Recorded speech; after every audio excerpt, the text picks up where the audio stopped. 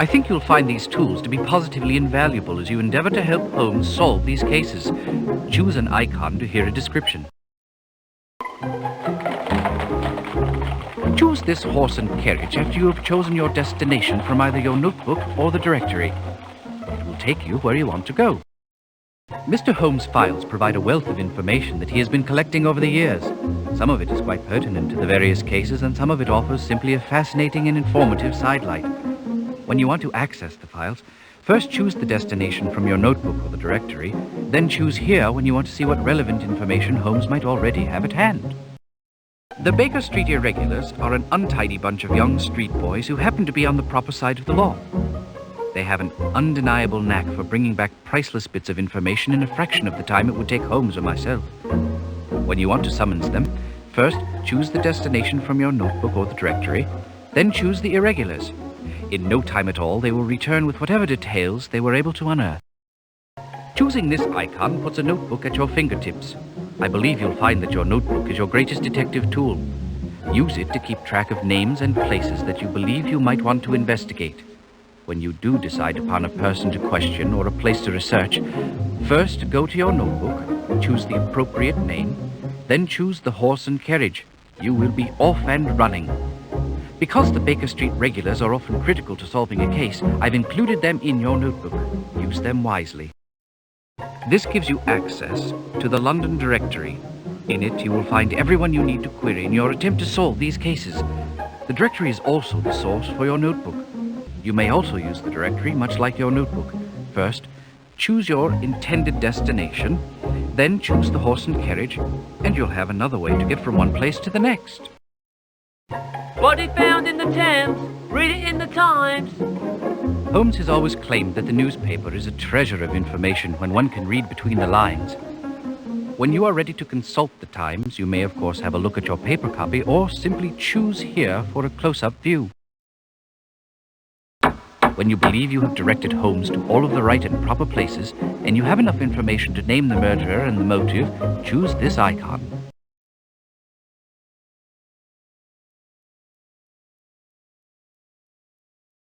London is not a beautiful city. Under the soot that covers its buildings is a teeming mass of 4 million souls trying to survive, mostly off of each other. You see it in the paper every day. Thankfully, we have the London Times to keep us informed of all these troubling activities with an unbiased eye and razor-sharp accuracy. We find this publication to be of invaluable assistance in our investigations, and I'm sure you will as well. Among the forces of evil which run rampant in this city, there are also, thankfully, two groups of individuals who will aid us in our cause.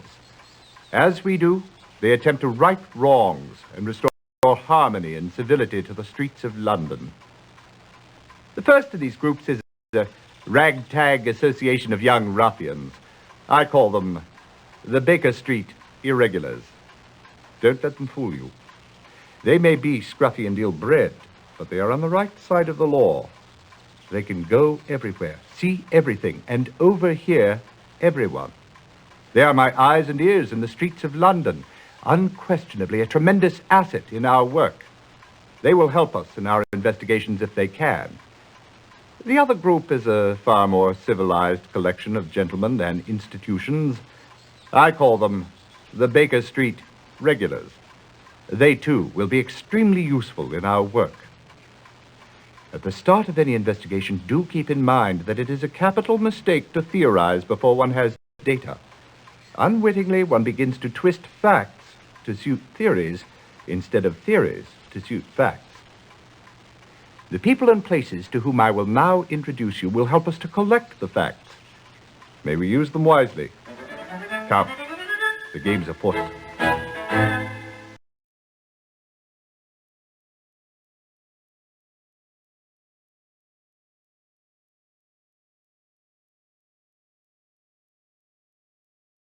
Head Clerk Disraeli O'Brien is your contact in the Office of Records. The Office of Records contains legal records, both criminal and civil, as well as state papers. I think you'll find O'Brien to be a walking, or should I say sitting encyclopedia of the office's affairs. Porky is not a pillar of society, I dare say, but he is a man who has learned from his mistakes and is trying to start a new life. Although he is no longer in prison, he is still behind bars, or shall I say, a bar. Jolly good one, Holmes. Yes, Watson. Well, the bar in question is the Raven and Rat Inn. Porky is the proprietor. He has been of great help to us in the past, and I expect he will continue to be in the future. Edward Hall is a young barrister whom you will find on most days at the Old Bailey.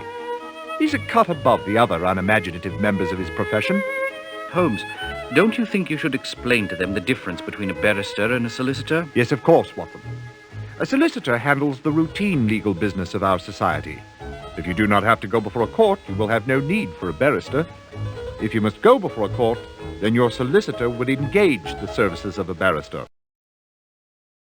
This is a records office housing documents pertaining to births, marriages, deaths, and last wills and testaments. Sir Jasper is the chief medical examiner for St. Bartholomew's Hospital. He is London's greatest forensic pathologist. You can depend on him for all the technical details that can be obtained from any corpse whose cause of death is in question. If I can't find something in my own files, I go and examine the overflowing shelves of the great London Library. It is a wealth of information. Quentin Hogg is a crime reporter for the Police Gazette. He is an ex-police inspector who found the environment of Scotland Yard less than stimulating. He has a strong deductive mind and is a very good resource.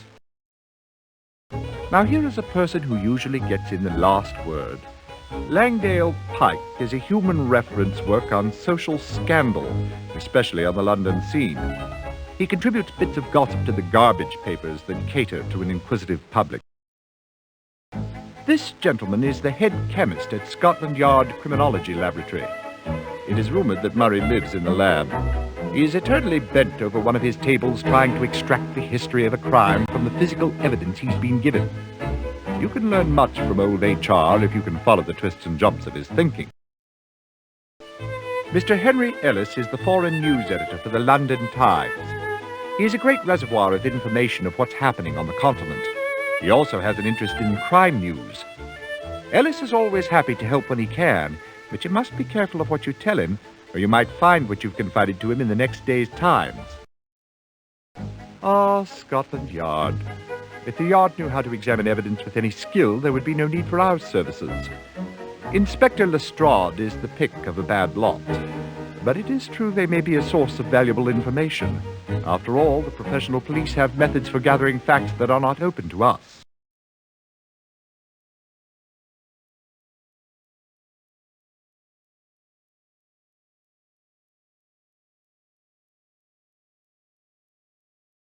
What rubbish! What balderdash! You must have read something terribly disturbing, Watson, for you to be so overwrought this early in the morning. Indeed, Holmes. It's irresponsible of the Times to play upon people's superstitions. Ah, you must be referring to the affair of the mummy's curse. Has the entire city in an uproar. 3 men dead, and they expect us to believe that a 4,000-year-old mummy was the murderer. I'm surprised you haven't taken some interest in this case, Holmes. To the contrary, my dear Watson. I have made some inquiries, because I dare say I do believe this murderer is a much younger chap.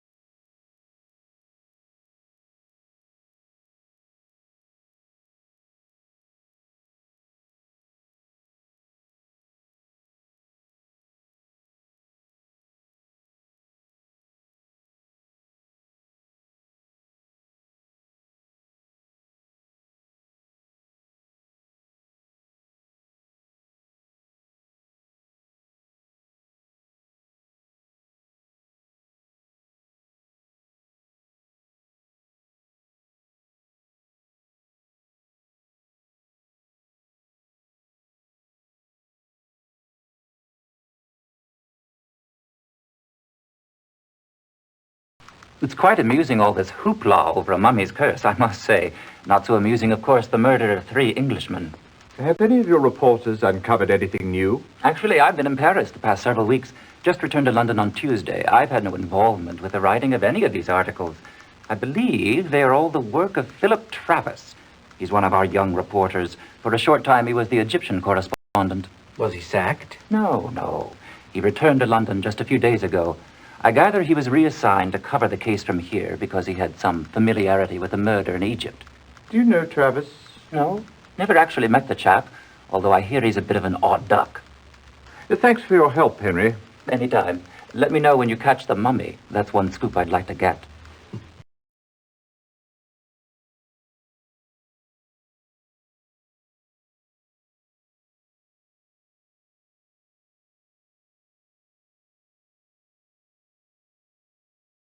Such a tragedy. Fine men all, and such outstanding scholars. I still can't quite get over the shock of it. We understand. Professor, we're looking for background information on these 3 men so that we can understand how their murders might tie together. Well, let me begin with Dr. Turnbull. Ebenezer Turnbull was responsible for organizing the Carteret expedition. Quite a remarkable man, really. This was the first time he teamed up with James Windibank. Professor Windibank was one of our most popular lecturers. In fact, several of his former students were also eager to accompany him. I recall him saying that he was having difficulty choosing. Weatherby turned out to be the lucky one. Though it seems far from it now, doesn't it? I suppose Smith and Travis turned out to be the lucky ones after all. Smith and Travis? Peter Smith accepted the invitation to join another expedition. As for Philip Travis, he was quite keen on accompanying Professor Windibank. In fact, he became exceedingly upset when Andrew Weatherby, a postgraduate student in the department, was chosen instead. Took it rather personally, I should say.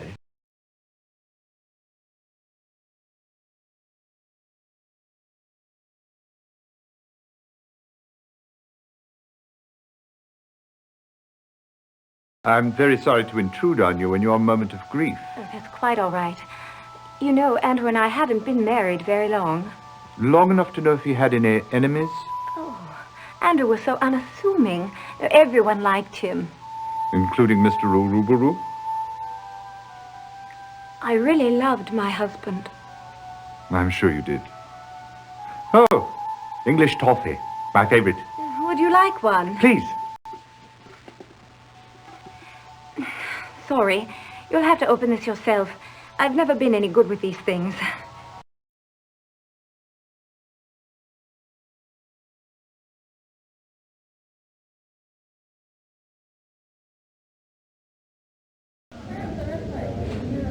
Hear ye, hear ye. The Queen's Court stands in order. Mr. Holmes, I understand you've been looking into the mummy murders. Yes, my lord. Tell me then, who was Ebenezer Turnbull's murderer? I believe we're to choose from either our notebook or the directory, Holmes. Very good, Watson.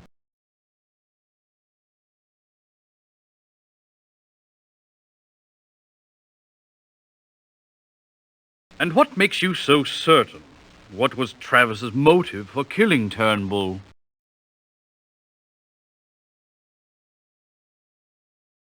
And what of Andrew Weatherby? Who murdered him?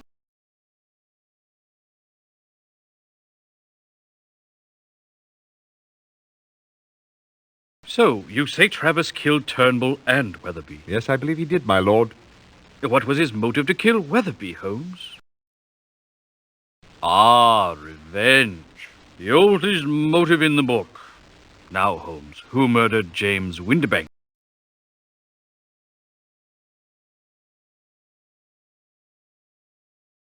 This Travis seems to be quite a busy fellow. What made him kill James Windibank? Excellent job, gentlemen. You have solved the case to my satisfaction. The court stands in recess. Until next time, of course. Well, Watson, I believe this case is solved. And for your information, it was not the mummy. Come, Holmes. I never thought for a moment it was the mummy. Of course not, Watson. However, the murderer and the mummy did have one thing in common. What's that? They both were the only ones present at the time of the murders, except, of course, the victims. You state the obvious, Holmes. Ah, but it is seeing the obvious that is important. First, I saw no reason to assume that we were dealing with more than one murderer. Secondly, the locations of the murders limited the number of suspects. Limited them? The first murder was in Egypt, the second on ship in the middle of the sea, and the third in London. You call the entire populations of London and Egypt a limited number of suspects? No, Watson. We had to find someone who was in Egypt for the first murder, on the ship for the second, and in London for the third.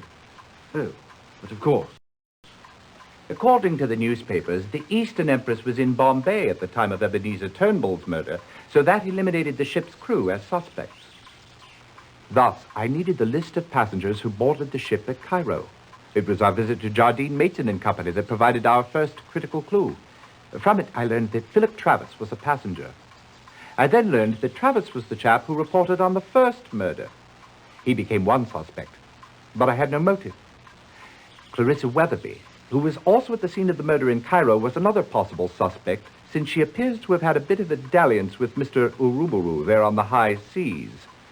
So I had found her motive for the murder of Weatherby, but not a motive for the murder of the others. Then whom did you eliminate? Mrs. Weatherby. Her hands were not strong enough even to open a jar of English toffee, let alone strangle a grown man. And what of Travis's motive? It seems that Travis was a student in the Egyptology department at London University and had studied under James Windibank. He wanted very badly to be chosen as a member of the expedition, but Windibank turned him down. Instead, Weatherby was chosen and Travis was furious. So there you have the motive for two of the murders. And what of his motive for the murder of Turnbull? Evidently, Travis had written a vicious article questioning Dr. Turnbull's credentials to lead the expedition. Turnbull's response was quite harsh, probably powerful enough to drive an odd duck like Travis to murder. Very impressive, Holmes. Elementary, my dear Watson. Absolutely perfect. I'm quite sure we could not have done any better.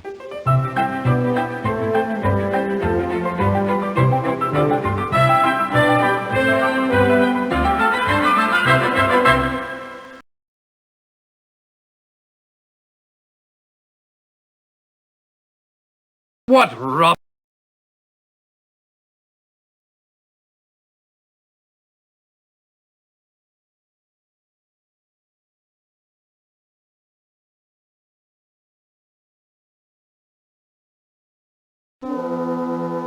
Here is a passenger list you requested, sir.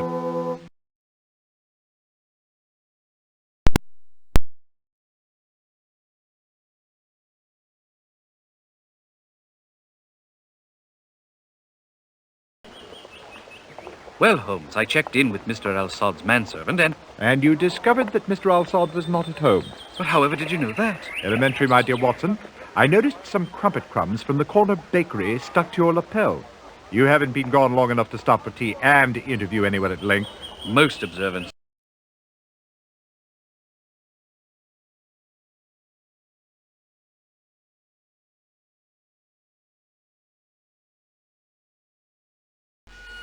Hello? Is anyone there? Mr. Harmy, are you at home? Apparently so, Watson. Look. Oh, what ghastly business. Everyone will assume the mummy has struck again. Hardly a plausible assumption. This poor fellow has a knife in his back and not a scrap of sheeting about his neck. How very observant, Holmes. Ring up Scotland Yard. This case is simple enough for them to solve. You've solved it already. Elementary, my dear Watson. Obviously, it was the butler. Butler? What butler? Exactly my point. A man as wealthy as Akram Fahmy would always have a manservant about him. After the foul deed, this one obviously beat a hasty retreat.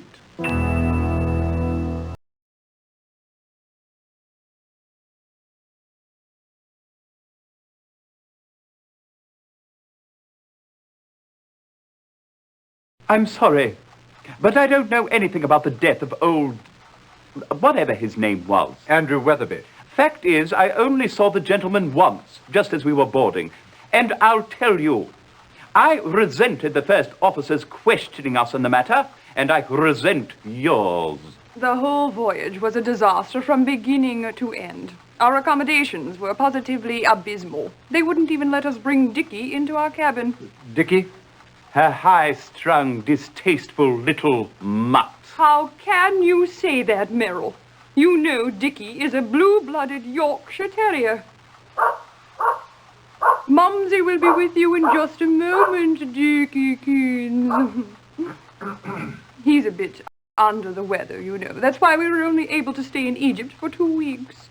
Dickie was so disappointed. He so wanted to see the Sphinx. Mr. Holmes is not interested in your incessant whining, Louise. Oh, now I whine, do I? There was a time you thought I had a lovely speaking voice. It's true, Mr. Holmes. He once adored me. No doubt. Oh, for the love of God, Louise, spare us your blubbering.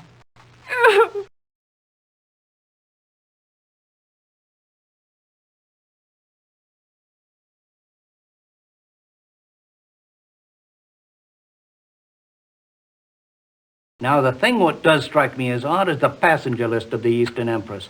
Now, I'm not saying it has anything to do with the mummy murders, mind you, but it was a bit out of the ordinary. What was Hogg? Akram Palmy, for starters. He's a well-known importer, he is. For a price, a considerable price by all accounts, he can acquire whatever one's heart desires, be it jewels, art objects, or even wild animals, if that's what you fancy. I'd say he was on board that ship to transport something very valuable. The presence of one high-powered importer on a London-bound vessel is hardly reason for suspicion. Right-o.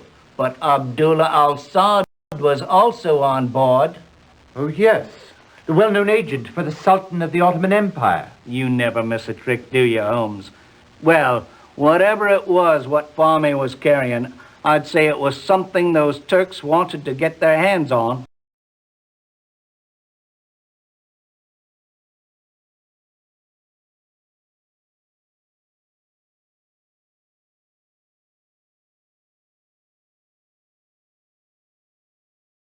Here it is, Holmes. Egyptian mummies are embalmed bodies preserved to facilitate their resurrection. Many mummies have been found, and they are almost always the bodies of pharaohs. The pharaohs believed that one day their bodies would be brought back to life. See History of Egyptian Mummies by Pettigrew, London, 1834. Very good, Watson.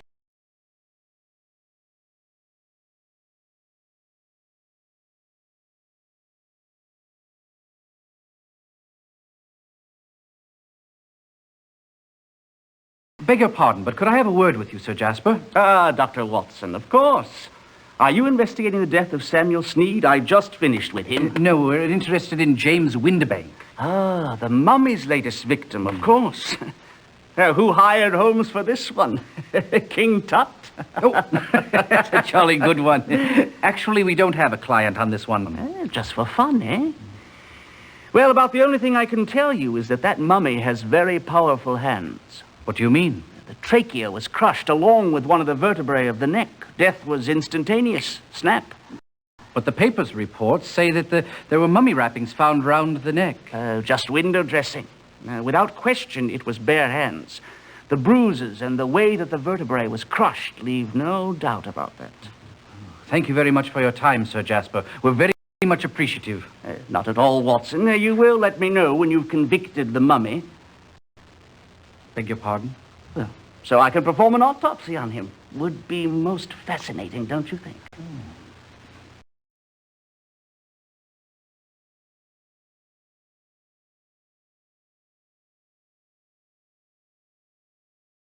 Pettigrew wrote this book over 50 years ago, and there's still nothing better on the subject. Fascinating. Just fascinating.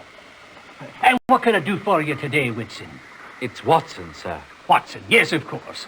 We're interested in what you may have learned about this mummy case. Oh, so these days it's mummies you're chasing down with that fella Holmes. It's Holmes, sir. That's just what I said now, isn't it, Whitson? Yes, I believe you did, sir. Let me show you what I found so far. This is the bit of linen that was found round the neck of James Windibank. I examined it thoroughly, and it is quite old, perhaps thousands of years. However, it is not the murder weapon. Are you certain of that? Aye. The linen is quite old, but it's not at all strong enough to strangle a grown man. Very interesting, sir. I also found something quite fascinating. Take a look through this glass. Do you see those short hairs on the fabric? They look precisely like hairs. Of course they look like hairs. But what kind of hairs? They're not human hairs. They're dog hairs. Now, look at this. This piece of linen was found round the neck of the victim on board the ship. Well, his name was Leatherby or something. It is also quite old, and on it I found more hairs. More dog hairs? No, my dear man, monkey hairs. I've not yet been able to identify the precise species, but it's just extraordinary, isn't it? Quite. But what do you think it all means? Well, I'm not the sort who likes to jump to conclusions, Whitson.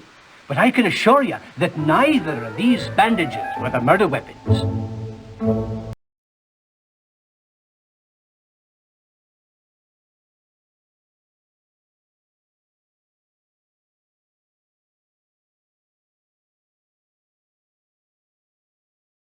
We had just come through a rather grueling storm, so I sent my first officer, Luther Tenney, down into the hold to check on the condition of the cargo. He reported back post-haste that Mr. Weatherby was lying dead among the Egyptian artifacts we were transporting. I turned over the helm to Tenney and went below to have a look for myself. And did what you see confirm Teddy's report? Unfortunately, yes. Weatherby was lying next to that coffin, or whatever it's called, apparently strangled. I went back to the bridge and put Tenney in charge of the investigation. And what did he uncover? Well, you'll have to ask him for the specifics, because I can scarcely recall the details.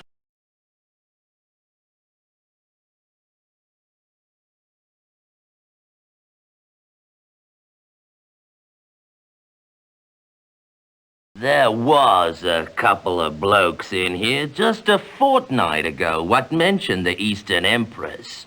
Never seen 'em before, haven't seen 'em since. One was a swarthy fellow, Arab unless I miss my guess. The other was an old English gent. I overheard 'em say something about a bird and later caught the name of the ship. I hope that helps you. Care for a drink, huh?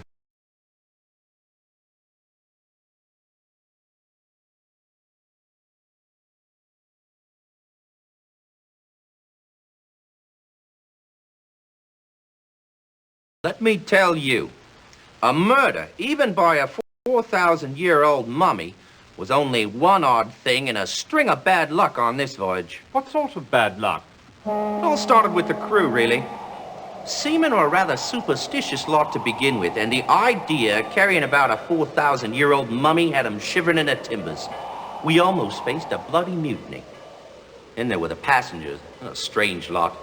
I can tell you that reporter fellow, Travis, did us no service at all with his mystic mumbo-jumbo. He and Professor Winterbank had a regular war of words going on about whatever powers this mummy was supposed to have. And there was the two Arabs. Arabs? Interesting. Do you recall their names? I should hope I do. One was called Barmy. He always carried around this curious little box. No clue what was in it, but Barmy never let it out of his sight. The other one's name was Al Sard, and he spent most of his time lurking about watching Barmy. My guess is he wanted that box. Sounds like you had your hands full. I haven't even told you about the fight yet between Mr. Weatherby and Mr. Arubaru. Over what? Weatherby's wife, I'd say, though they were a tight-lipped lot about it. I see. Tell me, Lieutenant, we understand that you were the first person to discover the body. Yes, sir, I was. Captain Ramsey sent me down to inspect the hold. I went immediately over to them Egyptian crates. Professor Winterbank was particularly anxious about him, you know. Could you describe the scene as you remember it? I'll never forget it. I just made my way to the back of the hold, and I noticed at the top of them crates, the one what carried the mummy's coffin was raised up kind of funny like. The coffin lid's laid off to one side, and there was Mr. Weatherby, all sprawled on the floor next to a bowl of ashes. He'd been strangled by a length of the mummy's sheeting. It's bloody gruesome, I tell you. Poor bloke's eyes popped out like a couple of sausages on a hot iron skillet. Quite a vivid picture, don't you agree, Holmes? Quite. And you reported this to Captain Ramsay straight away? Absolutely. In fact, the captain put me in charge of the entire investigation. And what did you discover? Did anybody have any contact with Weatherby on the night of the murder? Not that I know of. I could account for all the crew. And the passengers were in their cabins as far as anyone knew or would say. Nobody saw anything, heard anything, or knew anything. Besides, Weatherby was seasick from the beginning. He stayed pretty much in his cabin all the time. Maybe that's why the lovely young Mrs. Weatherby was gallivanting about. With Uruburu? Yes, indeed. And what of the bowl? Where is it now? The bowl? With the ashes. Oh, yes.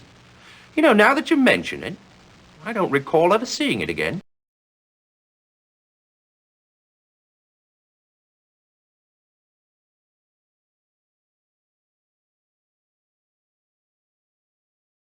So you've been reading my articles in the Times. I'm honored. What do you think of them? Quite interesting. You've clearly been following the murders quite closely. Who do you suspect? I believe it is the work of the ancient Egyptian god Pumatef and his goddess Neith. Be serious. I couldn't be more serious. You see, Mr. Holmes, although I am a journalist, I was actually trained as an Egyptologist. I know all about these mysteries. That's why my articles carry the force of truth. And what is the truth, Mr. Travis? The truth is that the Egyptians discovered the secret of life. What we call science is mere child's play compared to the knowledge they had. Look at this. Do you know what this is? It appears to be a mummified animal of some sort. A monkey, perhaps? Precisely. Quite a conversation piece. I've been using it in some very important experiments which, if successful, will unlock the secret to bringing back the souls of the dead. I've been working on it, Mr. Holmes, using these tanner leaves. Watch.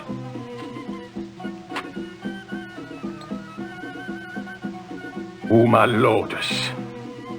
Licantina. Burura.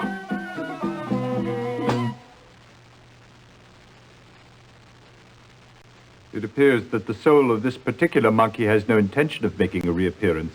It's only a matter of time. I know it is.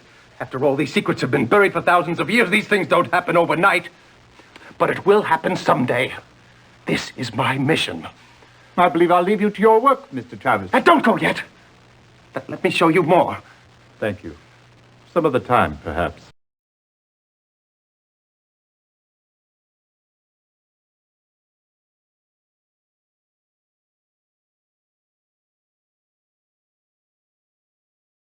If this is an inconvenient time, perhaps I could come back, Mr. Uruburu. I wouldn't hear of it. Just a bit of a hangover. I've weathered plenty worse than this. I'm investigating the death of Andrew Weatherby. You were on the ship with him out of Cairo. Did you happen to make his acquaintance? Weatherby, a most tedious fellow. So tedious, one might want to do him in. Don't be preposterous. In my condition, I couldn't have done anything of the sort. What condition was that? And I thought you were a great detective. The first night out, a few of us threw a bit of a bash that went on until we docked in London. Did Mrs. Weatherby attend this particular bash? She was the guest of honor, you might say.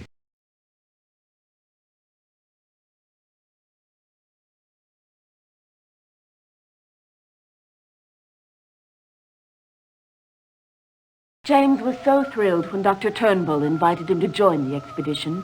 He felt he had spent his entire life reading books about archaeology, and now was finally getting an opportunity to go out into the field. Tell me, Mrs. Winterberg, when your husband returned, did he discuss the deaths of his colleagues? Of course. James was extremely upset. I know he did not believe a curse to be responsible. My husband was a man of science.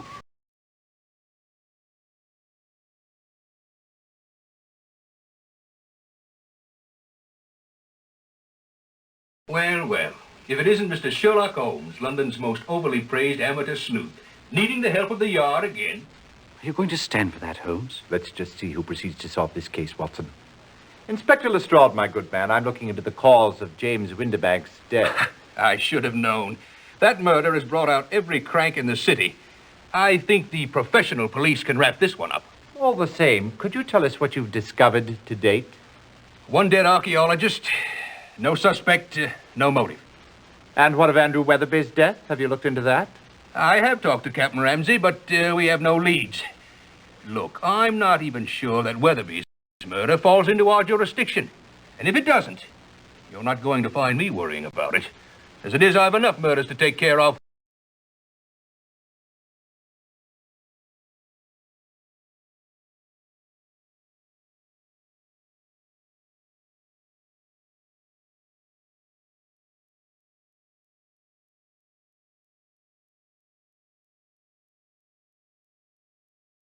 Sorry, fellows. I don't mean to be brusque, but I am too occupied at the moment to concern myself with these so-called mummy murders. Perhaps if the mummy's solicitor were to contact me, then perhaps I would consider defending him.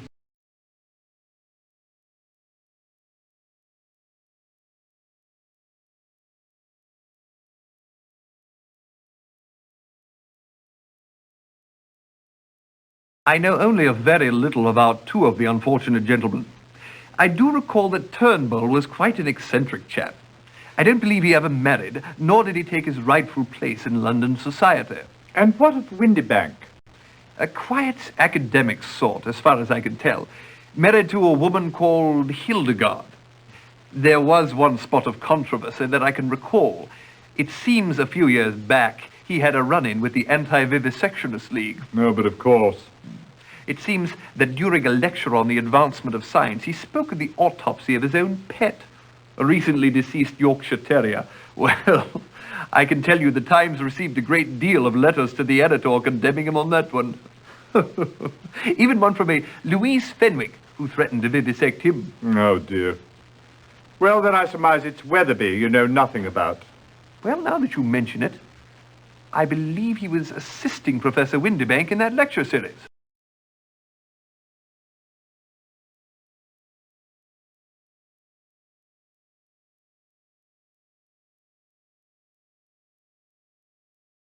Mr. Turnbull apparently left what little he had to the Egyptology department at London University. And Windybank left everything to his wife Hildegard. What about Weatherby? Ditto. Everything was left to his wife Clarissa, although being such a young chap, it hardly seems that he had much to leave at all.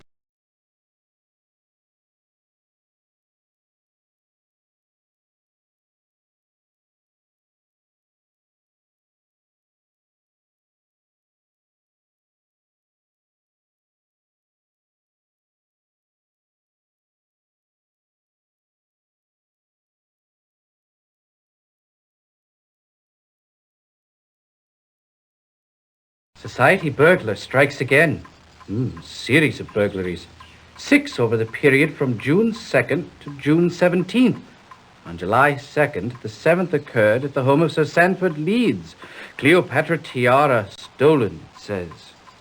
As in the other cases, no sign of extensive search by the thief, and only one piece of jewelry involved.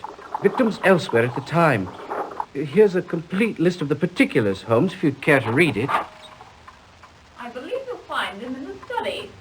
How do you do, gentlemen? I am Gerald Locke. Please be seated, Mr. Locke. How can we be of service? 3 days ago, Guy Clarendon was found murdered at Halliday's. It's preposterous, but Miss Frances Nolan has been charged and is being detained at the criminal court, Old Bailey. Frances Nolan. Ah, yes. Sister of Loretta Nolan. Only surviving heirs of Sir Malcolm Nolan, founder of the Aberdeen Navigation Company. I seem to recall that Sir Malcolm and Lady Nolan were killed when some lunatic threw a bomb into their carriage. Seems to me that later I heard something about it being a case of mistaken identity. Wasn't one of their little offspring in the carriage with them at the time? Yes, it was Loretta, Frances's sister. She was only 4. Miraculously, she was uninjured. Mr. Locke, I've heard that you are a suitor for Miss Frances Nolan's hand, are you not? Yes. And was it not also true that she was being courted by Guy Clarendon? Unfortunately, yes. Have you any idea why Frances Nolan was charged with the crime? Well, she was discovered over the body with a pistol in her hand. That would do it. But you don't understand. Frances is totally incapable of murder, not even of a scoundrel such as Guy Clarendon. Scoundrel? But he's from such blue blood. Also, if I'm not mistaken, he's an accomplished batsman for the West London Cricketers, a ranked fencer in international competition. He was also a bit of a bounder, Watson. What an understatement. Guy Clarendon was excessively fond of cards and strong drink. His father had all but disinherited him. I tried to tell Frances that Clarendon was no good, but to no avail. And now look at the mess she's in. Will you help? Most certainly.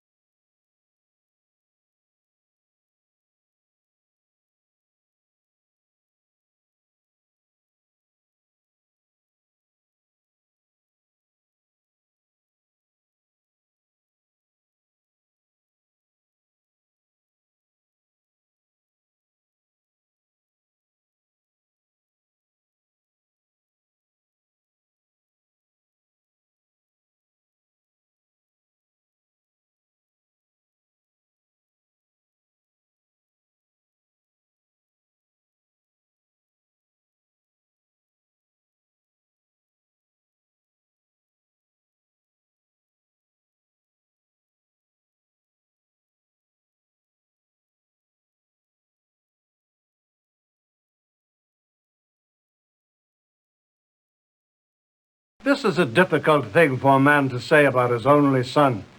But Guy was a wastrel and a ne'er-do-well.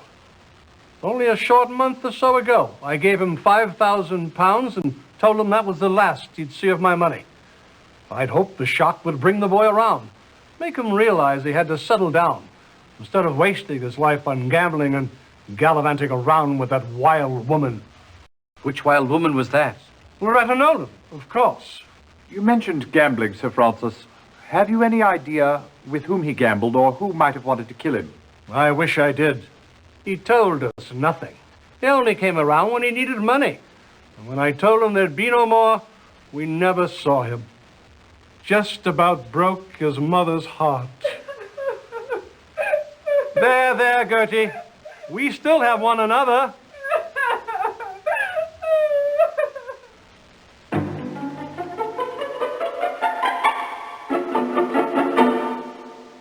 I've something you ought to know about Master Guy. One morning, rather early, about 4 or 5 weeks ago, I heard a terrible clatter downstairs, so I came down to investigate. It was Master Guy just coming home. He was in a terrible state, all battered and bruised, with a fresh cut on his forehead. I asked him who did it to him, and he wouldn't say. I think he was afraid for his life.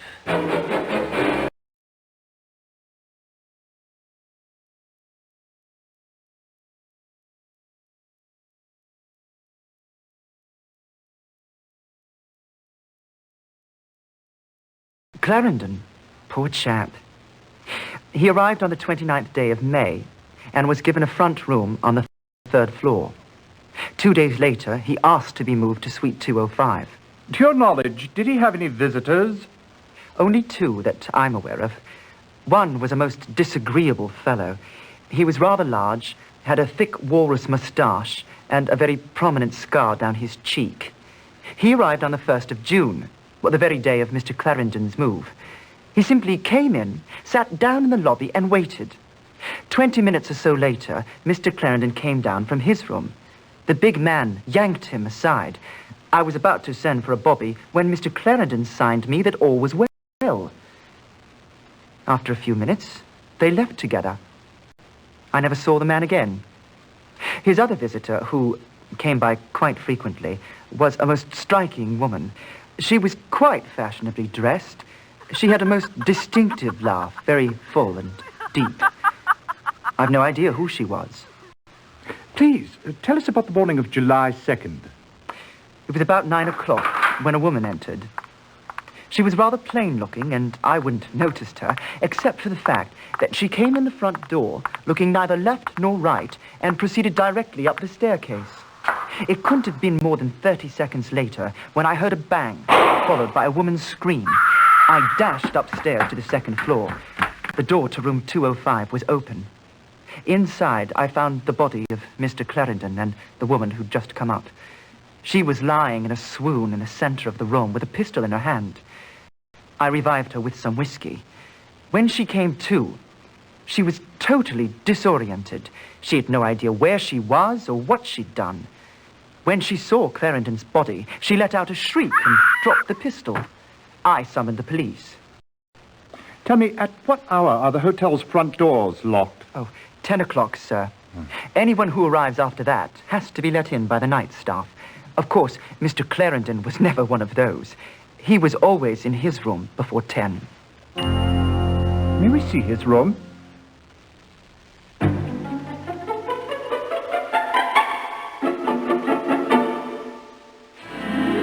What have we here, Watson? Appears to be a bank statement. Oh, look here, Holmes. Appears the maid missed a spot in her sweeping. Good thing she did, Watson. You're staring at evidence. Blood. What's this stain here? Smells like a fine sherry. Looks like someone's been celebrating. The question is, was it with the body or over it? Nothing much here. A couple of shirts and 3 pair of shoes. But what you failed to notice, my dear Watson, is that one of the pairs of shoes is canvas and has been dyed black. Interesting. A sweater and trousers. An ensemble in black. Not much of a view. All I can see is a brick wall of the building across the alley. Ivy vines winding up a trellis.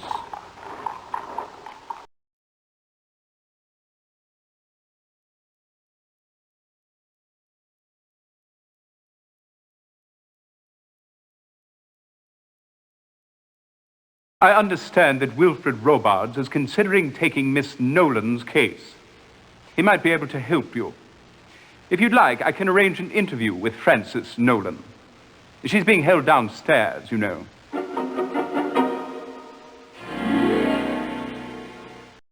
We might be able to help you, Miss Nolan, if you could just remember what happened that night in Mr. Clarendon's room. Well, that's just the trouble. I can't remember anything except seeing Guy's body across the room and the pistol in my hand. Where did you get the pistol? I've no idea, though the police assure me it's mine. I didn't know Guy was at Halliday's. I've never even been there before. And why would I shoot him anyway? We loved each other. There, Miss Nolan. Stiff upper lip. Thank you. Miss Nolan, what is the last thing you remember before the room at Halliday's? Oh, hot cocoa in bed. I beg your pardon? Well, every night before I retire, my maid, Grace, brings me a cup of hot cocoa. How nice. Yes. And before that? Well, before that, I dine with Dr. Trevelyan, as I do every Sunday evening. My sister, Loretta, is under his care. The doctor and I have become good friends over the years. He left at 10 o'clock, as he always does. May I ask, where did you first meet Guy Clarendon? At the country estate of Cornelius Oldwine, in March. My sister, Loretta, was attending a party there. I suppose things got a bit out of hand because it seems she dived into a fountain. She caught pneumonia and I had to go and fetch her home. Guy was also at the estate, and that's where we met. And he immediately began paying court to you? Oh, heavens, no. Nobody seems to take much notice of me. I suppose that comes from having such a wildly attractive sister. That's why I was so surprised when he called a few weeks later. We began seeing a great deal of each other. We went on long carriage rides, had picnic lunches. It was all quite lovely. And then on the 5th of June, he declared his love for me and asked for my hand in marriage. I was so happy. I couldn't have killed him. How do you explain your presence at Halliday's? Well, I can't. It's just like the other 2 times. You've had memory losses before. Yes, twice in the past month. The first time I found myself atop a horse in Hyde Park, with no recollection of how I got there. The last thing I remember was having lunch with my sister Loretta. Then there I was, atop a chestnut mare. How peculiar. The funny thing is, I'm terrified of horses. You mentioned there was a second time. Yes, a few days later, I met with my solicitor, Hiram Davenport. Then the next thing I know, I'm at the Newgate Street station. I consulted my physician, Dr. Mason, and he was quite as baffled as I was. One last question, if you will. What is your relationship with Gerald Locke? Oh, Jerry, he's a dear old friend. Though I'm afraid we had a falling out of late. He said some very unkind words about Guy.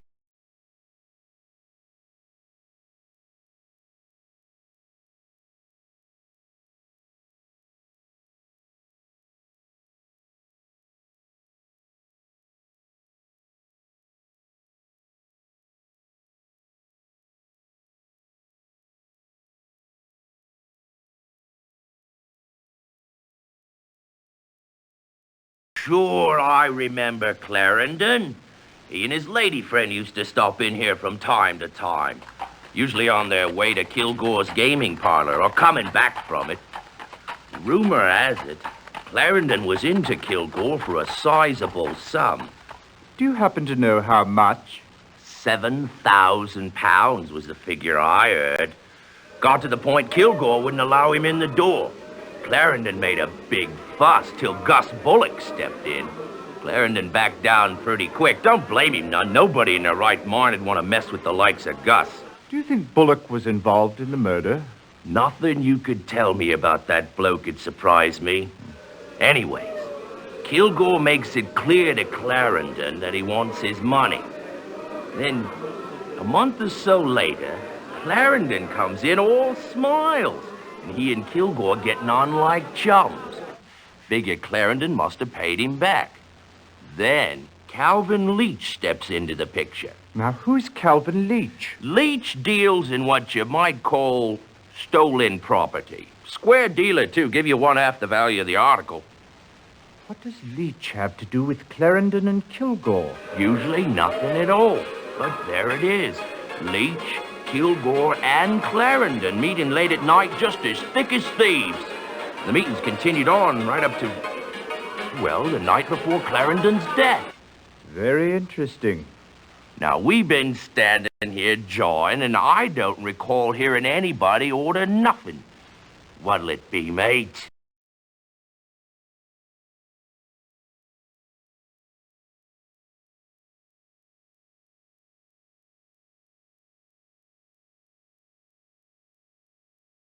Doctor, we understand that you dined with Frances Nolan on the evening of July 1st. Yes, that is correct. We dine every Sunday.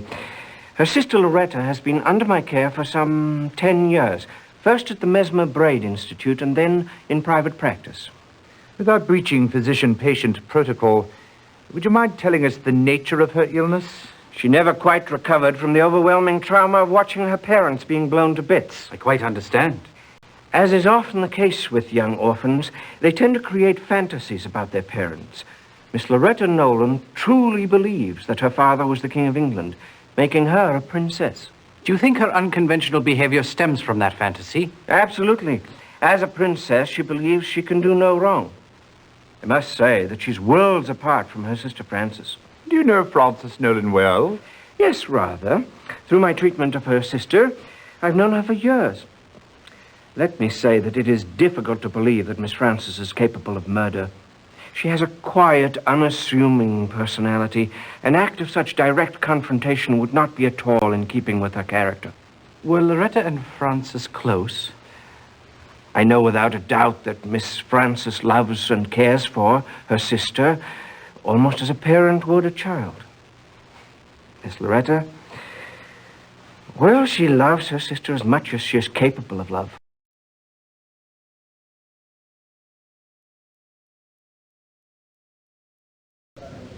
Hear ye, hear ye. The Queen's Court stands in session. Mr. Holmes, I understand you've been looking into the murder of Guy Clarendon. That is correct, my lord. Would you be so kind as to tell the court who killed Mr. Clarendon? Please choose from either your notebook or directory, Mr. Holmes. Certainly, my lord.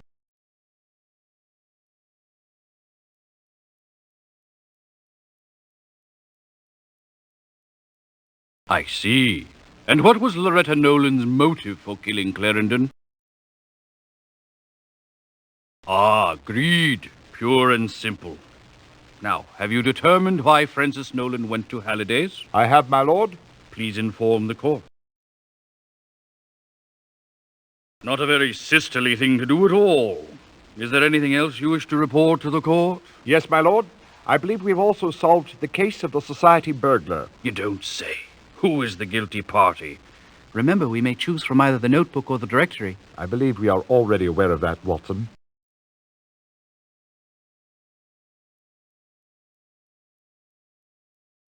Guy Clarendon was straight from the upper crust. Why ever did he turn to a life of crime?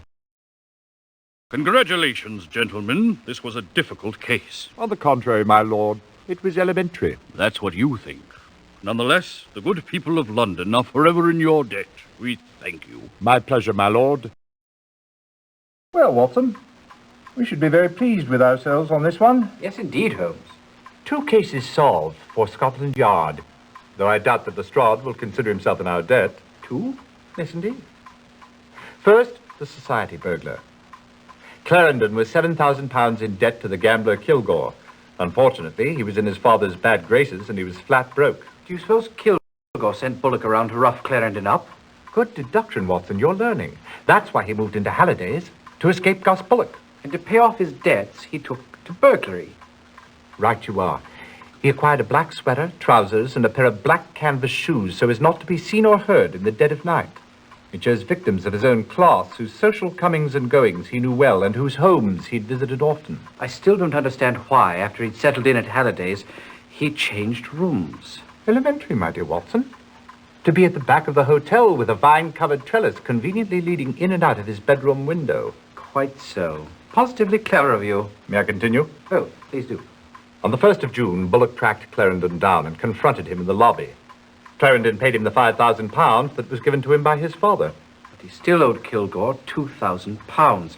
And that was the same evening the society burglar struck for the first time. So pleased you've been paying attention, Watson. Soon after that, Clarendon, Kilgore, and Calvin Leach, a known trafficker in stolen goods, were seen together. Notice, if you will, that 1/2 the value of the first 3 society burglaries is equal to £2,000. Half the value being the price normally paid by Calvin Leach for stolen goods. Notice also that this same amount is equal to the balance of Clarendon's debt to Kilgore. Fascinating. So with his new vocation, Clarendon now had an easy source of income. Quite so, as his succeeding bank transactions evidence. On the day after each of the next 3 burglaries, Clarendon made deposits. Everything went along swimmingly, and by June 30th, his debt was paid. But the tiara was stolen July 1st. Yes, Watson. Apparently, young Clarendon thought he'd found himself a new vocation. He might have lasted longer at it if he'd chosen something else to steal. Whatever do you mean, Holmes?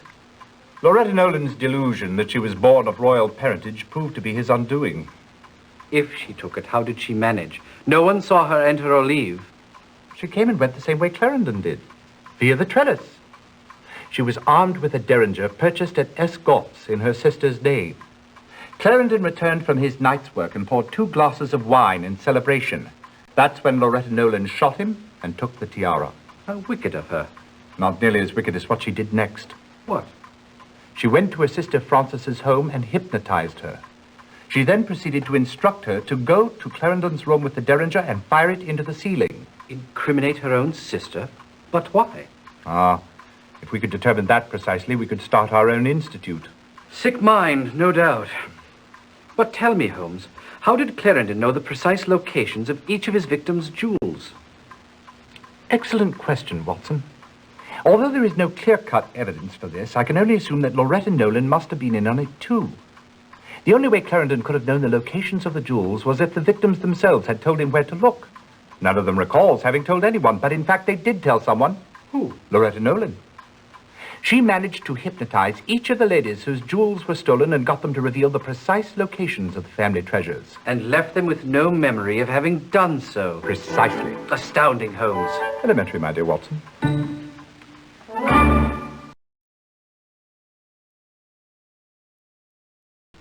Excellent job. If we had been doing our best, we could have solved this one in 40 points. But we're not too far off, are we?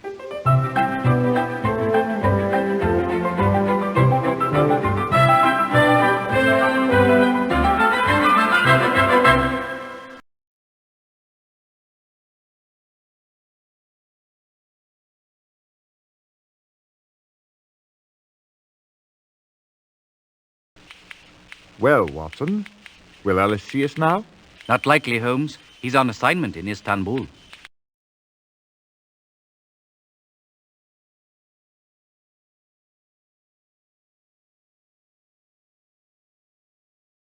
I understand that Wilfred Robards is considering taking Miss Nolan's case.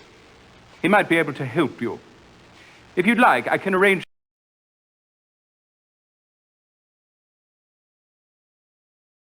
Well, the Clarendon murders look fairly open and shut, if you ask me.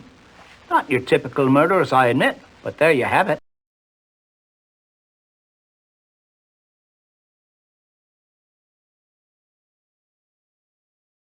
Why even trouble yourself with this one, Holmes? You believe Francis Nolan to be guilty? Guilty as a cat would swallow a canary. And on what do you base that brilliant deduction? Look, Francis Nolan claims not to have known that Clarendon was residing at Halliday's. Yet she proceeded directly to his room where she shot the bloke. She claims not to have owned a gun. Yet the gun found in her hand was purchased at S. Golf and the receipt had her name on it, for Christ's sake. No, that little lady will never see the light of day again.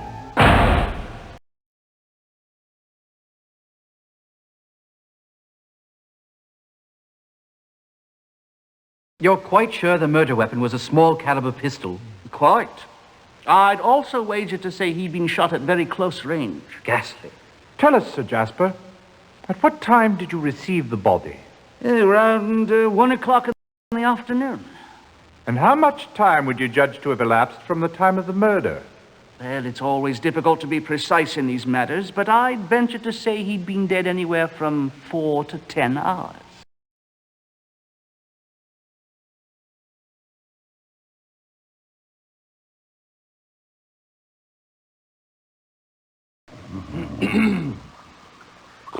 I say, excuse me, Dr. Murray. Hello, what?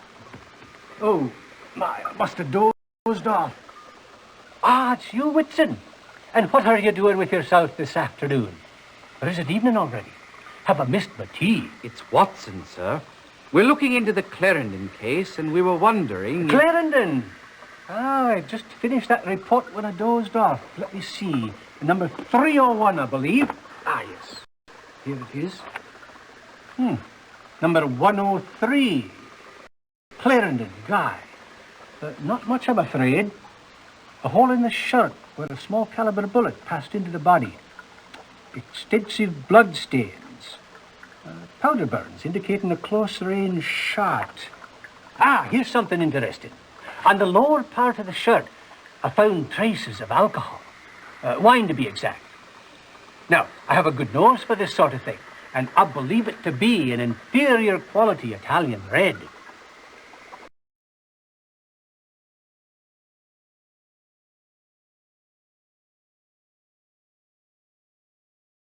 Both Loretta Nolan and Guy Clarendon have had several complaints filed against them, although neither of them has ever been arrested. Both have been cited for public drunkenness. Likewise, both have been involved in some unusual pranks, but no one has ever pressed charges.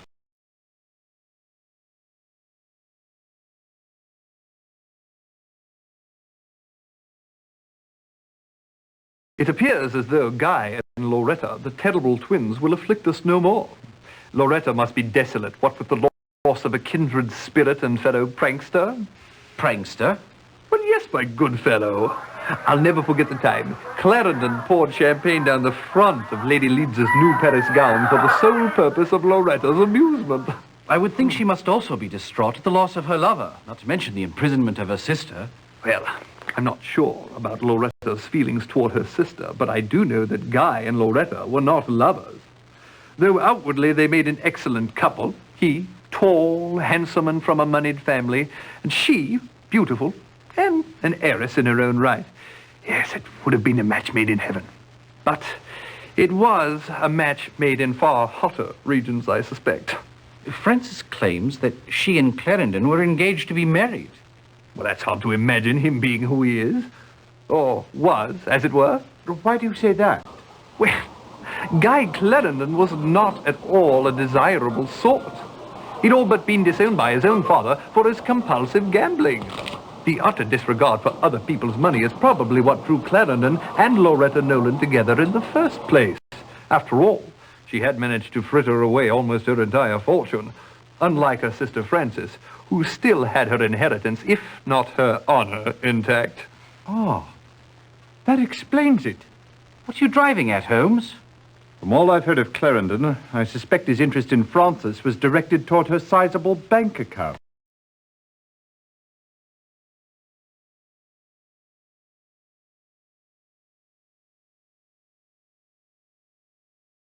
It seems Sir Malcolm left his entire estate to his wife, Margaret. If she should precede him in death... Or accompany him, as proved to be the case. Yes. Then the estate was to be equally divided between his two daughters, Frances and Loretta. The estate included a 1/3 share in the Aberdeen Navigation Company.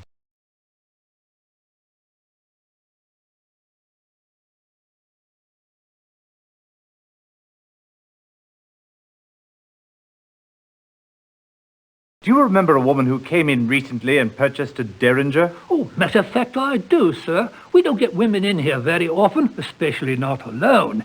And I particularly remember that one because she was so pretty and, she looked like she really knew how to have a good time, if you'll pardon the expression. Do you remember her name? I should say I do. She repeated it twice whilst I was filling out the order form. Seems like it was very important to her that I get her name right.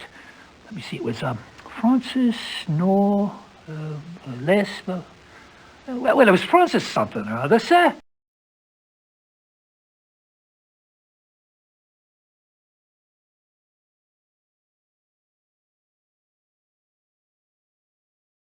Both Loretta Nolan and Guy Clarendon have had several complaints.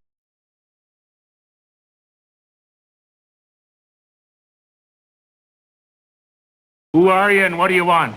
Dr. John Watson, sir. I wondered if you might be kind enough to answer a few questions. About what? Guy Clarendon.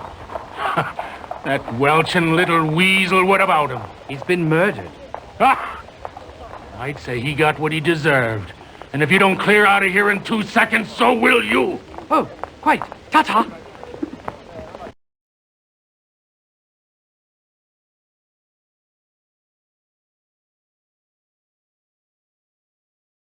My husband, God rest his soul, gave me that necklace for our 50th wedding anniversary. And woe betide the blighter that took it, I say. I can certainly understand your consternation, madam. May I assume that you were out the evening it was taken? Oh, yes, the house was completely empty. Sybil, my housekeeper, and I were attending the mass charity ball at St. Mary's for the benefit of unwed mothers. It wouldn't surprise me if that scoundrel was responsible in that direction as well. Society burglar, indeed. He's of the lower classes, mark my words. Do you keep your jewels locked up? Oh, I keep them in a very secret place. A box made to look like a copy of Great Expectations on the bookshelf amidst the other books. Hiram, my late husband, thought of that. But the thief went right to it.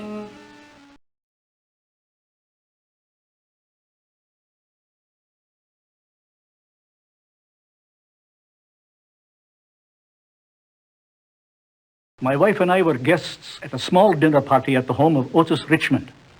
We arrived home sometime after midnight, and as my wife was putting away her finery, she noticed the bracelet was missing from her jewelry box, and we summoned the police immediately. The servants were questioned? Oh, they've all been with us for a number of years, and I haven't the slightest suspicion about them. But yes, the police did question them thoroughly. All were in bed asleep by the time we arrived home, and none heard anything untoward. And nothing else was taken? Surprisingly not. Yet you are positive that the bracelet has not simply been misplaced. No, my wife actually put it on while she was preparing for the evening, and then she decided against it. I saw her put it back in the box. Where does she keep the box? In her dressing table, there's a special compartment in the side of it. The box fits in rather neatly.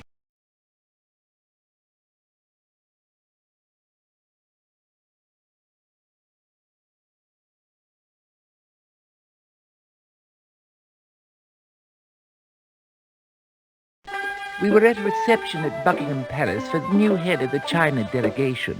Upon arriving home, my wife discovered that her favourite ruby earrings were missing. We noticed nothing else out of place. No sign of a search, that is. And none of the servants had heard anything suspicious.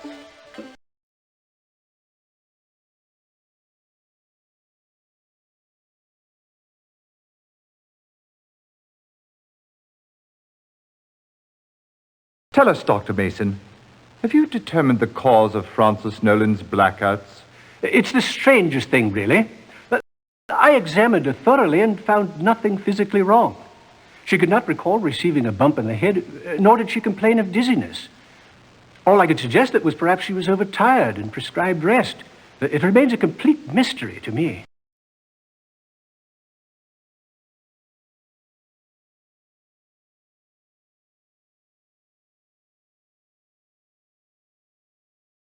Tell us, who was at home on the evening of the 1st? Well, just Miss Frances, sir. Oh, yes, of course, and Dr. Trevelyan. At what time did the doctor take his leave? Oh, let me think. It must have been 10 o'clock, because that's what time he always leaves. What did Miss Frances do after her guest left? What she does every evening, sir. Well, she asked for a cup of hot cocoa, which I brought her straight away. Then she read for a bit by the fire. Later, when I went up to bed, I passed her room, and the light went out. What time would that have been? Oh, let me see. Oh, I know, it was 11:30 because the clock chimed. Then I went to sleep. Later, I was awakened in the middle of the night, right in the midst of the most peculiar dream. You see, I was barefoot and trying to buy a pair of shoes, As fascinating as all this is, could we get back to what it was that awakened you? Oh, yes, of course. Well, it was something that I heard, or thought I heard. I listened for a bit, but that was the end of it, so I went to sleep again. Later, I awoke at 7:30. I always wake up at 7:30, except, of course, on Sundays when I sleep until 8. As usual, I began to prepare Miss Frances's breakfast. I had no sooner gotten to the kitchen when I heard the front door open and close. Well, I ran to the front window and peeked out, and there was Miss Frances walking down the street. And why do you deem that so unusual? Well, she never leaves before she's eaten one of my currant buns.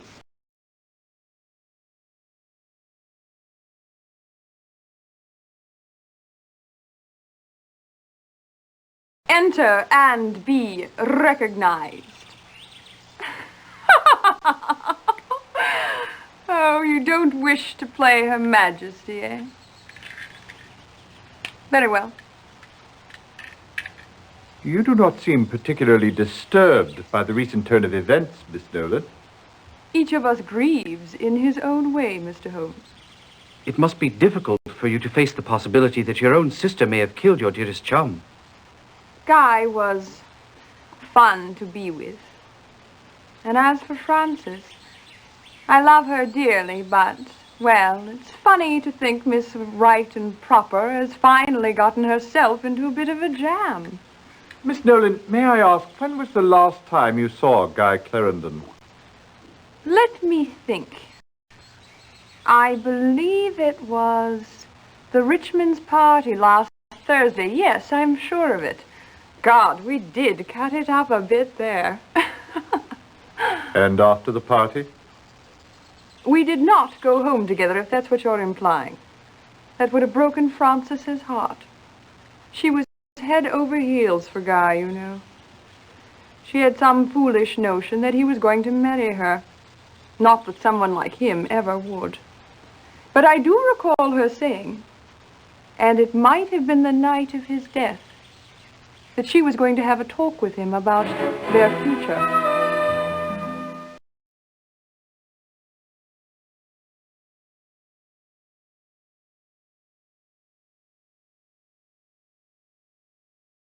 Poor old guy. He could be such fun. I'll never forget what a jolly good time we had the night he climbed the fountain at my country estate.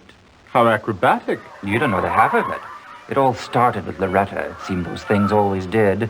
Anyway, someone dared her to jump into the fountain. It being March and quite chilly, no one actually thought she would. She did them on better. She jumped straight in and swam to the center, where I have this absolutely dreadful sculpture with a lot of fat water nymphs. It rises some 20 or 30 feet in the air. She climbed it, though. The woman must be part monkey. Then she dove in. After that, it seemed to be the thing to do, so everybody took the plunge. I was the only other one who actually climbed to the top of the fountain, though. By the end of the weekend, half my guests came down with sneezes. Loretta caught pneumonia.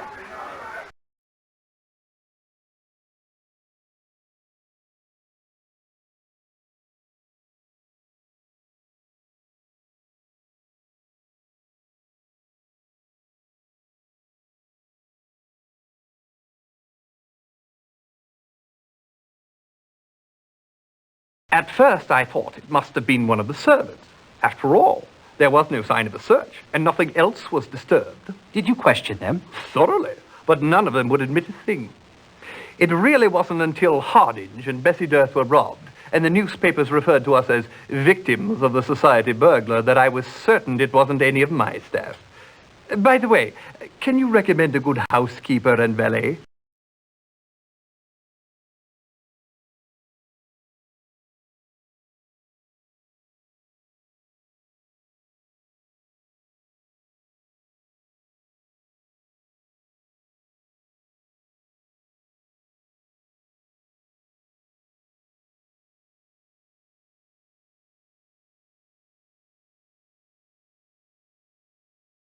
May we be of some assistance, Inspector Smythe?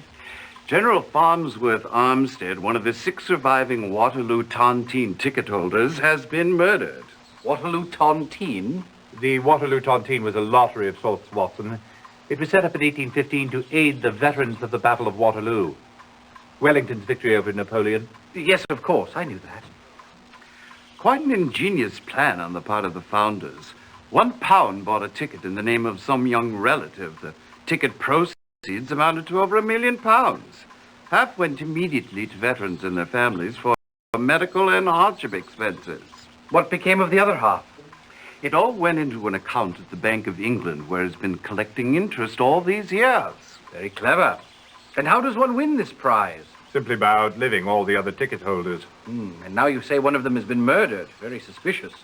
Who are the remaining 5? The oldest is Captain Robert Jurgens, age 82. Then there are Anita and Claire Thomas, who are 80-year-old twins. William Rowland is 79, and Peter Dudley is 77. Poor General Armstead was the youngest at 74. Seemed as if he would have had the best chance to outlive the others.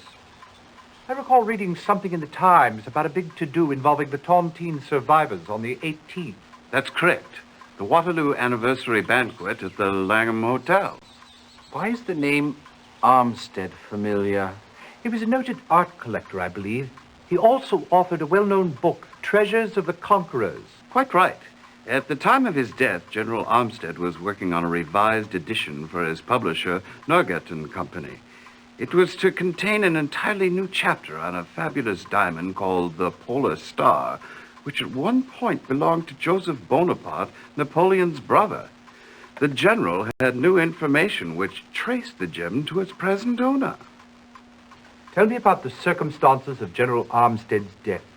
Oh, yes, of course. Well, let me see. At 10 o'clock this morning, the general's valet, David Sennett, admitted a caller to the general's study. Sennett says he did not know the man. He was elderly and spoke with a French accent. Sennett told him the general never saw anyone in the morning while he was at work. The gentleman insisted that if Armstead read the letter he had with him, he would make an exception. And so it was. Sennett took the letter in, Armstead read it, and went quite pale. He told Sennett to let the gentleman in. Sensing something amiss, Sennett dawdled in the area of the study for the next 15 minutes or so. Then he heard the distinct sound of swordplay. He tried to enter the study, but found the door locked. Then he heard the crash of breaking glass, he raced to the kitchen and out the back door to enter the study from the garden. By the time he got there, the caller had vanished, and the general was leaning heavily against a shattered display case of military miniatures. Before Sennett could assist him, he dropped a saber from his hand and fell over dead. And I take it the letter, which so upset the general, was nowhere to be found. Correct, Mr. Holmes. Well, we shall put our brains and our feet to the task.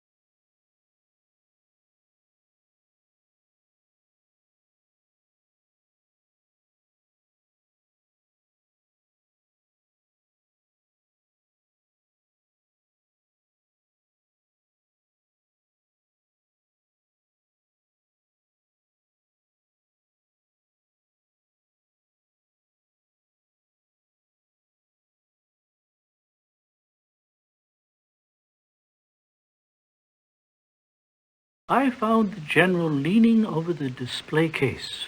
He had his saber in hand, the one that usually resides above the fireplace. I understand he was a collector of military figures. Yes, the display in the study shows the last great British charge that swept the French from Waterloo. Is there any significance to the fact that the figure of Napoleon is facing backward? How strange. Perhaps I should go and set it straight. No, don't touch it. Not until the police have concluded their investigation. Oh, yes, of course. I also noticed the portrait over the display case. The late Mrs. Armstead. Do I detect a note of hostility? I must admit we did not get on very well. But I might say that Mrs. Armstead did not get on very well with anyone, including the general. You mean they didn't marry for love? Hardly. Lord Fitch, Mrs. Armstead's father, arranged the match. Her dowry was very generous. Lord Fitch would have paid any amount to ensure that he would not be left with a spinster daughter, especially such a nasty one. If there was no love lost between them, why did he keep her portrait in his study? Actually, it was put up there to needle Mrs. Armstead's brother, the present Lord Fitch. He never approved of the marriage. Even after her death, they were involved with mutual business affairs. They jointly owned stock or some such thing. Tell me, do you know what the general was doing at the time the intruder arrived? Yes, he was working on the new section of his book, The part that concerns the gem, the Polar Star, was very interesting, really. It traces the ownership of the gem to the brother of Napoleon, to the Russian Count Rostov. Unfortunately, the gem was stolen from the Count 3 years ago. As a matter of fact, the general just received a letter from a Pierre Montan, who said that he was willing to divulge the name of the present owner of the gem for the agreed-upon fee. Do you know where Mr. Montan might be found? I believe he's staying at the Bridge House Hotel. Did the General have any encounters with anyone out of the ordinary in the past several days? Not really. An old friend of his has been in town, Jean-Paul Girard. Neither the General nor I have seen him in 40 years. In fact, they were going to meet this afternoon at the French Embassy. I'm obviously curious about the General's last visitor. Could you describe him, please? He was an old man, a rather short fellow. He walked with a cane and carried a carpetbag. Did he give a name? No. He simply wanted to see the General, and he handed me a letter to take in to him. Did you read it? No. It was in an envelope, rather yellowed with age, though I noticed it was addressed in a graceful hand to Captain Armstead, 12th Hussars, the General's old regiment. When the General read it, he went very pale. Then he asked me to admit the gentleman. Tell me, when you finally got into the room from the garden, were the study doors still locked? Yes. I noticed that there is an 8-foot fence surrounding the garden, and that the only way into the garden or out of it is through the kitchen door or the study. How terribly observant, Holmes.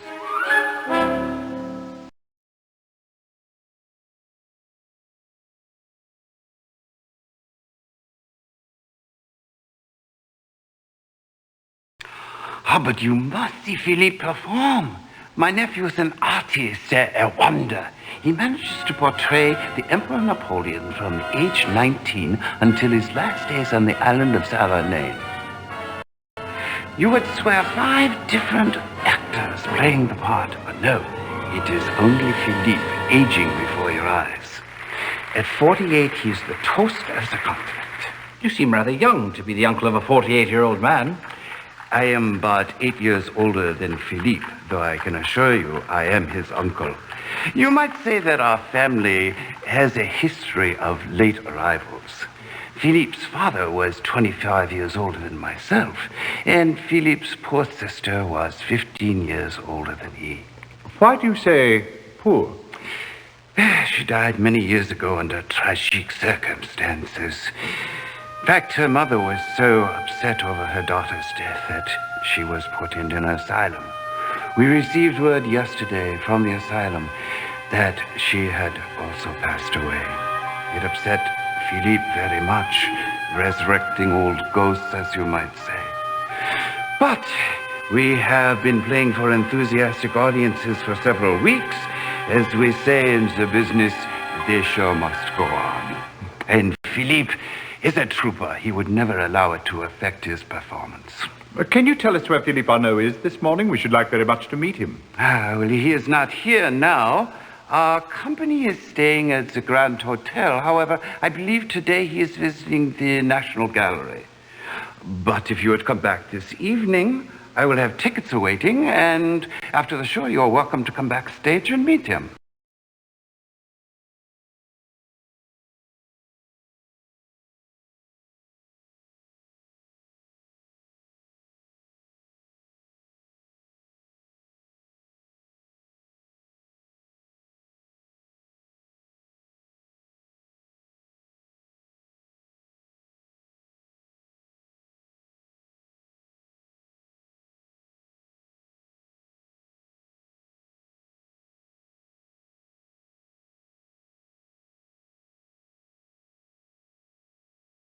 How fortunate that Inspector Lestrade authorized the hotel manager to allow us to search Philippe Arnaud's room. Perhaps we can return the favor and solve a case for him someday. Today, for example. Let's look around. How strange that a man who requires a cane would leave without it. Perhaps he doesn't require it for walking. Look here at the handle. Well, that could certainly give a fellow a start. Precisely, Watson. Look here. It appears to be a letter. Looks quite old. It's addressed to Captain Armstead, 12th Hussars. Shall I read it? Please do. Dearest, how I hated you for leaving me, but the child, our child, eased my heartache and muted the hate. Now my sweet baby is dead. How cruel that the innocent must suffer for the sins of others. Now I have nothing. Now I am nothing. I cannot bear the pain. Goodbye, I love you still, Fleurette. How tragic. Why, perhaps this is the very letter that the General read. Good thinking, Watson.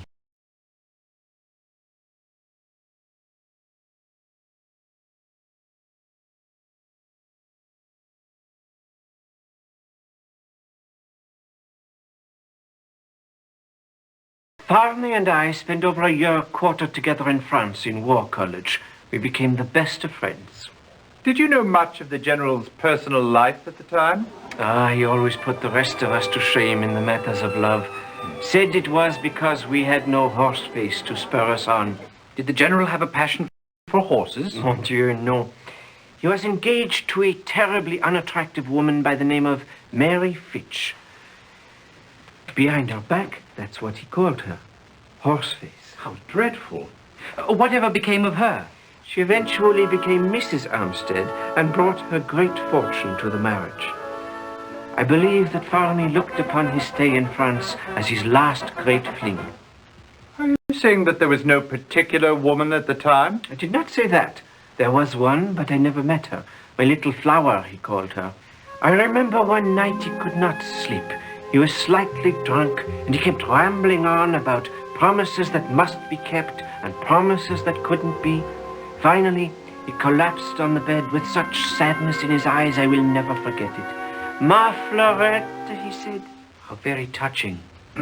Have you seen much of the General over the years? We have always maintained our friendship through correspondence, until last week, that is. It was the first time we had seen each other in over 40 years. We had supper, and then went to see the French actor Philippe Arnaud perform. The General commented that my presence beside him while French was being spoken reminded him of the old days. So your visit went well? Exceedingly well. Can you think of anything that might have been troubling him? No, the General was in excellent spirits. He joked about the upcoming Tontine celebration at the Langham, and he was very enthusiastic about the new information concerning the Polar Star. In fact, this week he was supposed to meet with a countryman of mine about it. It is hard to believe that my good friend is gone.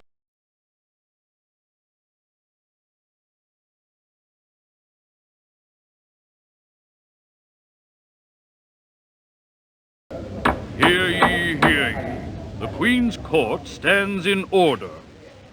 I see we have the pleasure of your company today, Mr. Holmes.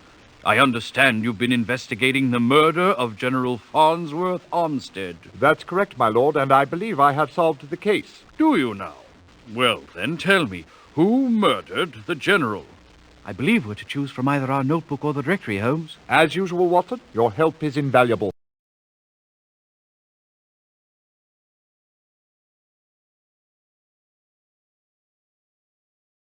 A brilliantly logical deduction, Holmes. Thank you, my lord. Now tell us, why was the General killed? Now tell me, gentlemen, what was the General trying to say when he turned around the figure of Napoleon? Rather clever of the old boy now, wasn't it? Indubitably. A man who keeps his wits about him to the last has my undying admiration. I was wondering, just for the record, could you tell us what the General used to call his wife? Excellent job, gentlemen. You have solved the case to my satisfaction. The court stands in recess. Until next time, of course. You say you've come up with a solution, and yet you sit there calmly cleaning your meerschaum. Please, Holmes, tell me what you've uncovered. Of course, Watson. It's quite simple, really. The most intriguing fact about this murder was the method. Mr. Sennett's report that he heard the distinct sound of swordplay struck me as most odd. It suggested an affair of honor. At General Armstead's home, my suspicions were confirmed. The old letter addressed to Captain Armstead, a rank he'd held some 40 years ago, suggested that it must have concerned something from the past. Something that was clearly upsetting to him. That was the reason for the duel. But how can you be so sure there was a duel? Simple reasoning, my dear Watson. The general had time to place his chair against the wall, climb upon it, and retrieve a saber. The murderer allowed him to arm himself.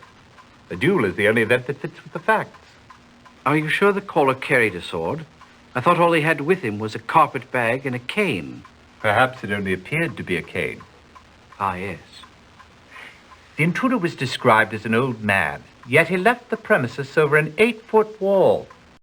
Clearly he was in disguise and carried off the ruse with enough expertise to completely fool the general's manservant.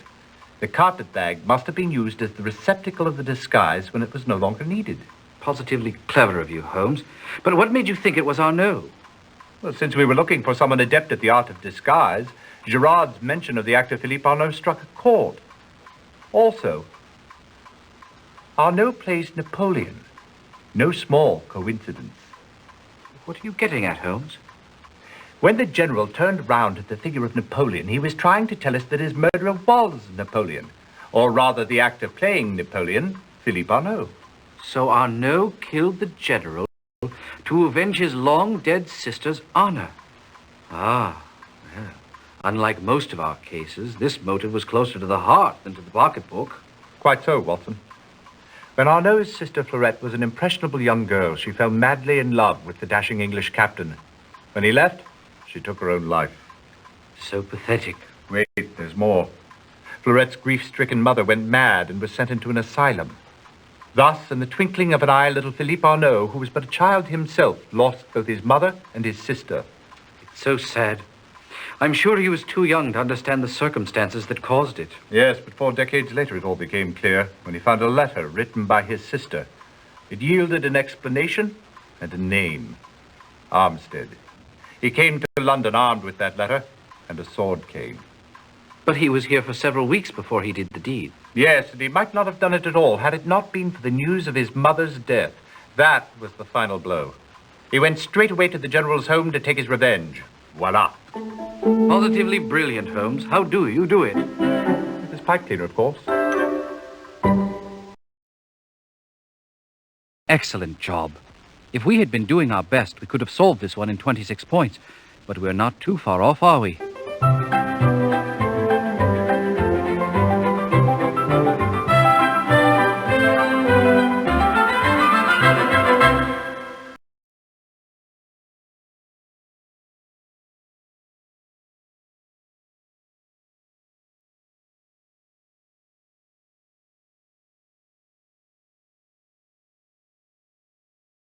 May we be of some assistance?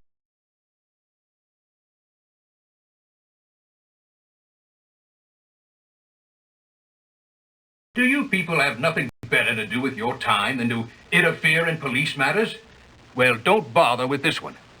We have the matter under control. I've compiled a list of suspects, which you may not see. I intend to ask each one for an alibi, and the suspect unable to supply one is our killer.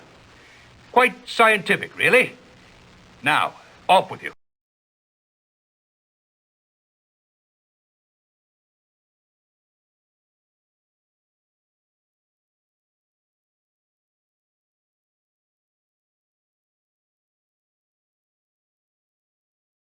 Ellis, my good man, what can you tell us about the Tontine story? Time does take its toll, doesn't it? Back in 1865, the Times sponsored a 50th anniversary banquet. I'm quite sure I wasn't out of my pram, but I understand there were 204 survivors at the time. Now there are only 6. Pardon me, 5. Now that the poor general has been skewered.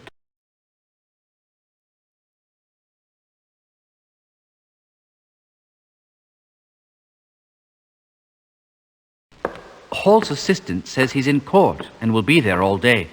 Pity.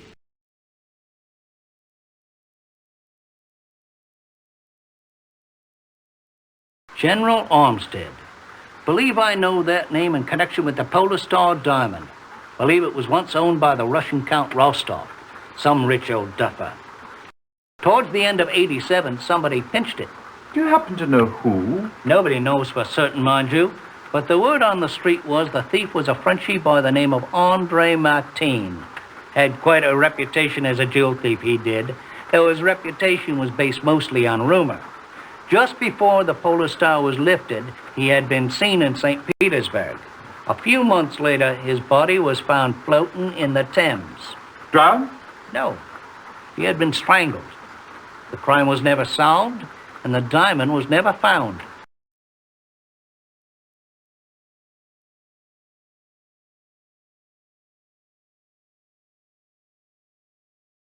Can you tell us what did him in, Sir Jasper? A sword through the heart, a smart upward thrust.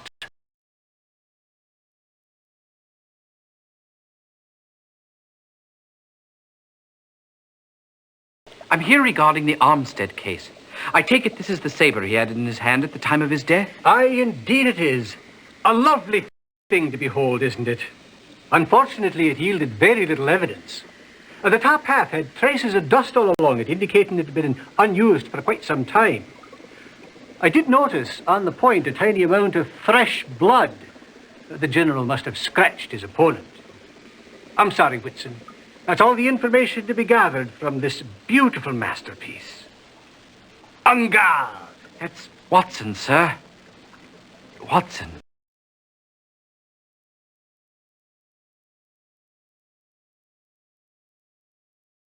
Sorry to disappoint you on this one, Holmes. I can't uncover a bit of incriminating information on a single one of the remaining tontine ticket holders. All of those who led eventful lives are dead as a result. It appears the survivors have outlasted the others because they have led such quiet lives.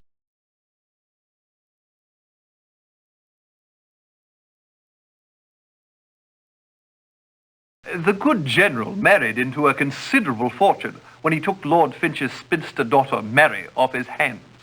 Mary's brother, the present Lord Finch, was opposed to the marriage from the very beginning, and there was still considerable friction between him and the general. But through holdings which the general inherited from Mary, he and his former brother-in-law were in business together. Ah, the ironies of life, eh? Why do you think Malcolm Fitch was so opposed to the marriage? Well, I'm not sure, but it had something to do with the general's reputation with the ladies. Of course, this was before my time. Now, I'm not certain he can be of any help to you, but you might want to check with my illustrious predecessor, Mr. Lloyd Shoemaker. I'll make a note of that. You know, of course, the general wrote a book about art collectors and included some less than chivalrous details about how a few of them had come by their collections. One man, Carson Cabot, a gem collector, was quite incensed by being so named. In fact, he accosted Armstead and fractured the general's collarbone. I understand that the general was going to include a chapter on the Polar Star diamond in his revised book. Would you happen to know if Cabot had anything to do with that particular gem? Well, I can't be certain, but being the collector he is, I wouldn't be surprised if he didn't already have it in his possession.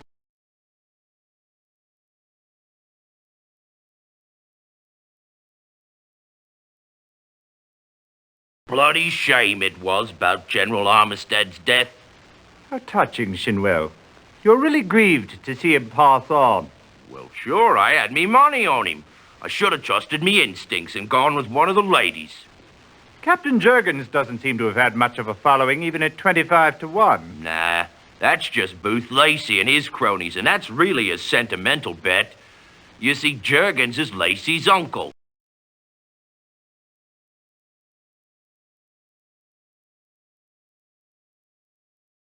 Is there any mention of the Tontine Fund in the General's will? None. It simply states that Farnsworth Armstead's entire estate is to be used to form the Armstead Foundation, an organization to be dedicated to the study of military history.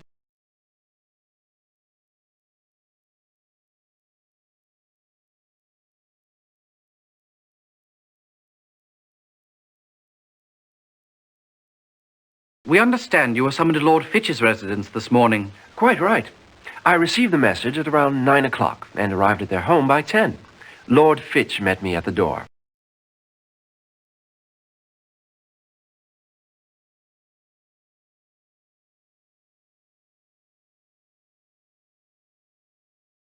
How in the world did you hear about it so soon, Mr. Holmes? The body's still warm. Couldn't have happened more than 10 minutes ago. Body? What body? Well, the one what's upstairs in 203. We're here for something else, actually. Looking for Pierre Martin. Well, that's the very fellow what was done in. Tell me, young man, do you know what transpired? Well, Mr. Martin checked into the hotel on the 8th. He was a Frenchman. I didn't speak to him much. Who discovered the body? I did. Well, I came along to his room to deliver a wire. Here it is, sir. Information still valuable. See me, Wells, Osborne, Norgate and Company, publishers. Tell me, did you see anyone suspicious hanging about? No. No, sir. Well, actually, now that I think about it, there was a rather large man with a foreign accent. Russian, I think. He said that he wasn't sure about the address and that he'd only just arrived in London. He asked for Mr. Martin, and I sent him straight up. Well, he was rather well-spoken and well-mannered. I didn't think anything of it at the time. A few minutes later, he came down. He was practically running. I saw him go out the front door and hail a cab. Was there anything amiss in the room? I'll say. An inkwell was toppled on its side, left an awful mess on the carpet. Big blue spots and inky footprints right the way to the door. The manager will be in a fret when he sees it. Fortunately, there was no blood. Perhaps he was strangled.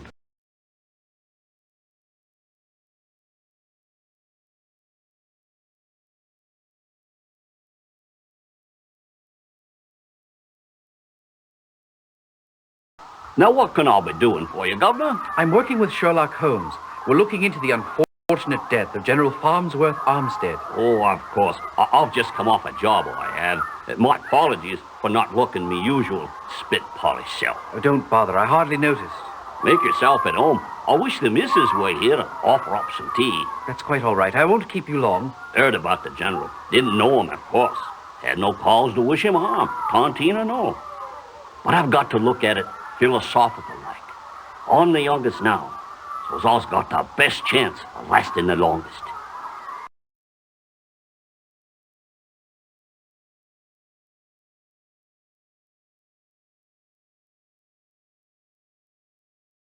I admit I strongly disliked Armstead. He was a cad who made my sister's life miserable. I argued at length with my father against the marriage, but to no avail. But what was your sister's opinion at the time? Well, unfortunately, Mary was not the attractive sort who had scores of suitors. My father was afraid she'd be left a spinster. The engagement was arranged just before Armstead went to France. During the year he was gone, I had him watched and discovered he was in the thick of some scandal involving a young French girl. And you told your father? Well, he wouldn't listen. I even went so far as to give the story to the newspapers. But my father got wind of it and used his influence to prevent its publication. I would have done anything to keep my sister away from that man. Including murder? Why, that's preposterous. Well, surely you don't think... I was scheduled to meet with Armstead today. But you see, my wife took ill. I spent the whole morning attending to her here until Dr. Ainstree arrived at around 11 o'clock.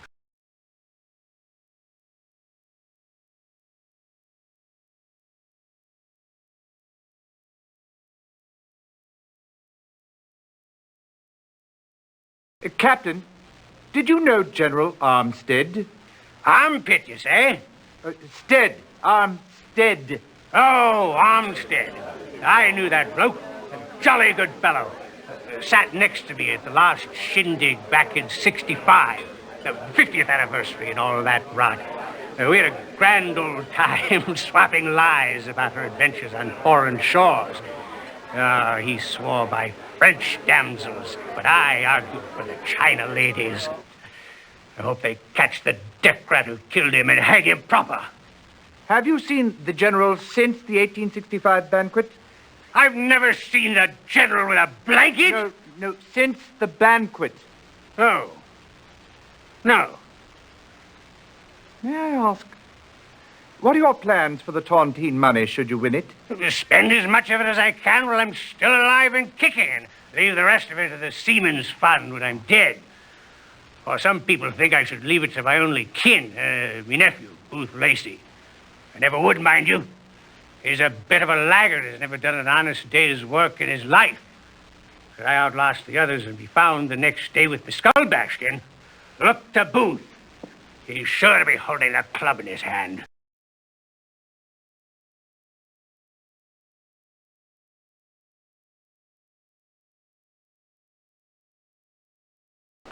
What did you discover, Watson?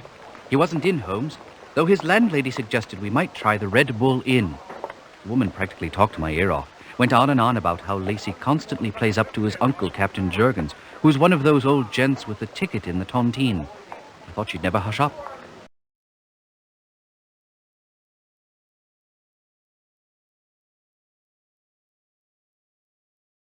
Mr. Lacey, I see you still make your living by strapping your arms and legs behind you and fooling the poor public out of its tuppence. Man's got to make a living somehow. What can I do for you, Holmes? I want to ask you about the murder of General Armstead. General who? Really, Lacey, perhaps you can fool some of the public some of the time, but you can never fool Sherlock Holmes. Oh, that General Armstead. Where were you at 10 o'clock this morning?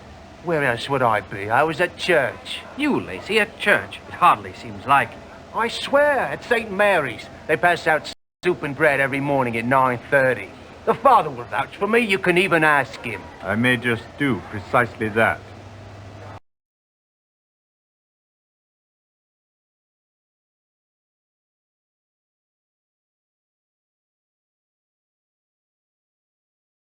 I was wondering if you'd seen a Mr. Booth Lacey around here today. Nope. Must be my lucky day. Well, then, if it's your lucky day, why not spread some good cheer in the form of a pint and some food to that unfortunate chap standing outside your door? Poor bloke is missing an arm and a leg. That poor bloke's your one and only Booth Lacey. Well, the whole thing's an act. He's as normal as you and me. Spends half his time begging out front and the other half swindling folks down at London Bridge Station.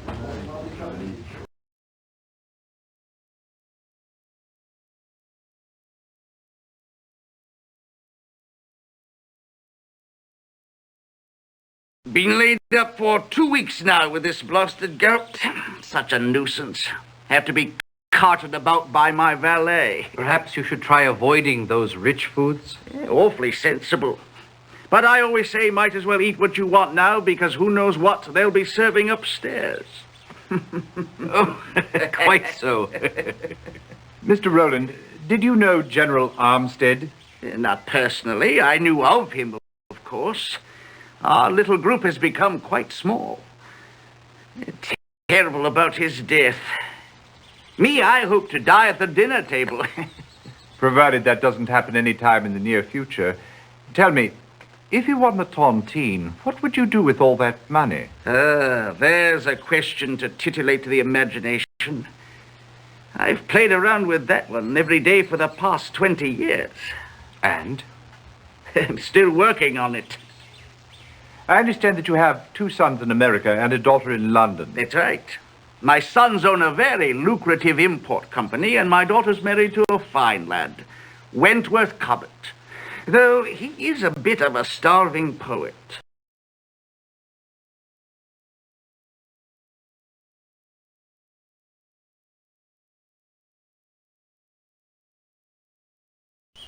Count Rostov, Watson. Count Rostov, Holmes? According to the woman at the embassy, he is the only Russian national who has arrived in London in the past few days. But how will we find him? He's staying at De Kaiser's Royal Hotel. However did you deduce that, Holmes? Elementary, my dear Watson. I asked.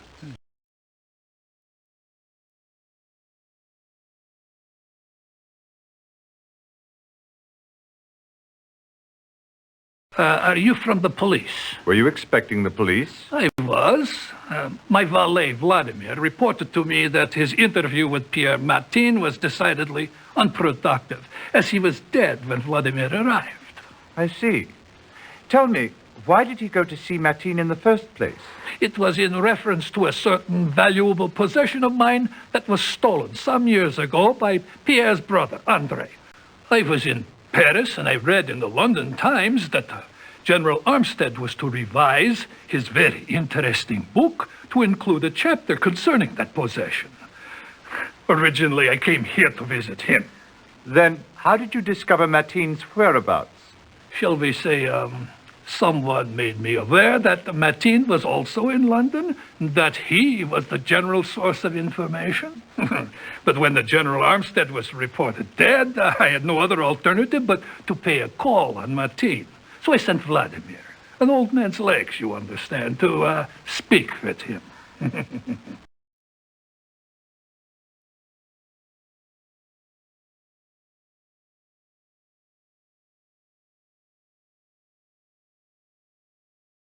I was wondering, Father, if you happen to know a man by the name of Booth Lacey.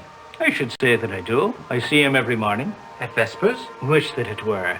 No, at our soup kitchen. We can pray for the unfortunates of this world, certainly, but we can also offer them a little sustenance of a more nourishing kind. Every morning at 9:30, our doors are thrown open to those less privileged than ourselves. And every morning, without fail, Booth Lacey is here. You're certain of that? I am. You see, with only one arm, he needs someone to carry his bowl to the table. Invariably, I am that someone.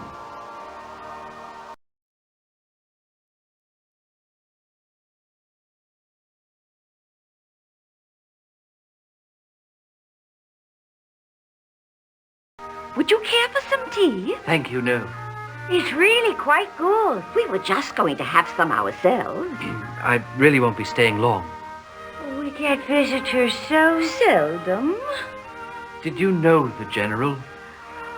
We suppose he was at the last anniversary banquet. But we don't believe we ever met him. We were so sorry to hear of his death. It is such a pity. Well, so, I imagine you ladies have thought about what you'd do if you won the tontine money. We have no living relatives, so there's no one to share it with should we win. We need very little to get by on. Undoubtedly, we would leave it to the Ladies' League for the Preservation of Finches.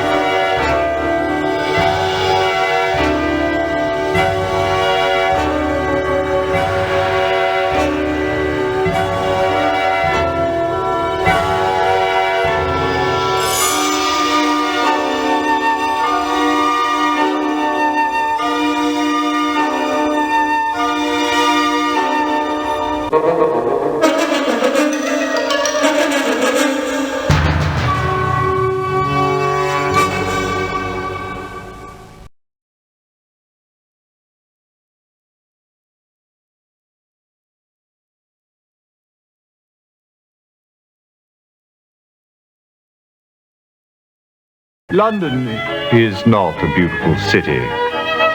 Under the soot that covers its buildings is a teeming mass of 4 million souls trying to survive, mostly off of each other. You see it in the paper every day.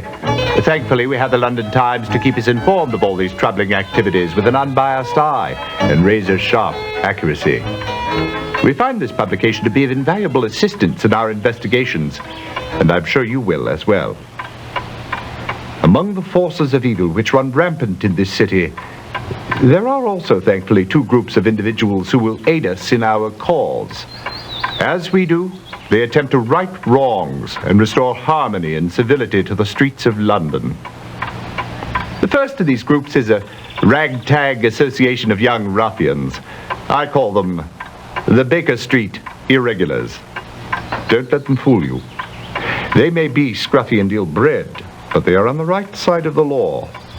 They can go everywhere, see everything, and overhear everyone. They are my eyes and ears in the streets of London, unquestionably a tremendous asset in our work. They will help us in our investigations if they can.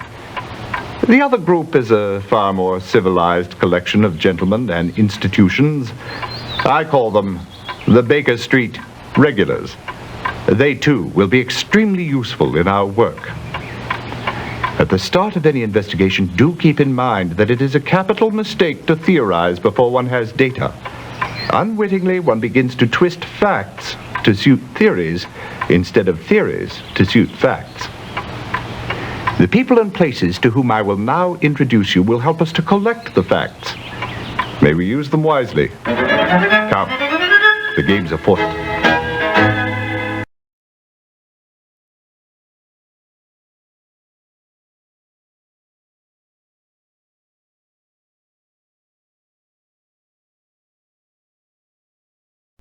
I dare say, Holmes, I believe someone has left a note upon our door.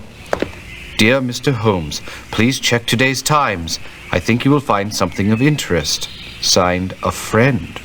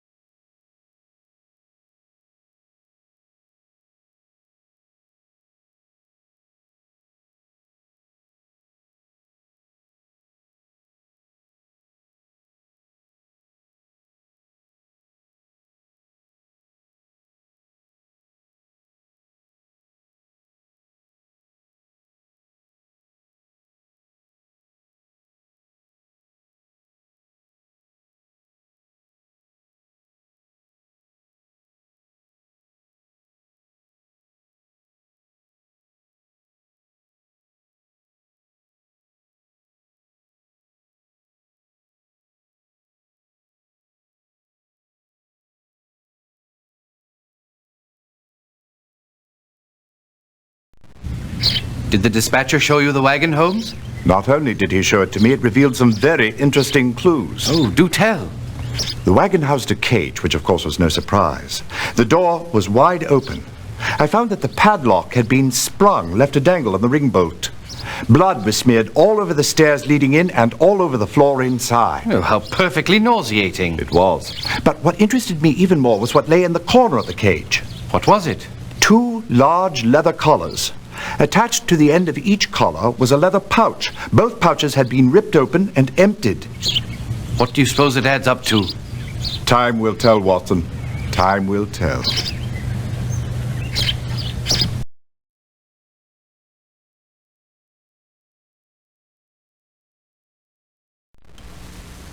Oh, no. What do you want? I thought I was going to have a nice quiet day. Somebody has asked us to check today's Times, and I was wondering if you'd be so kind as to tell me what you know about the mysterious deaths in the southeast. There's nothing mysterious about it. The culprits are in custody at Old Bailey. The victim's body is at Bart's. And what about the murdered lions? What of them? What did you find at the scene of the crime? Holmes wants me to record it precisely. What did I find? 2 lions shot a number of times, lying on top of one another. Wagon tracks leading away from the bodies. Footprints in the damp grass. How many footprints, Inspector? Oh, who knows? I believe there were 2 sets of boot prints, if you want to get specific. They entered and exited from the wagons. Now, will that do it for you, Mr. Holmes, Dr. Watson? Nearly. And what became of the wagon? Surely Holmes will want to know that. Abandoned in Archbishop's Park. I had a man drive it over to our central carriage stables, largely so that someone could look after the horses. Any motives for the murder? Unfortunately, I haven't a clue.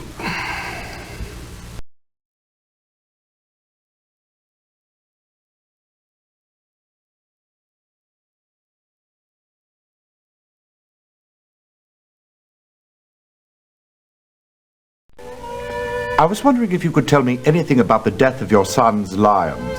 Oh, I wish we could. You know, Barry has traveled all over the world. And to think it would happen right here in London. You've traveled with him, haven't you, Mrs. O'Neill? Yes, I did. For all 5 years of our marriage. But I must say I'm getting a bit weary of it. I mean, really, Mr. Holmes, it's no life for a married man to go traipsing all round the world. Of course it isn't. He should settle down and raise a family. My husband, Carol, could get Barry a job down at Rogers and Singer. Before I die, it would be nice to have one of my boys right nearby. Where is your other son? Last we heard, Thomas was in Oldenburg, Germany. Germany? Roy's late show just finished a tour of Germany, did it not? Yes, it did. Tell me, did you happen to see your brother-in-law while you were there? I certainly did not. But my husband might have. I can't really say for sure. You see, we don't talk about Thomas much. I don't mean to pry, but may I ask why? Oh, it's nothing really. You see, years ago, Thomas loaned Barry some money when he was trying to put together his animal show. And now Thomas believes that Barry is forever in his debt.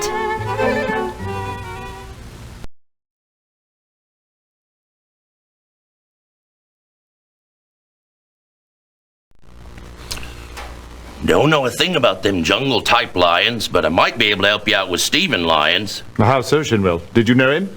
Well, he came in here from time to time whenever his ship was in port. Friend of mine up at Pentonville knew his brother. Says the 2 of them were lock-pickers of the ace variety. Anyways, just yesterday afternoon, Stephen Lyons comes in here with some red-headed fella. About an hour after Lyons left, in comes Derek Quinn, and he struts right over to this red-headed bloke. Who might Derek Quinn be? Don't know, sir. But I've never liked the looks of him, I haven't. What about Thomas O'Neill? Do you know anything about him? Don't believe I've ever met him.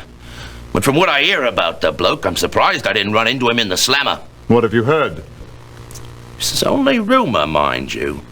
But he's suspected of every jewel theft from here to Timbuktu. And they says he'd 2-time you in the wink of an eye if it'd line his pockets.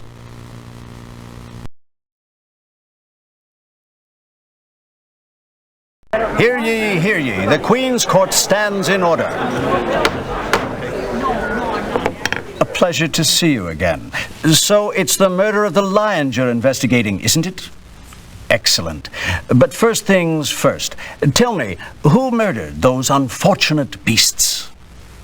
Remember, you're to choose either from your notebook or the directory.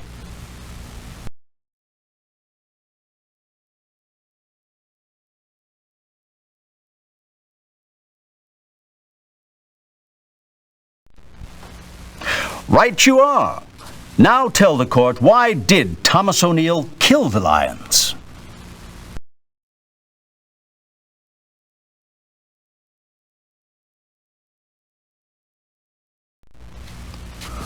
Good work. Now for Thomas O'Neill's accomplices. I am told that there are 2 other criminals involved in this case. Please inform the court as to their respective identities. Do remember, you can choose only one at a time. But don't worry, I will inform you if you make an inaccurate choice.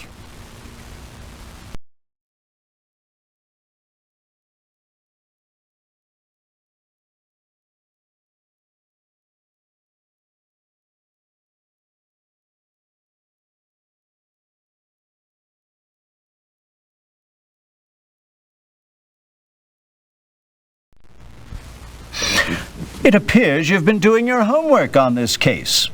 Now then, what role did Barry O'Neill play in the crime?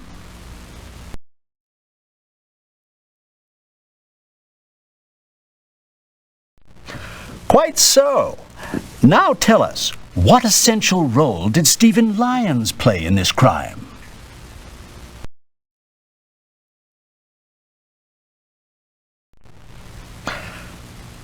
Excellent deduction. Now tell us, who murdered Stephen Lyons?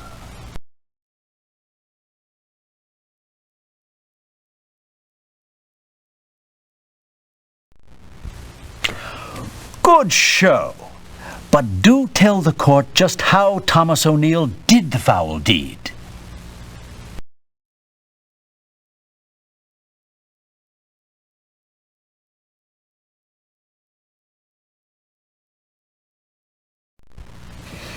What a ruthless chap, that O'Neill. Seems to have all kinds of blood on his hands. Now tell me, why did he kill Stephen Lyons?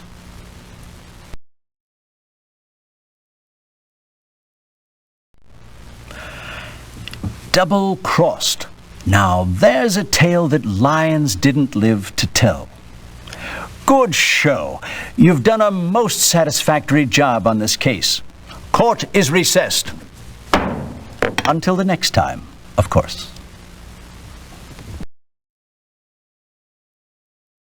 An extremely difficult case, and your score is absolutely perfect. I'm quite sure we could not have done any better.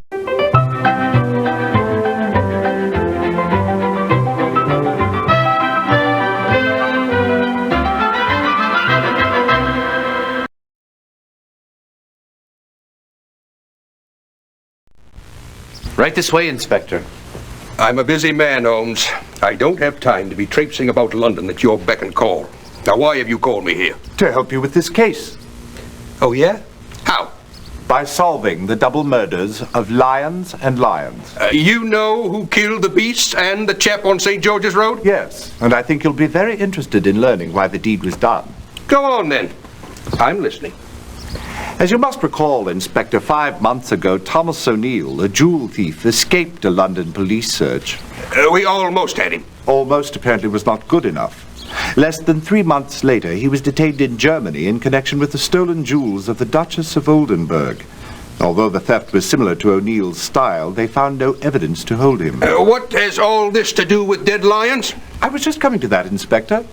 At the same time as the Duchess's jewels disappeared, Roy Slade's Wild Animal Show finished its German tour. Barry O'Neill, brother of Thomas, happens to be the lion tamer for the troupe. Could Thomas have used Barry O'Neill's lions to smuggle the jewels into London? Excellent hypothesis, Watson. I see you are learning. Oh, thank you, Holmes. But where did he put the jewels? Behind the lion's back molars? No need for anything as deep-seated as that. Leather collars with pouches did the trick. But if the lion tamer put the pouches on, why did Thomas O'Neill have to kill the lions to get them off? Oh, I know that one. Because Barry O'Neill was in hospital with 2 broken legs. Right you are, Watson. And that's why Thomas had to solicit the help of Stephen Lyons. Without a key to the cage, he needed the services of an expert lockpicker like Lyons. Then who killed Lyons? Do you mean the animals or the man? The man. Thomas O'Neill, so that he wouldn't have to pay for the lockpicker's services. You know, Holmes, the fracture that Barry O'Neill suffered would have mended in 4 weeks. If Thomas would have had some patience, he would have been able to get his jewels back without any complications. Ah, yes, Watson. Patience is a virtue. Unfortunately, it seldom comes hand in hand with stealing and murder. Having spoken with Barry O'Neill, I can't believe he'd be a party to the killing of his own lions. I don't believe he was. That wasn't part of the original plan. I've got to hand it to you, Holmes. You've done a fine job on a most difficult case. Thank you, Inspector. But it really was elementary. One more thing, Holmes. Inspector? We know in the case of Mr. Lyons' death that the murder weapon was poison. Wherever did Thomas O'Neill get it? Derek Quinn, Vipers Unlimited. I certainly am glad that this case is shut. But there is one thing that I'm not certain of. Yes? Who did leave the note on our doorstep in the first place? Elementary. Mary O'Neill. The lion tamer's missus? I believe she'd had her fill of circus life and was ready to settle down. When she suspected Thomas O'Neill and her husband were involved in jewel thieving, she knew it was time to get out. Holmes, you are simply amazing.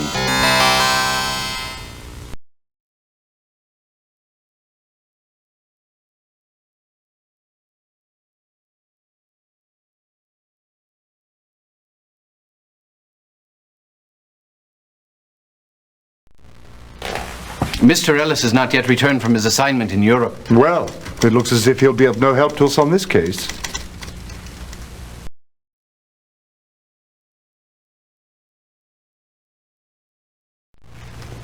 The victim, Stephen Lyons, was last seen in the company of Sylvia Carpenter, Marcy Edwards, and Collier Eddy at the Red Bull Inn. It was a simple matter for the police to identify and apprehend them. Would you like to talk to them? Yes, thank you. Tell me, Miss Carpenter, what happened last evening? He just dropped down dead, he did. I done nothing to him, I swear it. Miss Carpenter, did you know the gentleman? Never seen him before. Marcy, me and Collier was just sitting around talking about this and that, and the sailor comes up and he says he'd like to join us. So we started off to Marcy's place. We only got a few steps and the sailor starts gasping for air. He made an awful sound and then he just keeled over dead. I took off like a shot. Did you notify the authorities? No, why should I? And then he just dropped over, dead as a doornail. That's precisely the story Miss Carpenter told us. Well, then that proves that it's the truth. Looks like the coppers got the wrong girl. But that ain't unusual, is it? I understand the man was robbed. Well, the man was dead. What use did he of a few quid? Dead or not, it's still stealing, my good woman. I was out for a little fun is all.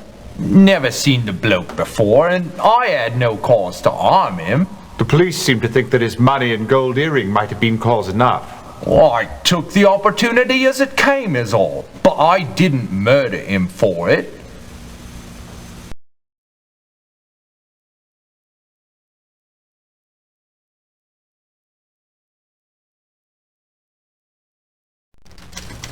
You do appear to be up to your eyebrows in something, Hogg. It's the jewel robberies here and on the continent. Ah, yes, the society burglars and the Oldenburg jewels. I've been reading about it in the Times. The cases are quite similar in several respects, though I'm baffled at how the thief or thieves have managed to escape detection. I agree, it is a mystery. So, what brings you here, Watson? Holmes and I received a strange note instructing us to check today's Times. We discovered 2 items of interest: the murder of Lyons in Hyde Park and the mysterious death of a Stephen Lyons. Interesting coincidence, don't you think? Oh, it is. I do wish I could help you, but I haven't kept up with the latest since I buried myself in this jewelry business.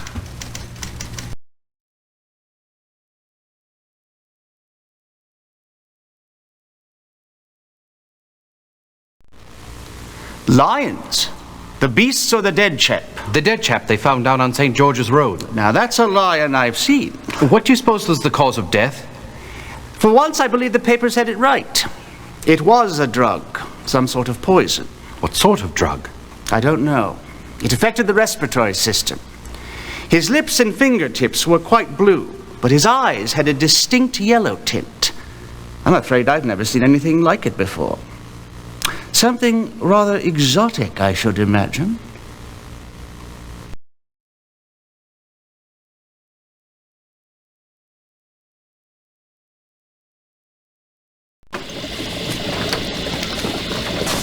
Why, HR, whatever are you doing? Going home, Whitson, going home. Going home? I was hoping you could answer a question about the mysterious death of Stephen Lyons. Lyons! Ah, yes, 896. No real evidence for that one. Just some clothes. No personal effects. Clothing undamaged. Traces of sea salt indicating he may have been a sailor. Well, that's about it. Now, if you'll excuse me, I'm off. Ta-ta! Ta-ta? And do say hello to your friend Mr. Helms for me, will you, old chap?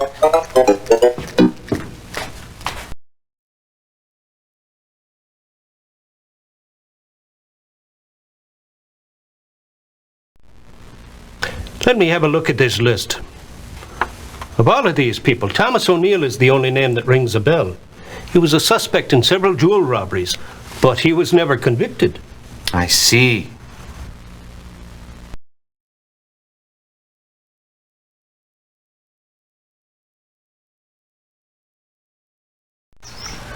Well, Watson, it seems that old Langdale is at home with a raging case of the sniffles. Perhaps we should call on him there. No, I dare say we'll all be better off if we leave him alone with his tissues and his mustard plaster.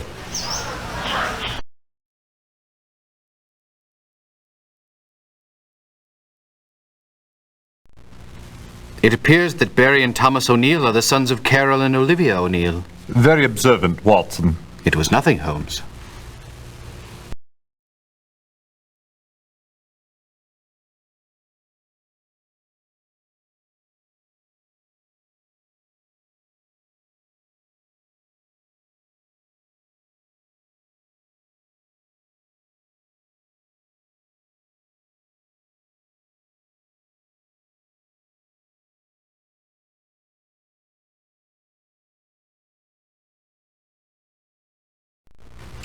Stephen Lyons has been on board for about 2 years now. To tell you the truth, I had just begun to look into irregularities in his paperwork. What prompted you to do that? It seems like some things started disappearing from behind locked doors. Never found any of it. But when I asked him about it, he was rather evasive. My, that sounds incriminating. But more than that, I had reason to believe that he carried unassigned cargo for his own profit. What sort of cargo, Mr. Eason? Everything, from horse collars to gems to French perfumes. When did you discover this? Following our recent passage on the Rhine.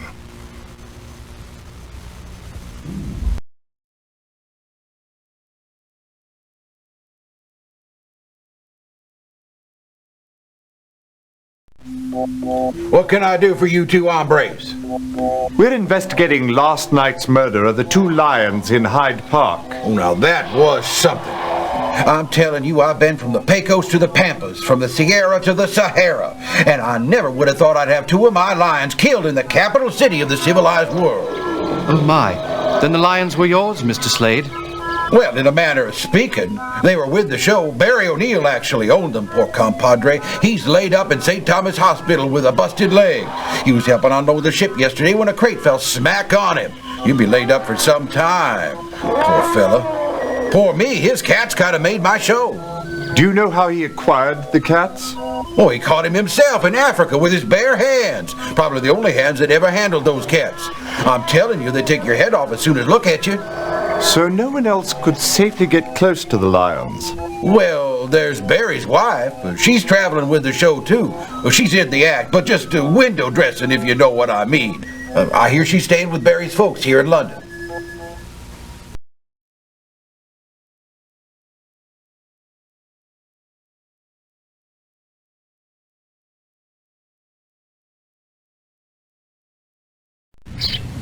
Lyon's landlady says he's dead. We already know that, Watson. Did you find out anything else? He owed her 2 months back rent, but he told her he'd be paying up plus several months in advance come Tuesday.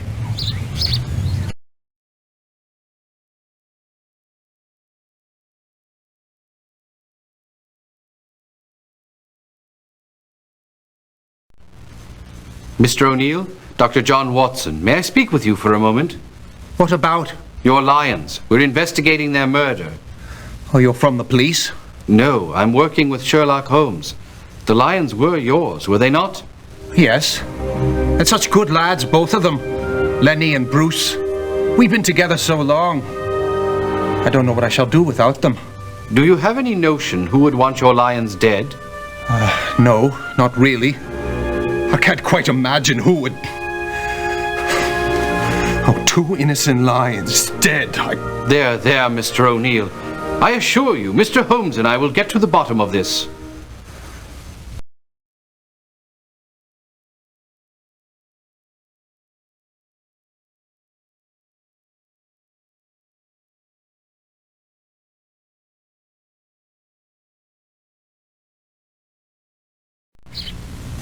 This has been a very upsetting day for me. Undoubtedly, Sir Simpson, you are referring to last night's theft of the 2 De Kuyper paintings from the National Gallery. You've heard? All of London has heard. Tell us, what do you know of this unfortunate affair? Well, about 6 months ago, July 1st to be exact, an auction was held at Armitage's gallery for the 2 new recently discovered De Kuypers. I'd never heard of the artist before reading the newspaper this morning. Who was he? A student of Rubens, and until recently there were only 6 of his paintings in existence. Who owned those 6? 4 were in the Louvre in Paris, 1 in the Rijksmuseum in Amsterdam, and 1 in the private collection of Lord Winslow Smedley of London. How did you hear of this auction? From Brady Norris, my head curator. I immediately gave my authorization to purchase the paintings. Well, how much did you pay for the paintings, Sir Simpson? £125,000. No paltry sum, to be sure, but decidedly less than what we had anticipated. I had no idea art could be so costly. People are awed by anything which they believe to be rare. Indeed, and that is why I was determined to bring together the known De Kuypers for a show. The respective owners agreed, and in 2 days the exhibition was to have opened. Tell me, Sir Simpson, how well was the De Kuyper show publicized? Oh, it has been common knowledge for weeks. And when were the other paintings to be hung in the gallery? Tomorrow. Where are the other 4 paintings? The Louvre collection is at the French Embassy under the care of Monsieur Beauclerc, and the Rijksmuseum's De Kuyper is in our storeroom. And Lord Smedley's? Well, we were to pick his up in the morning at his London townhouse. Thank you, Sir Simpson. I think we have all the facts we need to begin now. I hope we shall be able to clear up this matter in a very short time.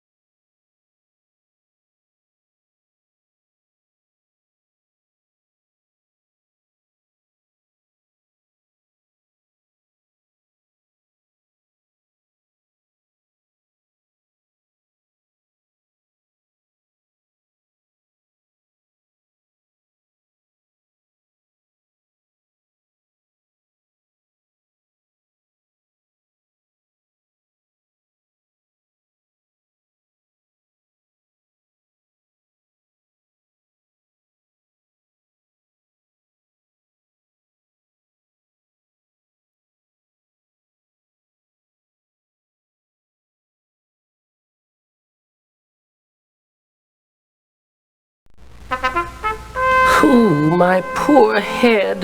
I believe I overdid it at Dame Agnes' bash last night. Did you hear anything there that might be of interest to us? I heard many things, Holmes, mostly from the chattering mouth of Pierre Donnet, world-renowned expert on De Kuyper. He has managed to do shockingly well for himself, considering 20 years ago he was a starving artist. But then his ship came in. Whatever do you mean? In 1872, he discovered the first De Kuyper in a church attic in Brussels. Soon after it sailed to Rijksmuseum in Amsterdam, he began a whole new and extravagant life. I suppose that's why he can afford to keep a luxurious suite at the Langham Hotel. Did his discovery of the De Kuyper catapult his own work into the spotlight? Hardly. Ooh. In fact, Donnet has never sold a painting done by his own hand.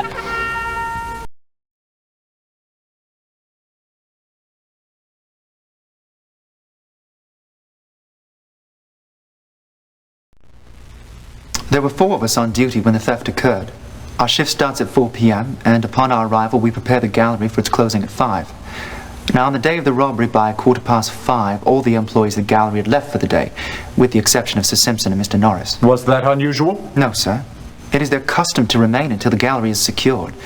I personally let Sir Simpson out through the main entrance at 5:30. Mr. Norris stayed on because he was expecting a delivery. What time did the delivery arrive? I'd say it was 5:45 when our comings and goings wagon arrived. Charlie and I helped Mr. Norris and the deliveryman unload 1 large crate and 2 smaller ones. Do you know where these deliveries were from? Well, I'm not sure about the larger one, but the 2 smaller ones were from Jardines. What happened after the crates were unloaded? The deliveryman left. Charlie locked and barred the loading dock door. Mr. Norris went into the storeroom to check his shipment, and I returned to the guardroom. Did you see him open any of the crates? No, sir, I didn't. What happened next? At 6:30, Mr. Norris informed me that he'd locked the storeroom and would be leaving for the evening. And you let him out? Yes, sir, through the main entrance. Then I made my rounds through the office wing, checking all the doors to make sure they were secured. And how did you spend the rest of the evening? Looking after my rounds. I took the 11 clocker through the east wing. At about 11:10, all the paintings were in their proper place in Gallery 12. Then Charlie made his rounds, following the same path that I'd just made, except when he arrived at Gallery 12, the 2 De Kuyper paintings had been cut from their frames. What time was that? I answered his alarm at 11:35 and sent him to check the loading entry in the office wing. Have you any idea how the thief got into the museum? No, sir. The only keys to the outside doors are kept in the guardroom or in the custody of the patrolling guards. Sir Simpson and Mr. Norris are the only staff members who have keys, and even they only have keys to the inside doors. Well, that's all I know. I hope I've been of some help, sir.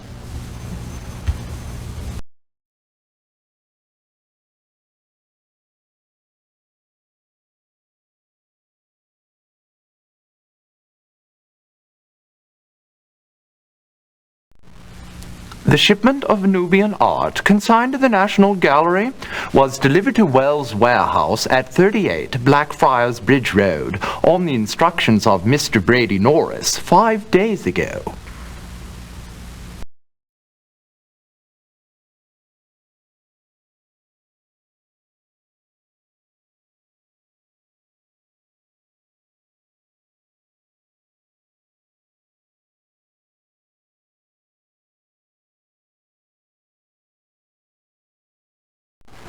This one is most intriguing, Watson. What have you unearthed this time, Holmes? This warehouse was rented by Matthew Cole. Until yesterday, that is.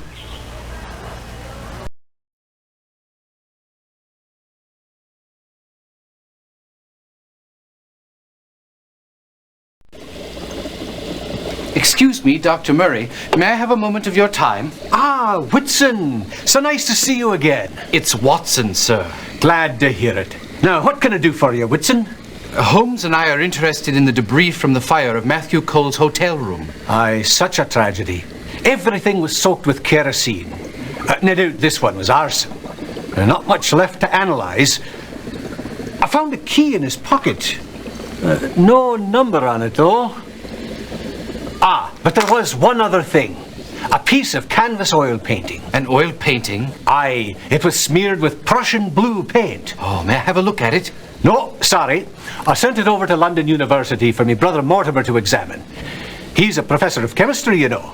An expert on paint pigments.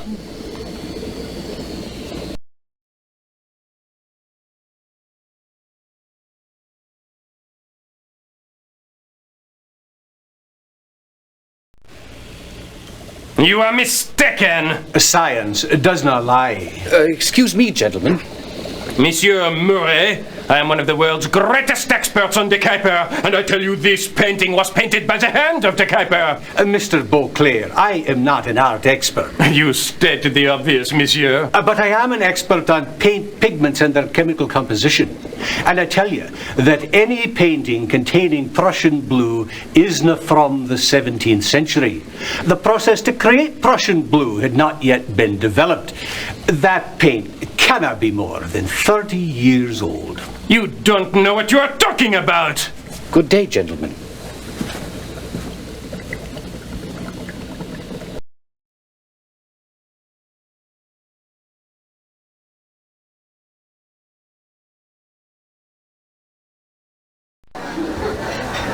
Sir Herbert, were you not one of the bidders at the Armitage auction? I was bidding for someone else. For whom?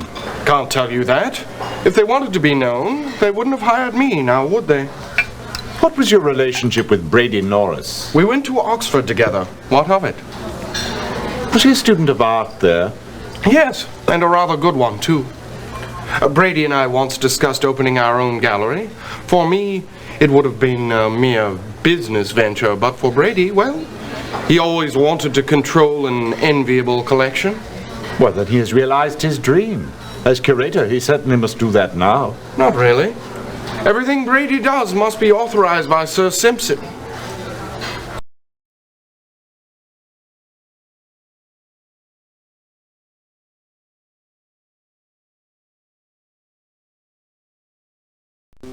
Mr. Armitage, can you give us the details leading up to and including the sale of the De Kuyper paintings? Let me see. It was early June. I received a visit from Hiram Davenport, a London solicitor. He informed me that his client had 2 new De Kuyper paintings that he wished to auction. I assume you checked the authenticity of the paintings? Yes, as always. Everything was in order. He had in hand a certificate of authenticity signed by Pierre Dernay, the well-known De Kuyper expert. Did you meet Mr. Davenport's client? No, I dealt only with Mr. Davenport. What can you tell us about the auction itself? Mr. Davenport's client set very strict conditions regarding the sale. The auction had to take place on July the 1st, and the public announcement was not to be made until June 23rd. Just 1 week to prepare. And as if that weren't enough, Mr. Davenport informed me that the paintings were to be sold as a pair. A pair! Odd. Wouldn't the seller be able to fetch more for them if they were sold individually? Unquestionably. It was a strange request. And how did the auction turn out?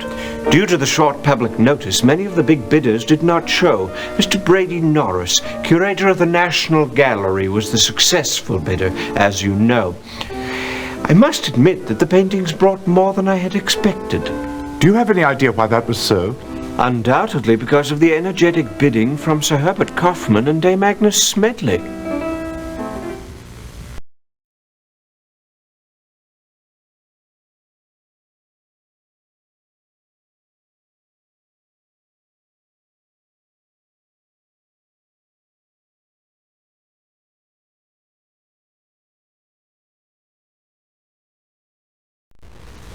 Sir Jasper, could I trouble you for a few moments of your time? Always a pleasure to help, Watson. But I must admit I'm not much of an art buff. Actually, I wanted to ask you about Matthew Cole, the chap that died in the fire. Yes, well, he may have died in the fire, but according to my autopsy findings, he definitely did not die because of the fire. What? Not a trace of smoke in the chap's lungs. No, I'd say the nasty bump on his head was what caused his demise.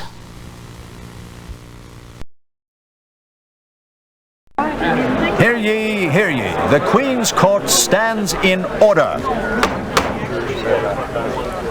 So it is the National Gallery theft that brings you to my court, is it not? Well, then permit me to ask, who was the thief who lifted the De Kuypers from the National Gallery? Remember to choose either from your notebook or the directory.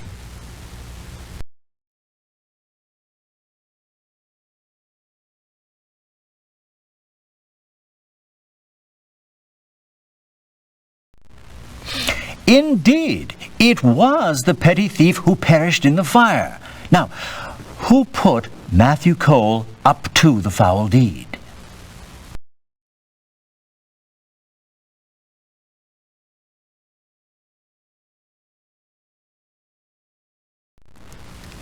Splendid!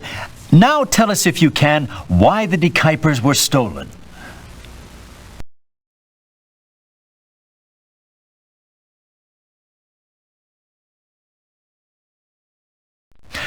That is correct. Good show. Now tell me, if you can, who killed Matthew Cole?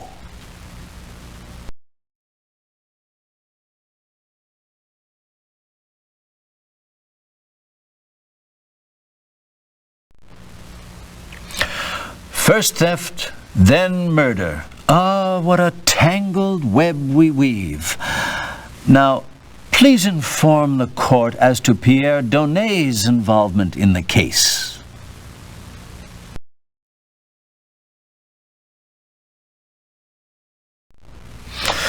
Such an unfortunate waste of talent. Now for your final question. Can you tell me what part Sir Herbert Kaufman played in this affair?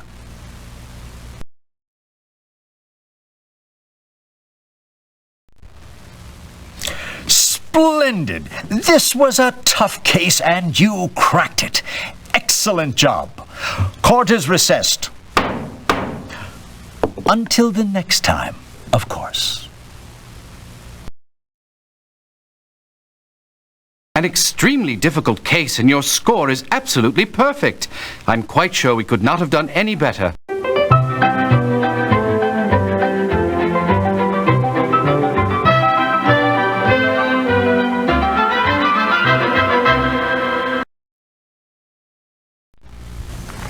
The best way to begin, Sir Simpson, is to give you a factual account of what has happened. To start with, there are no dekypers. What? They're all forgeries. Forgeries done by one very talented, egotistical man, Pierre Donet. But how can you be sure? Prussian blue paint. You see, a scrap of the stolen canvas was analyzed, and it turns out that that particular paint pigment was not in use during De Kuyper's lifetime. Sticky wicket. You know, Holmes, if Donet was such an expert, then why did he use Prussian blue? He was an artist, not a chemist. He slipped up, and fortunate for us that he did. But however did you know it was Donet? And why did he do it? First of all, Monsieur Beauclerc, who has seen all the De Kuypers, insisted they were all done by the same hand.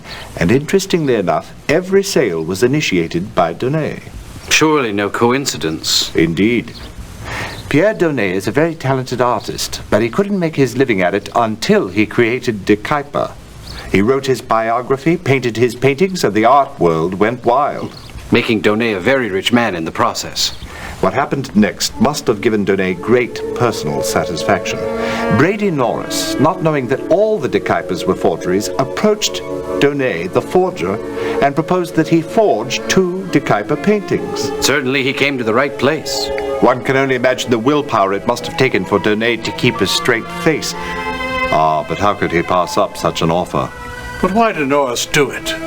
He had his eye on the directorship of the National Gallery, and he was hoping that such a brilliant acquisition as the De Kuypers would put him in the forefront after your retirement. Also, he split a tidy sum with Donet right after the auction. Oh, my. So, everything went according to plan until you upset it. Me? Yes. By arranging for the De Kuyper show that would bring together all of the De Kuypers. I don't understand. You would be putting a spotlight on the 2 recently purchased by the gallery, and naturally the paintings would be compared. That was the last thing Norris wanted to have happen. Remember, he did not know that the other paintings were forgeries. And no discrepancies would be revealed because they were all painted by the same hand. Very astute of you, Watson. Elementary, Holmes. So Norris took part in the theft? He masterminded it. You see, he became so fearful of being found out that his only solution was to remove the evidence from view. He hired Matthew Cole, a minor thief, to help him. But how did Cole get into the museum? In a crate Norris had delivered to the museum. He locked the crate containing Cole in the storeroom and slipped the storeroom key under the door. He then left the rest up to Cole. Oh, Matthew Cole? Wasn't he the chap who perished in the fire? Yes, a fire set by your own Mr. Norris. Ghastly. Why did he do it? To destroy the evidence and his only witness. The most complex and devious series of deeds. I am speechless. Brilliant, Holmes. This was a tough nut to crack. Elementary, my dear Watson.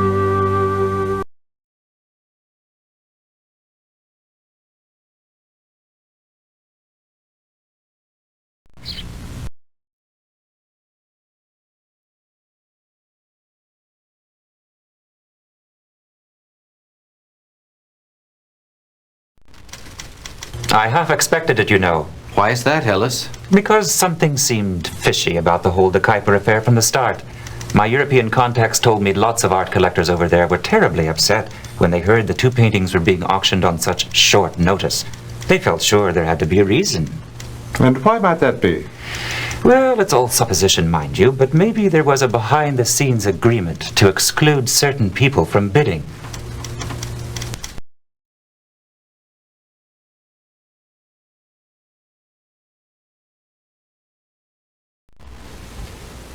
Certainly, I know many criminals who are capable of stealing paintings. Most of them are in jail. You could probably obtain information on them at the Office of Records.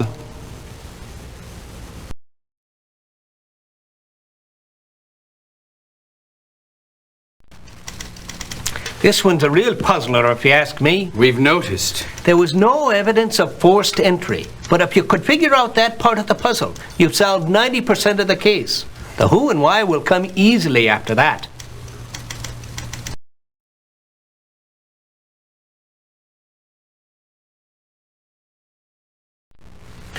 Won't need your meddling on this one, Holmes. We've got it all under control. How's that, Inspector? It was an inside job. All evidence indicates that the thief had a key. It appears he exited through an open window in one of the offices. We're checking out all of the guards and the gallery staff. Have any suspects? Not at the moment, but we'll get our man, I've no doubt.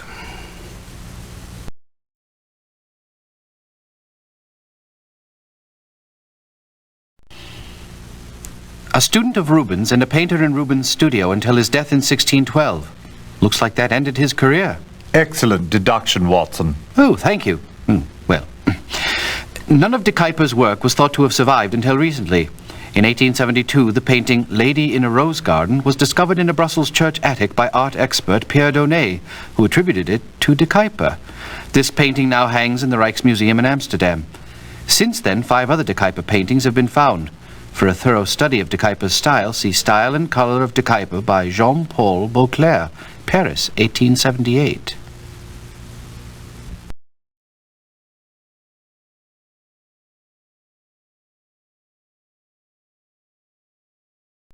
Here's the information you requested. Hope it can help.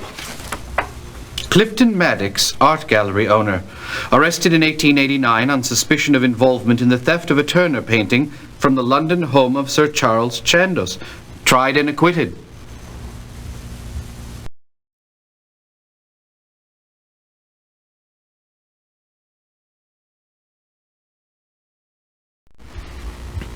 Shinwell, we're working on the National Gallery theft. Can you help us? Oh, geez, mate. Picture pinching's a bit out of my league. Don't know a thing about it. Have you seen or heard of any interesting meetings lately? Well, I hear that Greek bloke's pretty steamed up about having missed the gavel at some auction or other. I heard he's been having a word or two with Clifton Maddox, who almost became a roommate of mine at Pentonville. Only a rumor, though.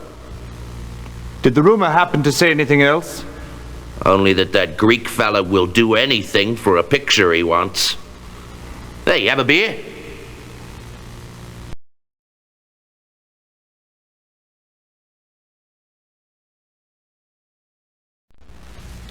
This appears to be a dead end, Holmes. I was unable to find any information of note on any of the individuals we have encountered so far in this case. Well, let's not dawdle. There's work to be done.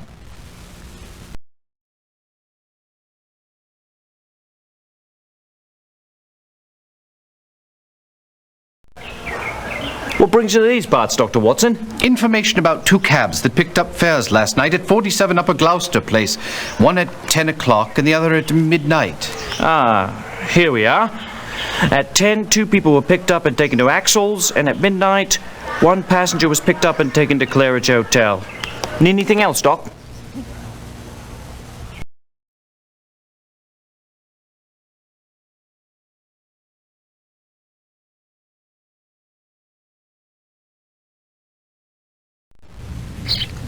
Tell me, Watson, what did you learn?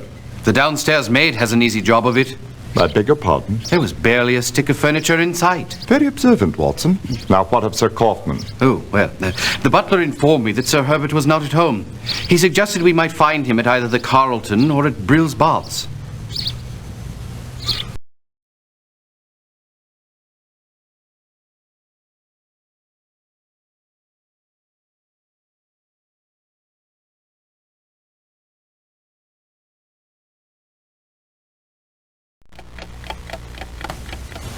I am, of course, revealing this information to you under the strictest confidence. Of course.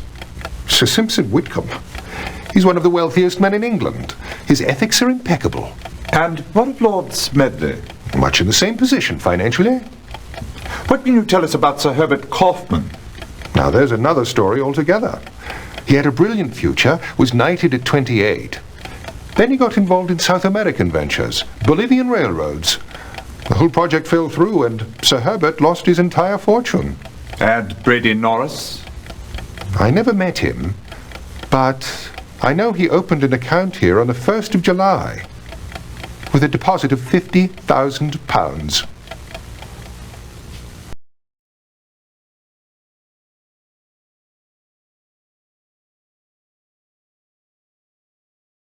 Well, I suppose it would not be a breach of etiquette to tell you that I arranged the auction of the paintings with Armitage according to the instructions of a Brussels lawyer, Mr. Alan Knorr. Do you know who retained Mr. Knorr? Well, I believe it was a Pierre Donnet, although he did seem to want to keep that very quiet. Interesting.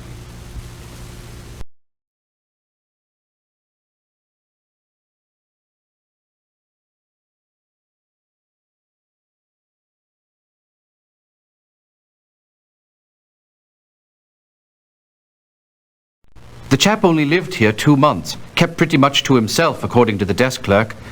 He said Cole didn't seem to be employed, spent most of his time drinking at the Red Bull Inn. Was anything else left in the room that wasn't destroyed in the blaze? Only a few bits of charred debris. They sent it over to Murray at the criminology laboratory.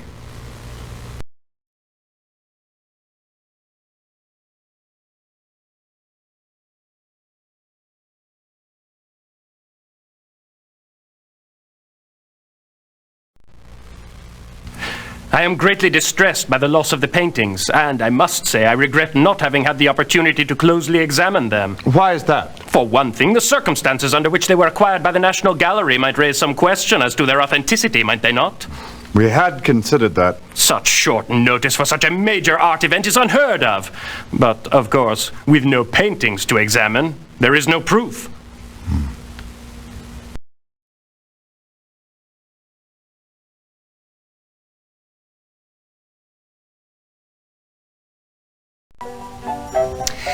How can I be of service to you, gentlemen? What can you tell us about the theft of the decipers? Nothing, I'm afraid. I only arrived from Brussels yesterday afternoon. Could you tell us who the seller was? I wish I could. I don't know. But you signed the certificate of authenticity, did you not? Yes, in the presence of Mr. Alain Noir, a Brussels lawyer. He was representing an anonymous client who owned the two decipers. When did you see the paintings? The next day in his hotel room. There's no doubt in your mind they were actual decipers? For 5 hours I went over the paintings and could find no fault. The use of color, the brushstrokes, the type of canvas, the matching signatures. There was nothing out of order. It was decipher.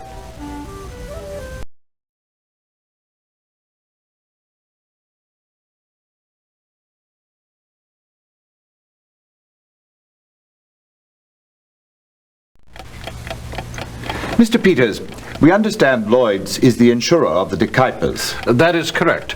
On June 12th, Joseph Armitage took out a short-term policy on the two decipers. What was the amount of coverage on the policy? £100,000 for each painting. I then went to Brussels with Armitage to pick up the paintings. There we met Pierre Donnet, who signed the certificate of authenticity. What transpired after you returned to London? I delivered the paintings to Armitage's gallery. After the auction, the National Gallery continued with the same policy.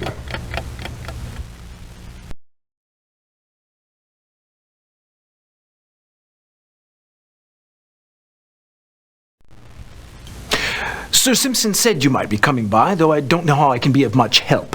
I was at Dame Agnes's dinner party when the robbery took place. Right now we are just trying to piece together what happened to Mr. Norris. Do you have any idea who might be responsible for the theft of the paintings? No idea at all. Or have you any idea how the thieves got into the museum? None in the least. Were the decipers the most valuable paintings in the museum? No, of course not. We have Rembrandt's, Da Vinci's. Then why do you think the decipers were the only paintings stolen? I haven't the foggiest idea, Mr. Holmes.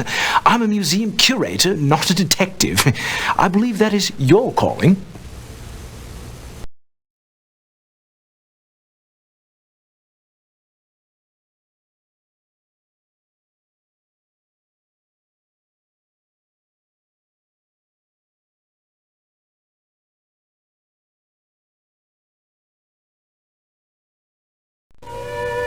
Dame Agnes, we're investigating the De Kuiper theft. Oh, I was so distraught when I heard.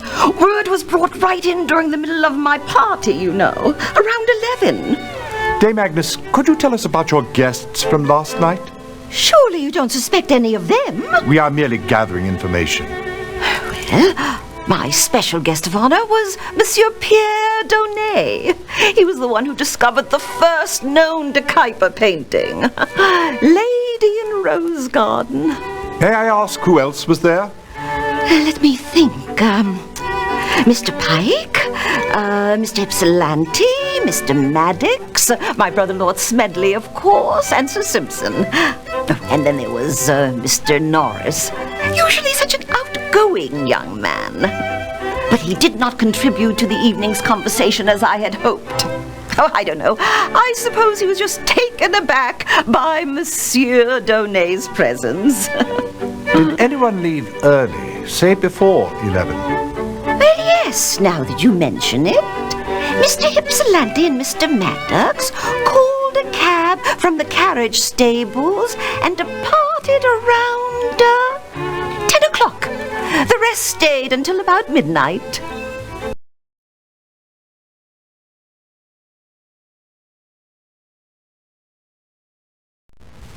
What can you tell us about your De Kuiper, Lord Smedley? Well, I've had it for several years. Considered myself quite lucky at the time when Monsieur Donnet put me in touch with a Dutchman who wanted to sell it.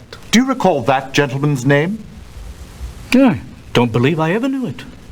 May we ask where your De Kuiper is now, Lord Smedley? Oh, I've deposited it in the vault at Cox & Company until this matter is cleared up.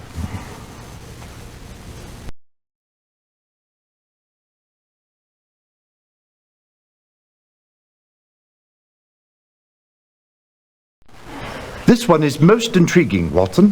What have you unearthed this time, Holmes? This warehouse was rented by Matthew Cole. Until yesterday, that is.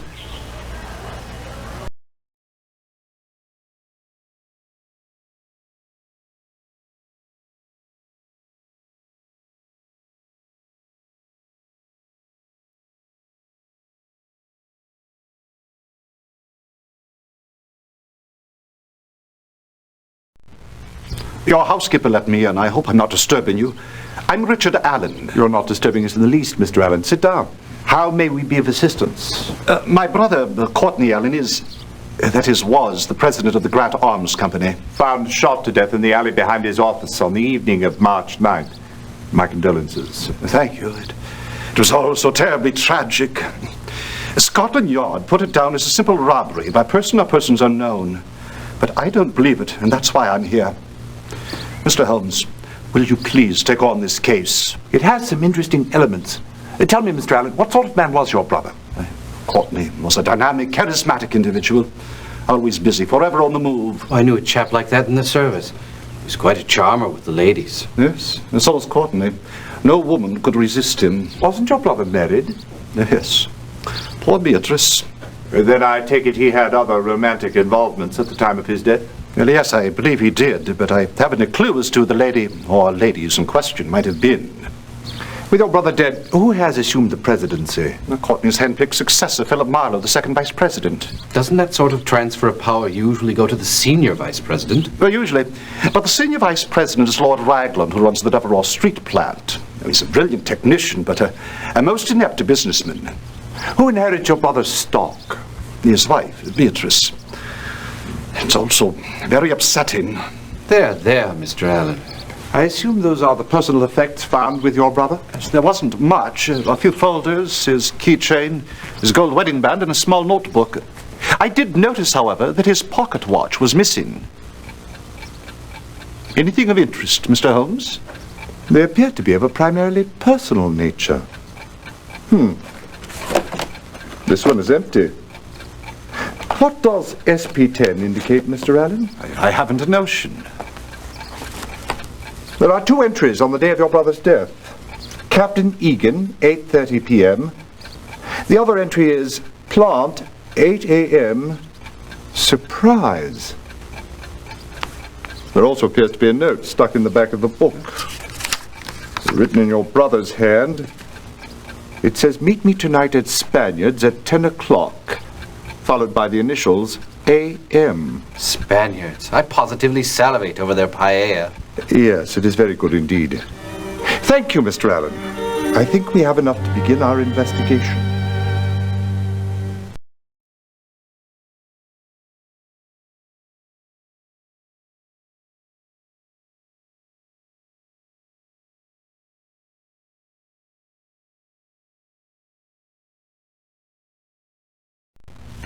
We're sorry to inconvenience you, Mr. Camp, but we need to ask you a few questions.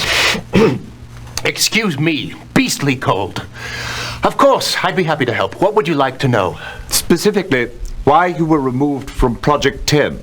Our Lord Raglan simply assigned me elsewhere. Since Project Number 10 was well along, he felt I might be more useful in other areas. Is that all he told you? Well, he also mentioned that my visits to the French embassy had been misinterpreted in some quarters. What brings you to the embassy so frequently? I am secretly engaged to Annette Zobar, daughter of the Vice Consul. Lovely girl. Unfortunately, her father, Paul Zobar, is not awfully fond of me. Her uncle, Emile, however, is sympathetic to us.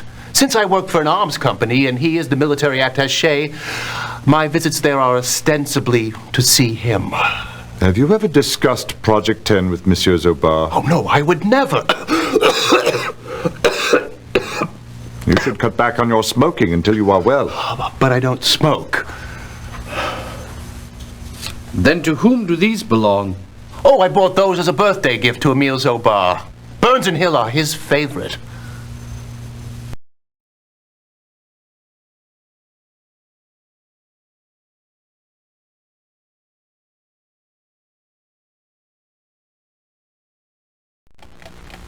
"8 months ago, Allen came to this office with the design for the revolutionary new naval gun, most secret. The design was approved by the Navy. What about the meeting you had planned with Mr. Allen for the evening of March 9th? He never appeared, but you probably already know that. Quite. Actually, I knew nothing of what we were to discuss, but I've kept the wire he sent me that morning. Meet tonight, 8:30, your office. Call out the guard, pounce at 10. Quite vague, don't you think? Does it mean anything to you, Captain Egan? I think Allen was worried about security for Project Number 10. Of course, I put some of my best men on it right away. Did you come up with anything? Richard Camp, a development engineer on Project Number 10, was discovered bringing boxes and bundles to the French embassy. Emile Zobar, French military attaché, has his office there. So you think Mr. Allen had information implicating Camp in a security breach of Project 10? I did. Still do. But Lord Raglan, head of the project, assured me that Allen's security fears were unfounded. You've spoken with Raglan since Allen's death? Yes, we met on March 11th. As a precaution, he assured me he would remove Camp from the project. Can you think of anyone else who might pose a security risk to the project? Yes. For now, I have my men investigating Zobar, Van Schulenburg, Delgera, and Meshkov. Their governments would all have great interest in our new gun. And what have you uncovered so far? Unfortunately, nothing. Yet.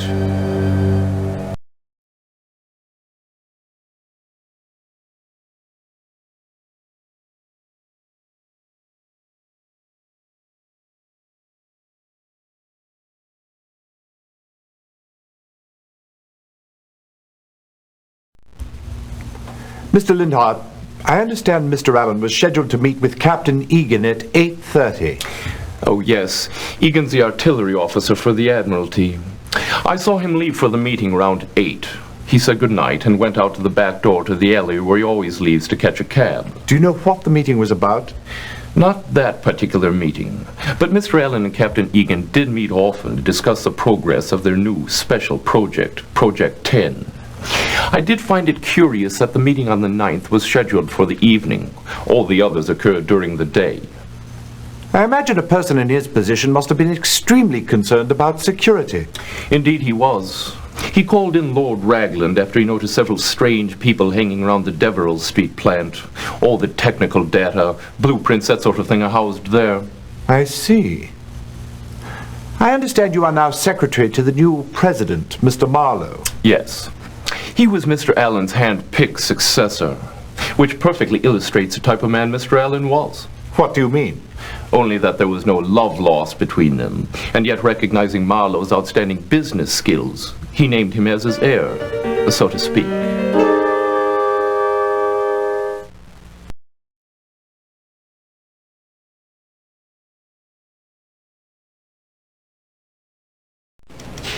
Sorry, Lord Raglan isn't available at the moment. Perhaps I can help you. I'm his assistant, Walter Keogh. Mr. Keogh, can you tell me anything about Mr. Allen's visit here on the morning of March 9th? He came to see Lord Raglan, but he weren't here. Do you know the purpose of his visit? No, I wouldn't be knowing their business. But it was most likely about Special Project Number 10. It being secret and all. And when did Lord Raglan finally arrive? He never did. So then did Mr. Allen leave? Not straight away. He said he had some details to attend to. I went back to the plant, and about a quarter of an hour later, Mr. Allen calls me and hands me a note. Says it came for Lord Raglan while I was down on the line. He wanted to make sure I got it to him. He also said I shouldn't mention his visit. I'd appreciate it if you'd take me to someone who could shed some light on Special Project 10. Well, that would be Richard Camp. But he left early today. He wasn't feeling well.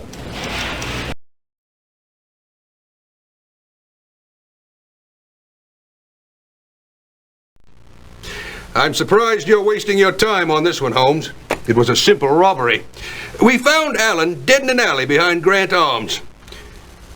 Wallet empty, gold watch missing, briefcase open, contents askew but not stolen. It's an open and shut case. Was anything else found at the scene that could be of use to us, Inspector? I doubt it.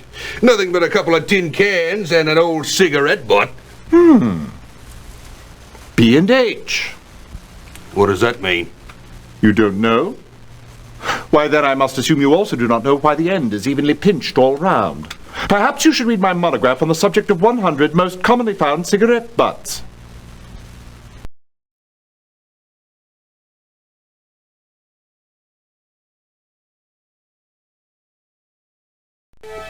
Would you care for a cigarette? They're Burns and Hill's Imperials. A wonderful smoke. Thank you, no.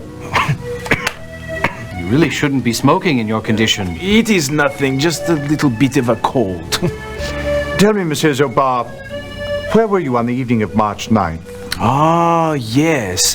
That was the night of Monsieur Allen's death. I was at Simpson's, beating the pants off of Alfie, the so-called chess champion. Are you acquainted with a Mr. Richard Camp? Oh, but of course. He's employed at Grant Arms Company, and he's secretly engaged to my beautiful niece, Annette. Why must the lovebirds be so secretive? Because my brother, Annette's father, has an inexplicable dislike for the English. And you, Monsieur Zobar, do you share your brother's feelings? Oh, mon Dieu, no! I admire you English very much. Has Mr. Camp ever spoken with you about the special project on which he was working for Grant? Oh, never. Nor would I ever ask him about such a confidential matter. He has a profound sense of loyalty. That's why I admire him so much. Hear ye, hear ye. The Queen's Court stands in order. So it's you again. Well, it's always a pleasure to have this court graced with your presence. So I see you're here to solve the murder of Courtney Allen. Weren't satisfied with Scotland Yard's robbery theory, I see? All right then. Who murdered Courtney Allen? Remember, you're to choose from either your notebook or the directory.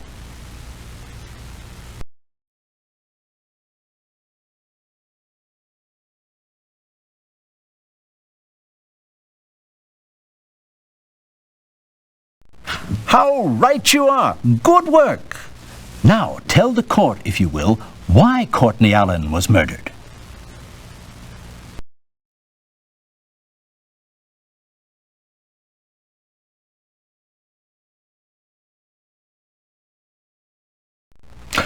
Good show! Now tell me, what was the significance of Special Project SP-10?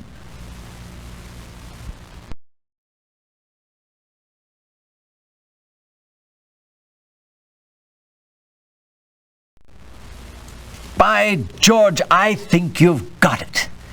Now tell us, if you can, what transpired at Spaniard's Inn.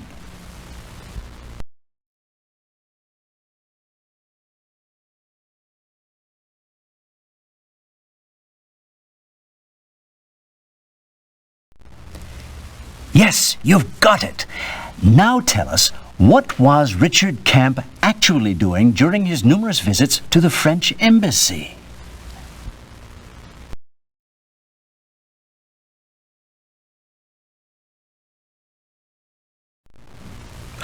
Fine detective work. Now for your final question. A cigarette was found at the scene of the crime. Why, pray tell, was it pinched evenly all around?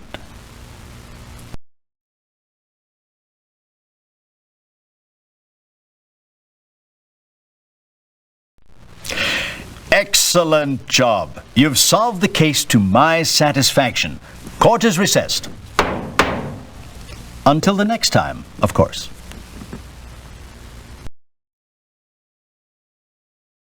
An extremely difficult case, and your score is absolutely perfect.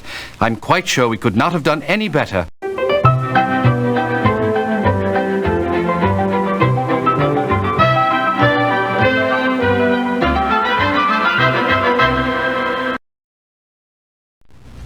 Lord Ragland.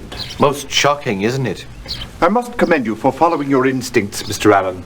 Because you doubted Scotland Yard's original findings regarding your brother's death, we were able to catch the murderer. But tell me, Mr. Holmes, how did you solve this case? In the first place, I found it unlikely that a common criminal would have overlooked a valuable gold ring. In the second place, simple robbery would not explain the missing contents of the SP-10 folder. Those documents were central to the murder. It then became a simple matter to cull two suspects from the customer list of Burns and Hill Imperial brand smokers. Burns and Hill? But that was the brand of cigarette found at the scene, and the list we obtained had quite a few names. It was fascinating to see the way Holmes narrowed it down. You flatter me, Watson. It was nothing, really. In the first place, I knew the murderer had to be someone aware of Courtney Allen's habit of exiting his office via the alleyway. That made the most likely suspect a co-worker. Of the gentlemen on the list, only Lord Ragland and Richard Camp fit that category. But how did you narrow it down to Ragland? Elementary, Mr. Allen. Mr. Camp does not smoke. He purchased the cigarettes as a present for Emile Zobar. But why did Ragland do it? After learning of your brother's surprise visit to the plant, Ragland knew the proverbial jig was up. He realized Courtney had removed the plans for Project 10 from the safe, the very same plans he had intended to sell that night to the Russian attaché. The only solution was to kill your brother and reclaim the plans. Case closed. Thank you, Mr. Holmes. Now, Courtney may no longer be with us, but it does serve as a small consolation to know that his murderer will get his due. Indeed. And we may all rest more easily knowing that England will suffer no more breaches of security at the hands of that traitor. Isn't that so, Holmes? Quite, Watson. Quite.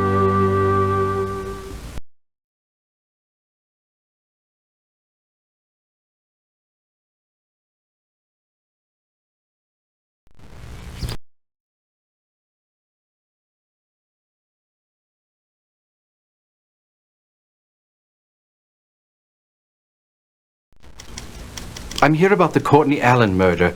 Can you give us any information, Ellis? Oh, the Grand Arms Company case.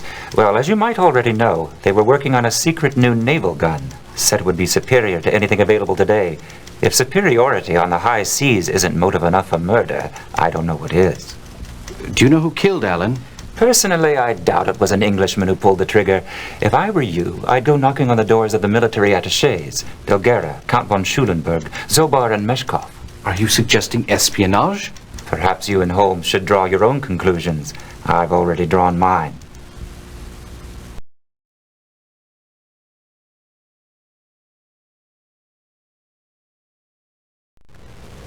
I believe Scotland Yard's got the motive all wrong. How so? A common thief would not leave behind a briefcase. Therefore, the motive for the murder must be obscure. It seems that you have quite a puzzle on your hands.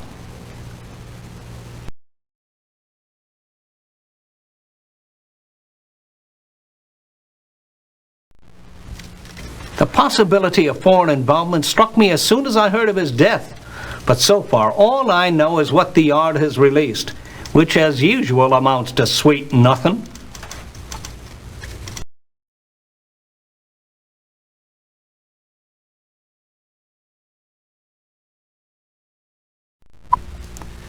My word, the London Library closed for renovations? My stars! Carry on, Watson.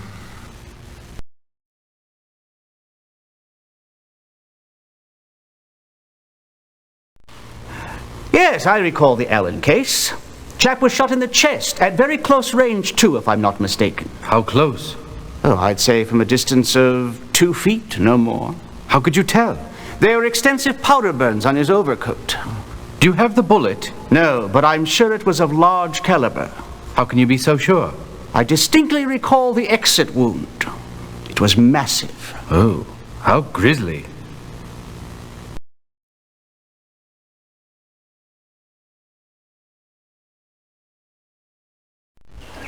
What came out of your usual tete-a-tete with Murray, Dr. Whitson? Oh, very funny, Helms. Actually, I learned nothing at all. Apparently, Murray is on holiday in the south of France with his brother Mortimer.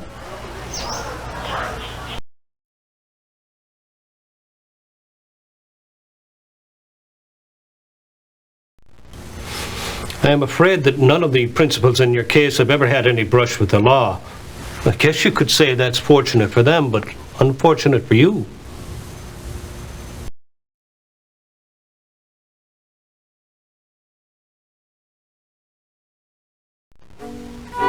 Yes, I do believe I can help you out on that one. Courtney Allen was paying court to old von Schulenburg's new bride. What? The Countess von Schulenburg? Deliciously wicked, isn't it?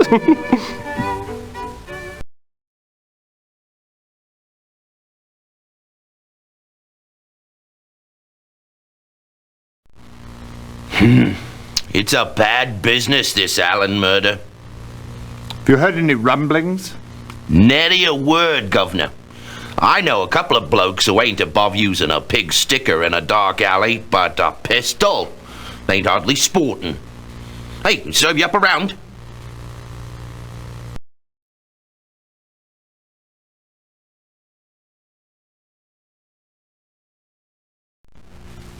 It appears that Mr. Allen left his entire estate to his wife, Beatrice. Indeed, just as his brother suspected.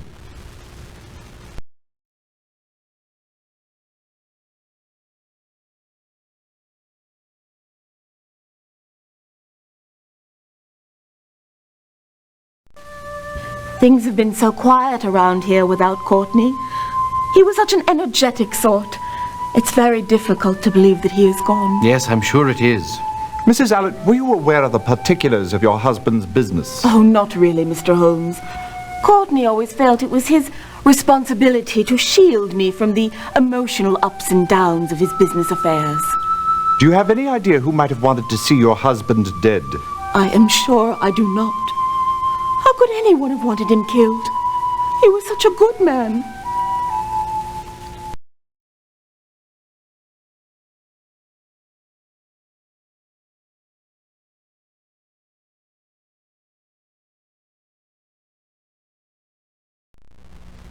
That's a Burns and Hill Imperial. You're not considering it, are you? Why do you ask? It's just that this is a very expensive blend of Turkish and Virginia tobaccos. Very strong, yet very smooth. It's not a cigarette for the casual smoker, but rather for the connoisseur, and begging your pardon, sir, you just don't strike me as a connoisseur. Oh, I see. These Imperials are made to order, are they not? Oh, yes, sir, and we are the only shop in London that carries them. It's a relatively new brand, and the client list is very small and exclusive. Might I inquire who is on that list? Whatever for? I would like to know if it is worthy of my name. If you insist. Richard Camp, Sir Clayton Partridge, Lord Henry Ragland, Count von Schulenburg, and Emile Zobar.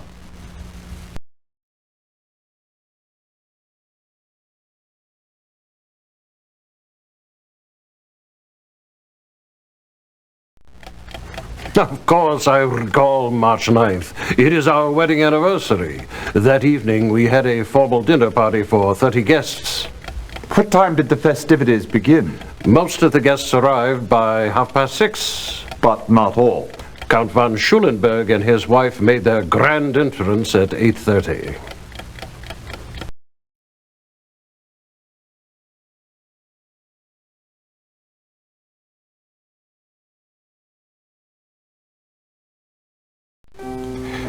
Mr. Marlowe, I'm investigating the murder of Courtney Allen. May I ask you some questions? Certainly, but at the moment I'm much more concerned about the missing plans for our secret weapons project. And what project might that be? Special project number 10.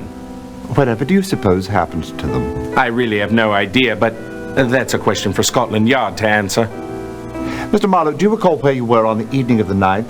Why, yes, I was having dinner with Sir Clayton Partridge. We had played a round of golf earlier in the day. I see. At Mr. Allen's death, I understand you automatically became the new president of Grant Arms Company. Is that correct? Yes, Allen and I had an understanding on that score. Upon his retirement, I would take the office. As a matter of fact, that condition was the key reason I joined the company 3 years ago.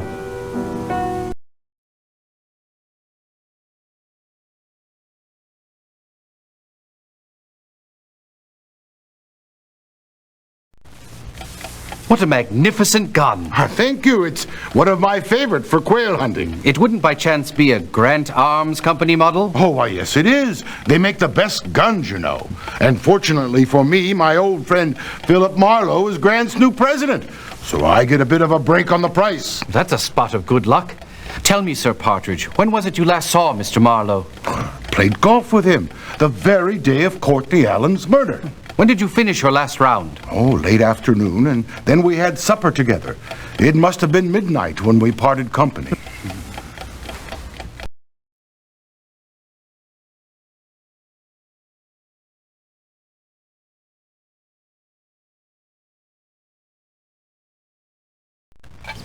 Lord Ragland, on the night of Mr. Allen's murder, he had an appointment with Captain Egan. Yes, Egan's our purchasing officer for naval artillery. We've been working on a secret project for the Navy, and Courtney was concerned about one of the engineers being a security risk. Which one? It was Richard Camp. When Courtney and I discussed it, I gave no credence to the idea. Well, tell me, Lord Ragland, what sort of fellow is Richard Camp? He's splendid, really. Not a mark on his record. But as a concession to both Courtney and Egan, I removed him from the project and placed him elsewhere. Interesting aroma. What brand is it? It's Burns & Hill's Imperials. It's their newest. Would you care for one? No, thank you. Lord Ragland, after Mr. Allen's death, were you disappointed at not being named president? Not a bit. I'm quite happy in my work in the technical areas. Administrative matters hold no interest to me. Besides, one of Marlowe's conditions when he first came on was that he be Courtney's successor when Courtney retired. This is all such a tragedy, don't you agree? But if you'll excuse me, I have a few business matters to attend to. You know how it is. Quite.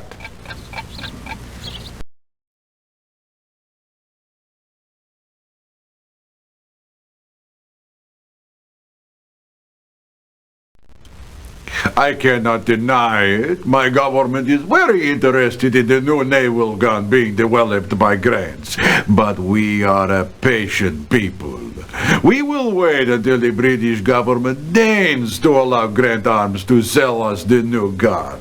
Sir, would you mind telling us where you were on the evening of March 9th?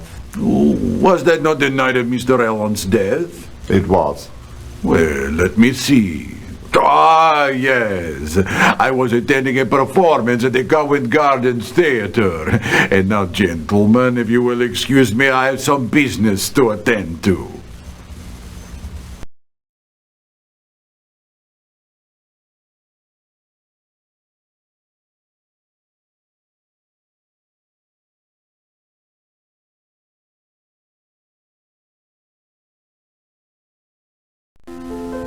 March the 9th was some days ago. I'm not sure I can recall. Does this help refresh your memory, sir? Yes. Now I remember. Two gentlemen with the initials AM reserved private rooms for the evening of March the 9th. Their names? Alexander Mishkin and Anthony Mariano. Could you describe them? Mishkin was a giant of a fellow. Walked with a cane, spoke with an accent. He arrived about 8:30 and ordered supper. Was he joined by anyone? Now that you mention it, he was. By an English gentleman about in his mid-30s. Do you recall anything about either of them? Only that they carried identical briefcases. What about Anthony Mariano? His reservation was for 9 o'clock. He was about the same age as the Englishman, but no briefcase. Did he dine alone? For most of the meal, but a short fat man joined him for dessert.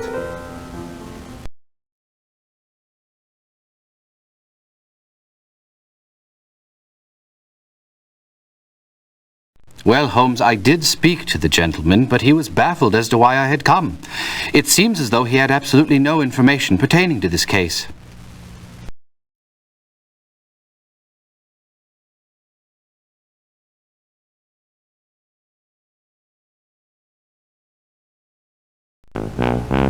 Would you care for one, Mr. Holmes? Burns and Hill Imperials. Quite good. No, thank you. I am loyal to my pipe. I doubt that I can shed any light on the murder of Mr. Allen. Were you aware that the Grant Arms Company was developing a new weapon for the British government? I knew of such a weapon, yes, but not of any of the details concerning it. I'm curious, Count. Do you recall where you were on the evening of March 9th? I recall quite clearly. My wife and I were at the home of Hector Del Guerra, military attaché to the Spanish government.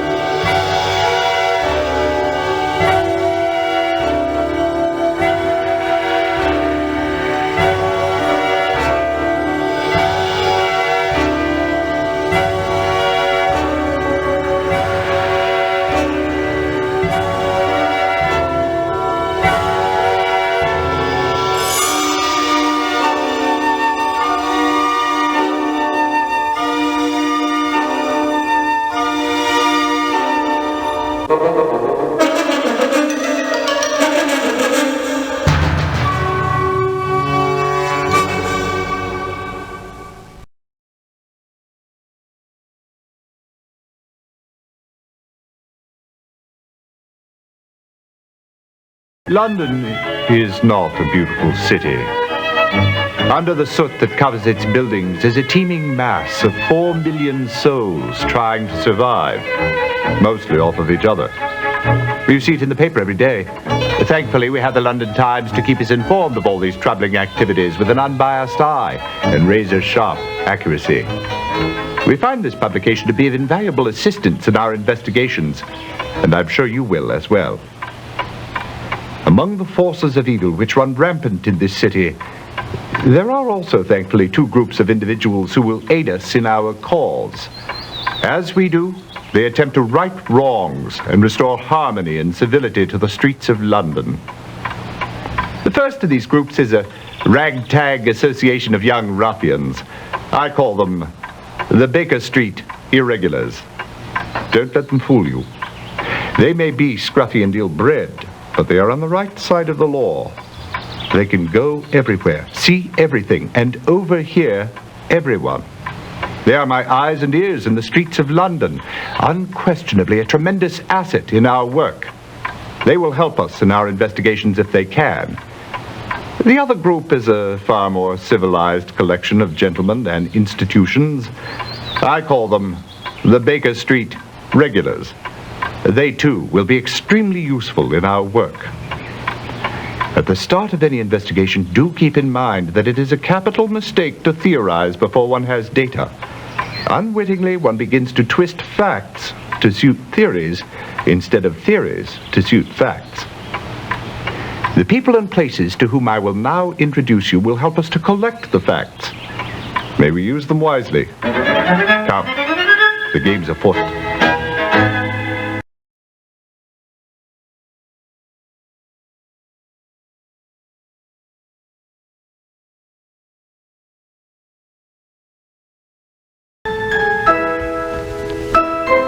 I believe the inspector may have an interesting case for us, Holmes. I told you, Watson, I am tormented by a migraine and I need to take my cure. I'll take only a moment of your time, Mr. Holmes.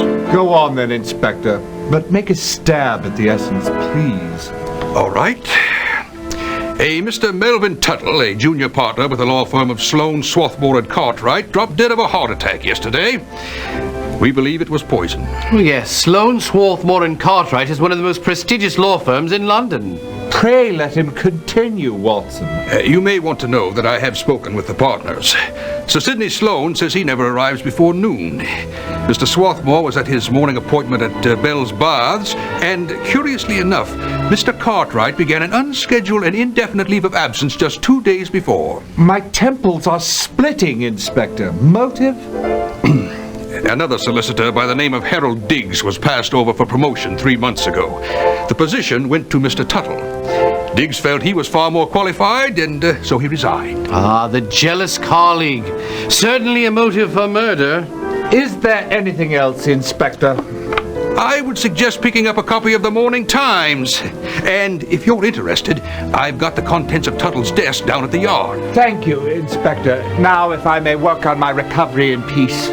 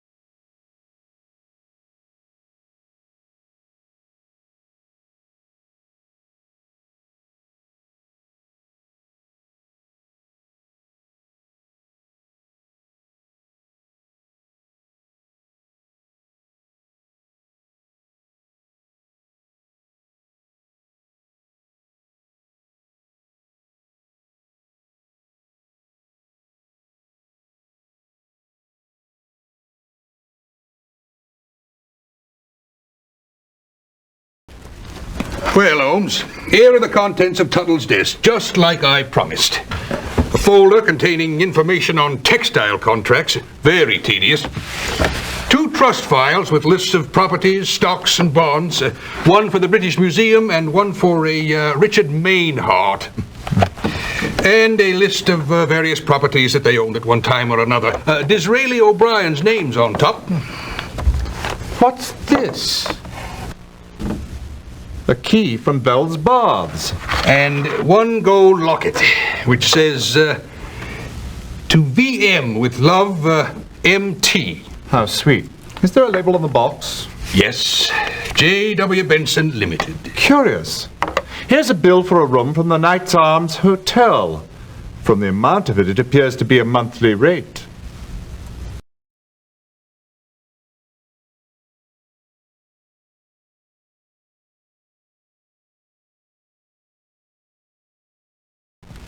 Tuttle, that popinjay! Papa, please! Virginia, that will be quite enough. Tuttle had the unmitigated gall to ask for my daughter's hand in marriage, and I forbade her to see him. She has had utterly no contact with him since. That I can assure you. That's not true! You defied my orders? How dare you? Young lady, have a good mind to take... Mr. Monroe, please. Let your daughter speak. Thank you, Mr. Holmes.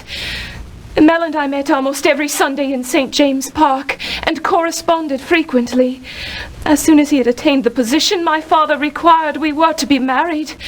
He was made a junior partner only last week. I think this might be important to you, sir. Thank you, Miss Monroe. Most intriguing.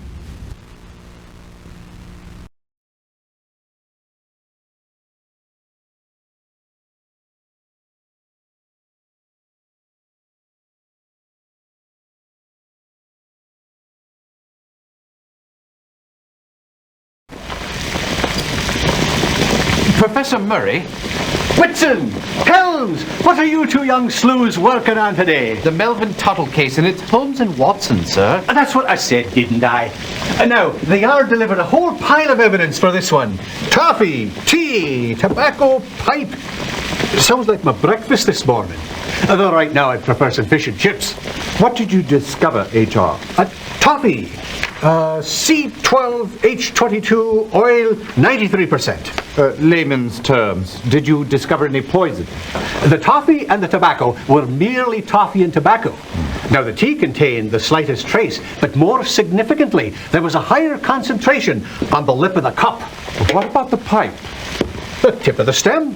What sort of poison is it, Professor? China berry, a paralyzing nerve poison. Just traces can stop the heart permanently. It smells faintly of lilac.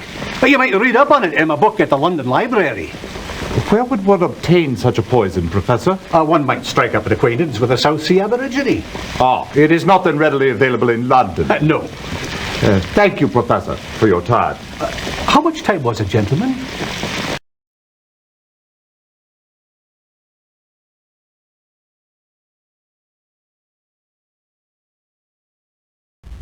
I suppose everyone would say that Melvin Tuttle was immensely charming. Perfect manners, perfect dresser, perfectly eager to please. Why, every young woman he met was absolutely swept away by him. He was just perfect. And what would you say, Mrs. Porter? I would say he was perfectly nauseating. The man was more calculating than a mathematics table. Why do you suppose Mr. Tuttle was raised to the executive level? That baffles me more than life itself. But I do know that Mr. Swarthmore and Mr. Cartwright would have jointly made that decision. If anyone had asked my opinion, which of course they never do, I would have recommended promoting Mr. Diggs. He was an excellent solicitor who produced outstanding work for over 11 years. Am I to assume that Mr. Tuttle's work wasn't up to snuff? No, he was industrious, but thoroughly unexceptional. How did Diggs and Mr. Tuttle get along? Well, their relationship was quite strained. But who can blame poor Mr. Diggs being passed over for that promotion and then... no, I shouldn't gossip. Scuttlebutt is perfectly acceptable under the circumstances, Mrs. Porter. Well, Mr. Diggs was in love with Miss Spring, who was in love with Melvin Tuttle, who was in love with every woman, even, I believe, Mrs. Cartwright. Mrs. Whitney Cartwright? Yes. He used to escort her to various society functions at the request of Mr. Cartwright. In fact, just yesterday I posted a letter to her from Mr. Tuttle. Did you post anything else of interest? No. Just contracts. 5 to textile firms in Germany, 1 to August Heathcliff, 4 to textile firms in Manchester. It was a most hectic day, not even counting Mr. Tuttle's dropping over.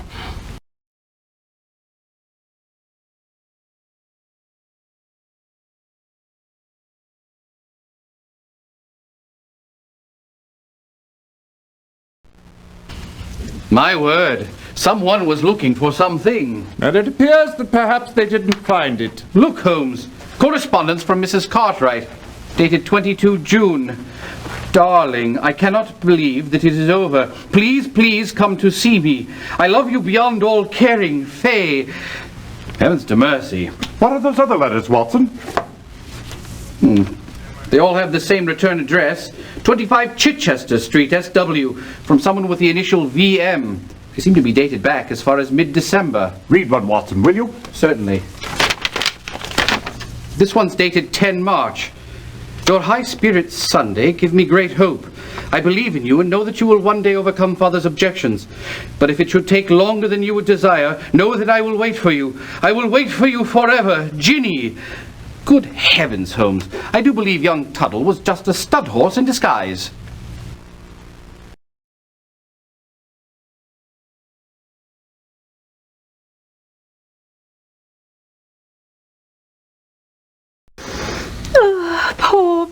Poor Mr. Tuttle. Did you know I was one of the last living souls to spend time with him? Well, Mr. Tuttle, Mr. Swarthmore and I were working late on contracts, you see. Well, that's why I took the day off. When I found out about the news, I was shocked. What contracts were you working on, Miss Walker? Oh, I wouldn't know, would I? I mean, all I do is type. Never read a word of it. No, Mr. Tuttle, or should I say poor Mr. Tuttle, asked me to stay late to help with some last-minute revising. Well, Mr. Swarthmore chipped in and we got the job done. Where were the contracts going? Oh, I wouldn't know, would I? No, well, it seems a bit unusual, but Mr. Swarthmore typed the envelopes himself and handed them directly to Mr. Tuttle. The whole thing was very hush, you see. You were there alone with Mr. Swarthmore and Mr. Tuttle? Oh, yes. Imagine me alone with those two handsome men. Of course, Mr. Swarthmore is a bit intimidating, but he is a bachelor. Did anyone else enter while you were there? No. And then we left at 11:15 on the dot. Well, I know because Mr. Tuttle made a joke about my returning home before midnight so I wouldn't turn into a pumpkin. He is, or should I say, was, a very charming man. Poor Mr. Tuttle.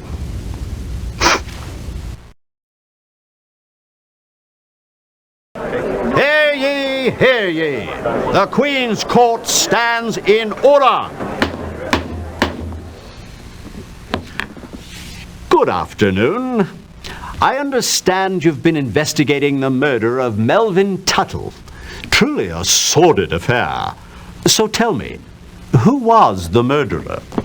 Please choose from either your notebook or the directory.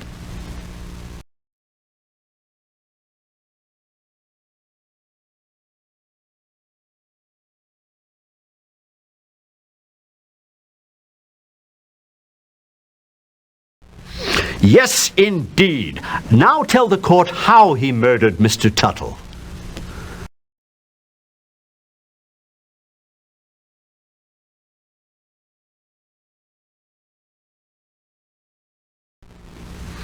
Absolutely correct. Now, why did Swarthmore murder Tuttle?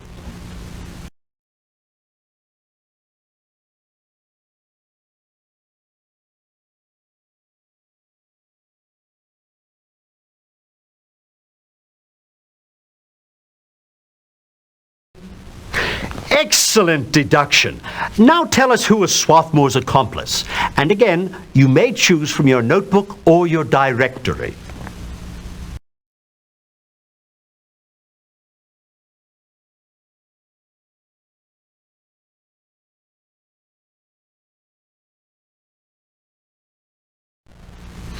You are correct. Now tell the court what role Mr. Livingston played in the murder of Melvin Tuttle.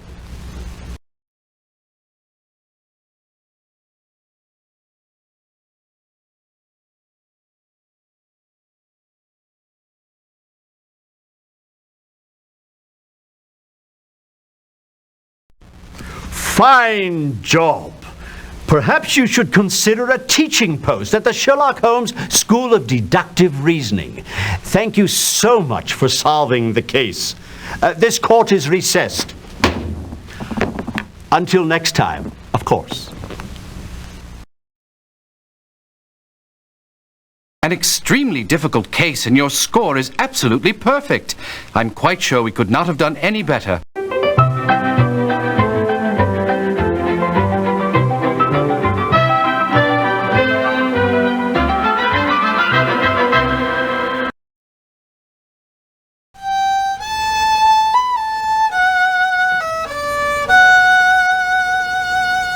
Another migraine coming on? No, I'm merely celebrating the end of the case of the Solicitous Solicitor. An early and tragic demise, wouldn't you agree, Holmes? I suppose. But I found his rapid rise to be far more significant. Whatever do you mean? 2.5 years from junior clerk to junior partner in one of the very best legal firms in London. And the man, as we discovered, was no genius. I was fascinated to understand the circumstances of his promotion. Mrs. Cartwright? Yes. That connection provided an interesting scenario. What began as a favor to Mr. Cartwright blossomed into an affair with his wife. Tuttle no doubt saw it as a golden opportunity for advancement and used his copious charms on her. Mrs. Cartwright in turn went to work on her husband, showering unstinting praise on Mr. Tuttle. Over a period of time, Mr. Cartwright, who thought the world of his wife, began to believe that a promotion was in order for Melvin Tuttle. The perfect scenario for murder. Husband discovers truth, takes an unscheduled leave of absence, plans and commits the crime. In another case, perhaps, but not in this one. You see, both Mr. Cartwright and Mr. Swarthmore were party to the decision to promote Tuttle. Well, why should Swarthmore decide in Tuttle's favor? What did Tuttle have on him? What made you first suspect Swarthmore? The envelopes. The envelopes? When we discovered that the chinaberry which poisoned Tuttle was found only in traces on the lip of the cup and the stem of the pipe, and even less in the tea and the tobacco, I was particularly interested in the fact that Mr. Swarthmore personally handed the contract envelopes to Tuttle for, shall we say, final licking. A brilliant if devious plan. Indeed. The murder weapon, as it were, was mailed away to be consigned to the nearest wastebasket. Unfortunately for Mr. Swarthmore, one was also posted locally. So I had the murderer and the method, but not the motive. By the way, Holmes, wherever did Swarthmore come by something as rare as chinaberry? That took a little imagination. And when I discovered it, it helped me to understand the motive. Cedric Livingston supplied the poison. More than likely, he brought it back from one of his sailing stints in the South Seas. Why would he want to be a party to a murder? Exactly. You see, the book that Virginia Monroe supplied brought it all into the light. Mr. Swarthmore was using his power of attorney over certain trust funds to undersell land to Mr. Livingston, who in turn either kept it for his own use or had Swarthmore sell back to other trusts at a handsome profit. With, no doubt, both of them splitting the dividends. No doubt. Tuttle evidently discovered the scheme, confronted Swarthmore, and was paid off with a promotion. Clearly, Swarthmore and Livingston could not live with the knowledge that Tuttle had unearthed their plot. So, Swarthmore murdered him. And just as the young cad had turned serious and finally found true love. Yes, Watson. Love doth teach even asses to dance. Well said. May I quote you, Holmes? Indeed, Watson, indeed.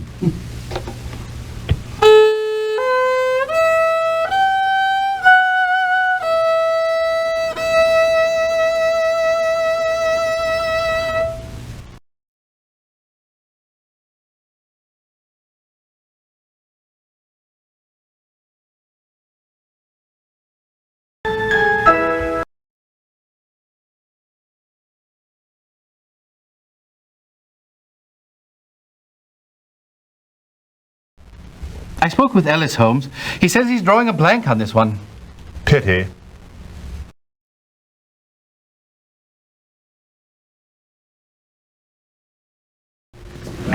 What did you learn from Hall, Watson? I learned he is on holiday with the burlesque dancer he recently met at the Allegro Theatre.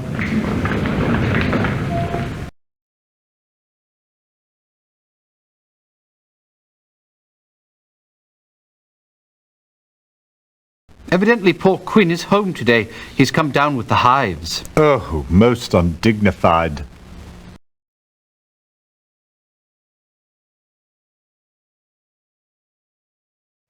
Here it is.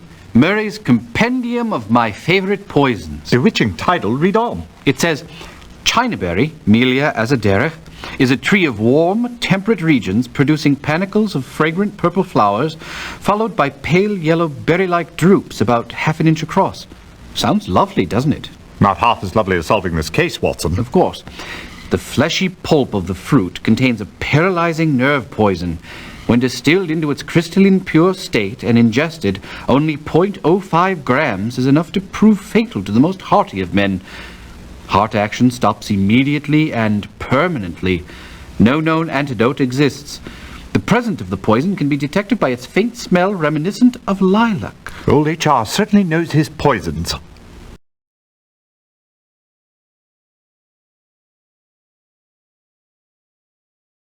Can't say if the pen is mightier than the sword, but most definitely is mightier than the scalpel. What can I do for you, Dr. Watson? I would like to know what you and your scalpel discovered during the autopsy of Melvin Tuttle. There, let's see. Died of heart and respiratory failure, no disease present. I tested for many common poisons and could find no foreign substances. Of course, I know you realize many poisons are virtually undetectable unless you know what you're looking for. Of course. Say, Watson, I was going to run off and catch the cricket match. Care to join me? Tempting, Sir Jasper, very tempting.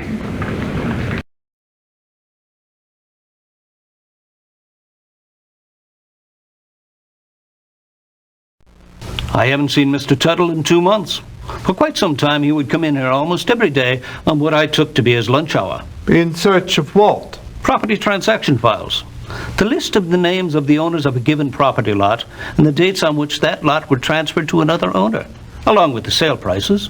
Why do you suppose he was interested in that? He never said. I never asked.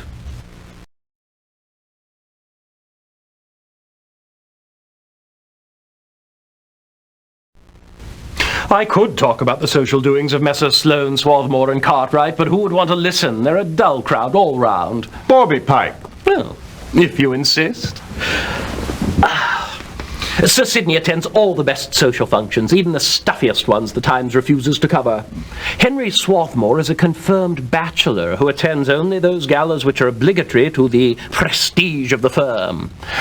Whitney Cartwright is the forgotten man on the social scene. He habitually sends his wife, a very charming woman, in his stead.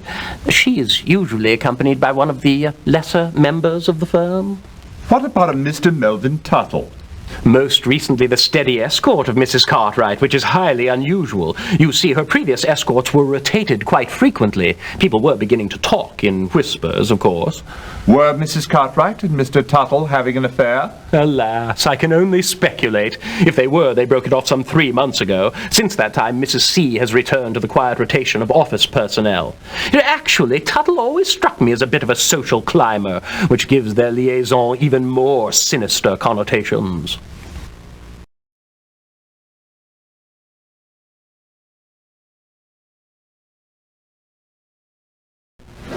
Melvin Tuttle, you say? Yes, he was a young solicitor with Sloane, Swarthmore and Cartwright. Sorry to say, Holmes, but I'm afraid the only thing I can offer you on this one is a pint or 3. Shinwell, I will take you up on that the very moment we solve this case.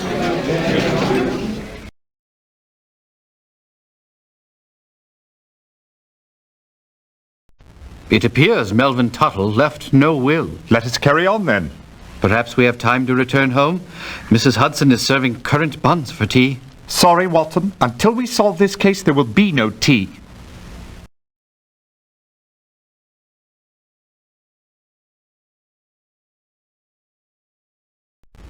Mr. Heathcliff, I understand that Sloane, Swarthmore and Cartwright has been preparing contracts for your textile business. What's going on here? Those contracts were to be kept highly confidential. And they shall continue to be, sir. I'm only interested in how the firm handled the negotiating and execution. Well, suppose there's no harm in that. Some 8 months ago, Sir Sidney Sloane undertook the negotiations. Mr. Cartwright drew up the contracts. This whole thing surrounds a top-secret textile merger, which is more than I should mention. My lips are buttoned. I would appreciate that, Dr. Watson. I dealt exclusively with Mr. Cartwright throughout the contract stage. Mr. Swarthmore stepped in at the final hour, which I did find a bit surprising. His alterations, however, had no material effect on the final documents. That contract, as I said, is highly confidential. I would appreciate it if you did not read it. I have no intention of reading it, sir. But I would like to keep the envelope, if you don't mind. Not at all. Mr. Holmes adores scented stationery.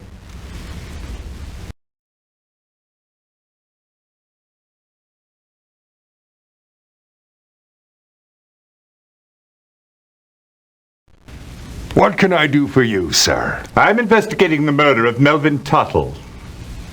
I don't understand. Mr. Henry Swarthmore is a member of this club, is he not? Yes. I understand he was here yesterday. Did he meet with anyone? I never pry into my customers' private affairs. Was Tuttle a member? Yes.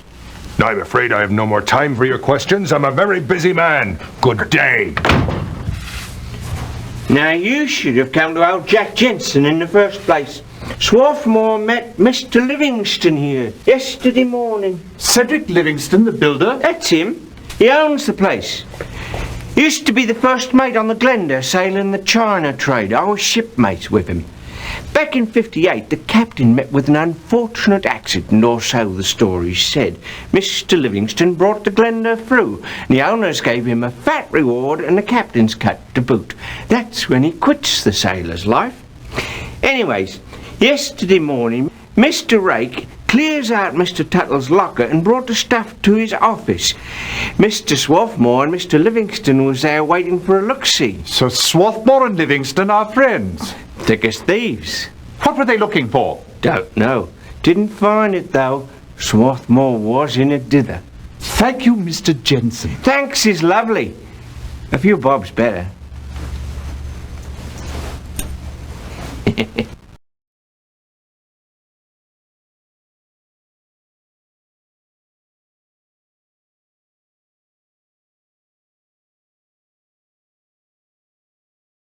Melvin Tuttle made a rapid rise in our firm simply because he was qualified to do the job.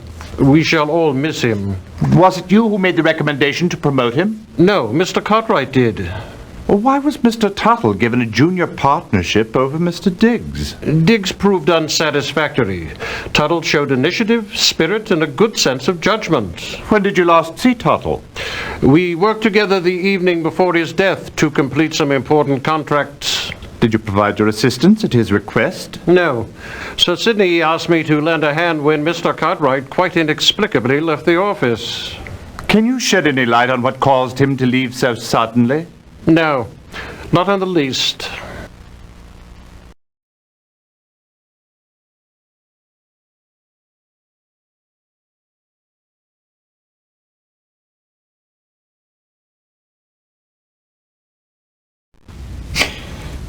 Mrs. Cartwright? Mrs. Cartwright? I'm sorry. I've had such a difficult time these past days. Tuesday I came home to discover this. I received a note at the office. I know everything. I did not know I could have been so blind. If you love him, I will not stand in your way. Whitney. Oh, my. And my husband was gone. I have not seen him since. He must have found out about Mr. Tuttle and me. It's ironic, but Mr. Tuttle broke off the affair 2.5 months ago when he told me he was in love with another woman. I tried to patch things up, but Melvin wouldn't hear of it. Do you think me dreadful to have done such a thing, Dr. Watson? Why, No, I suppose. My husband worked morning, noon, and night. I needed to be loved. Yes, so... who do you suppose found it necessary to tell your husband about the affair? I can't imagine, and why they would wait until after it was over to expose it leaves me baffled. Have you any idea where I might find your husband? I wish I did.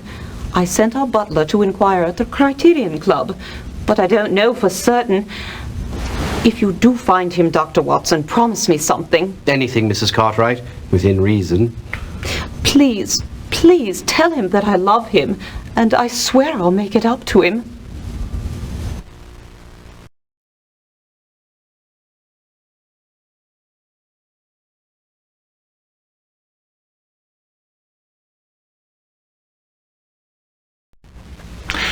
Mr. Cartwright has been with us since yesterday, remaining in his room the entire time and consuming not much more than the decanters of whiskey we have sent to his room.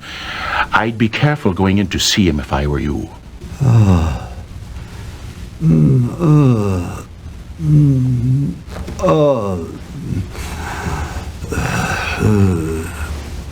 Mr. Cartwright, I've come to ask you some questions about the murder of Melvin Tuttle. What did you say? The murder of Melvin Tuttle? Yes. Can you tell me why you left the firm's offices so suddenly on Tuesday? I received a note. It was very distressing. Everything she needs has Mrs. C. Furs and jewels and ever empty. While the husband works, the wife will play, and thus runs the world away. I was completely blind to it, of course. All the hints I'd seen but did not recognize became clear. I was so wrapped up in my work. I went home to speak with my wife, but she was out. The longer I waited, the less courage I had to face her. And I somehow ended up here. Does my wife know of Tuttle's death? Yes. She said she loves you and will make it up to you. Perhaps we can make it up to each other.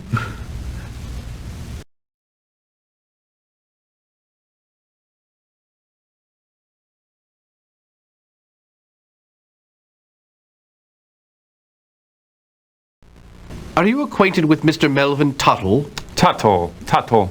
No. Oh, isn't he Swarthmore's associate? Yes, I suppose I may have met him once. I assume you are a friend of Mr. Swarthmore's? Hardly. I've done a bit of business with the firm. We've had several formal meetings and 2 or 3 business lunches. That's about the extent of it.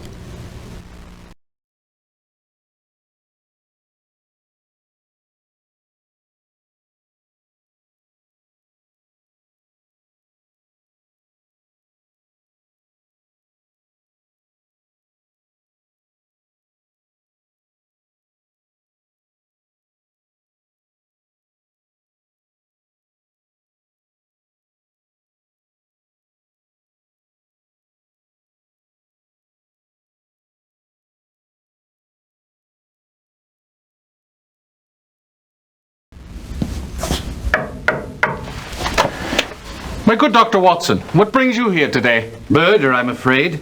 Melvin Tuttle of the firm Sloane, Swarthmore and Cartwright. And we understand they handle much of the museum's property holdings. Yes, we've given Henry Swarthmore complete control of our investment trust, which has grown under his stewardship. We are so very blessed because he's a most capable man.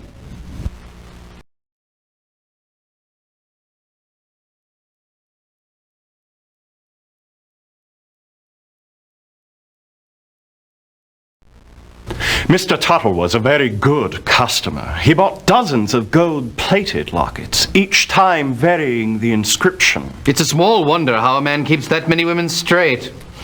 What of the diamond locket he purchased? He bought that last week. That one was solid gold, not plate. I believe he was finally getting serious about someone. Oh, how lovely for him. And too late.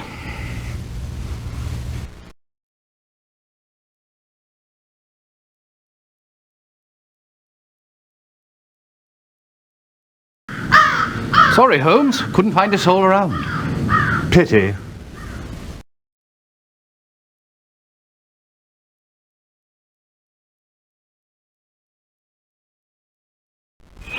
When Melvin Tuttle was promoted to junior partner, and I was not, it was the final insult. He had only been there but 2 years. My work, I say quite immodestly, was superior. Clearly, my prospects with the firm were limited, so I resigned. Did you dislike Mr. Tuttle for only professional reasons? No, it was much more personal. I hold Miss Spring in high regard, and it pained me to see her so taken in by his glibness. Perhaps you should have tried to woo her with your beautiful roses. I tried that, sir, to no avail.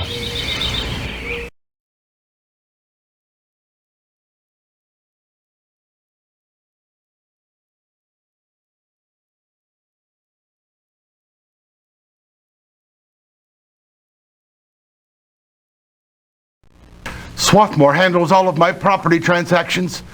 He lays the paper in front of me and I sign them. That's the extent of the labor I require of myself nowadays. It does sound like great work if one can get it.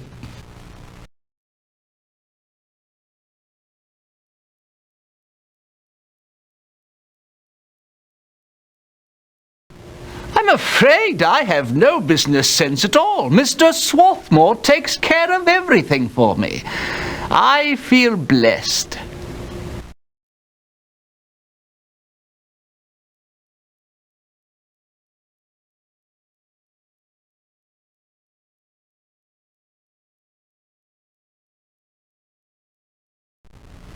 No, Tuttle. He certainly was one with the ladies. Brought in a whole parade of lovelies. Not all at the same time, mind you. In fact, Mr. Tuttle used this place so often, he kept a chamber here. My word. When did you last see him? Been 2 or 3 weeks. I don't know why, but he gave up his room.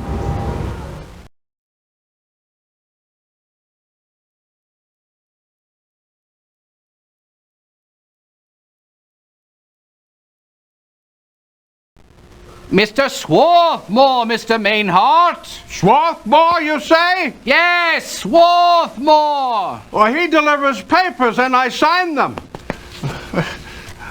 Terribly kind of him, for I rarely get out much, you see. Yes, I can see.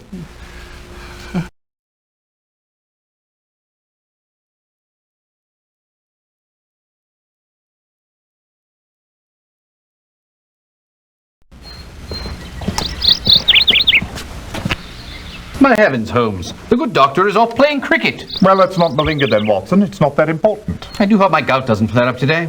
Well, if it does, you can treat it yourself. You are a physician. But of course.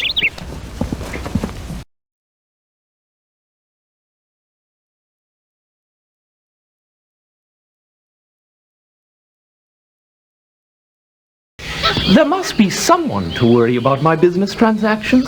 I haven't the mind for it, so I have Mr. Swarthmore take care of everything. Do you suppose he's not doing a good job of it? Mr. Metcalf, that remains to be seen.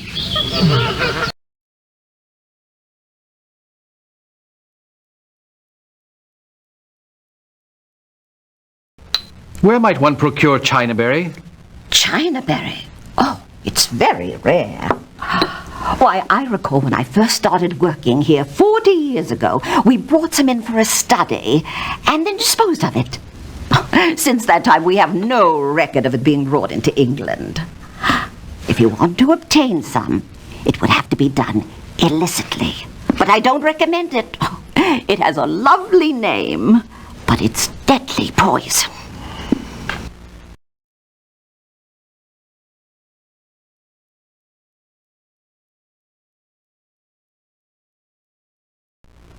It is terrible, simply terrible. He was such a fine young man.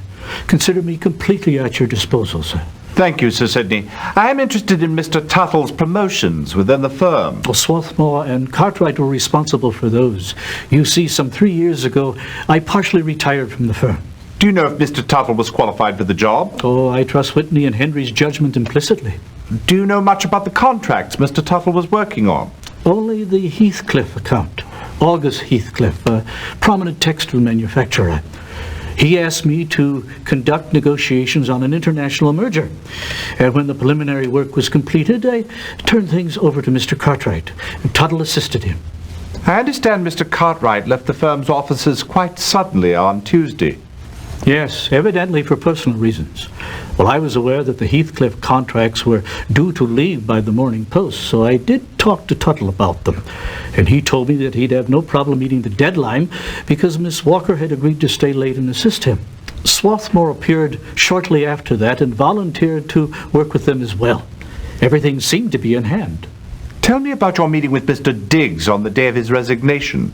Harold Diggs was a fine, experienced solicitor of very high caliber, and he was quite insulted that the promotion went to Tuttle. Do you find the choice odd?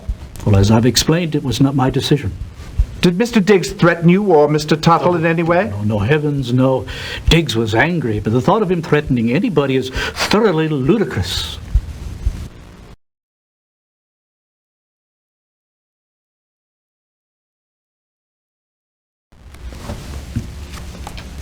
Gin. Well. Scotland Yard, busy as usual, I see. Well, what we was doing was, we were... making sure the desks don't walk away. And I can see they haven't, constables. Don't miss a trick now, do you, Mr. Holmes? Besides, anything you would have found here of interest, the inspector already sent on its way.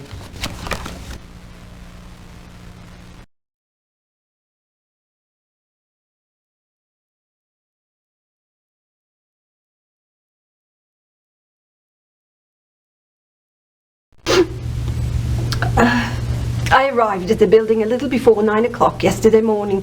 Mrs. Porter and I rode the lift together to the 4th floor. Mr. Tutt.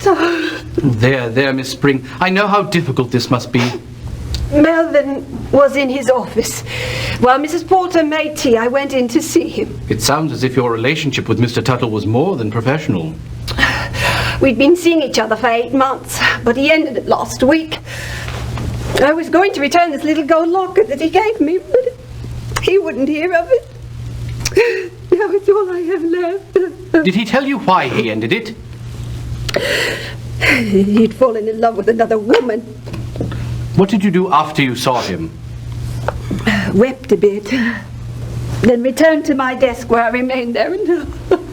Oh, buck up, Miss Spring. Sometimes a relationship is what happens when two people are waiting for something better to come along. You'll have your day, I just know you will.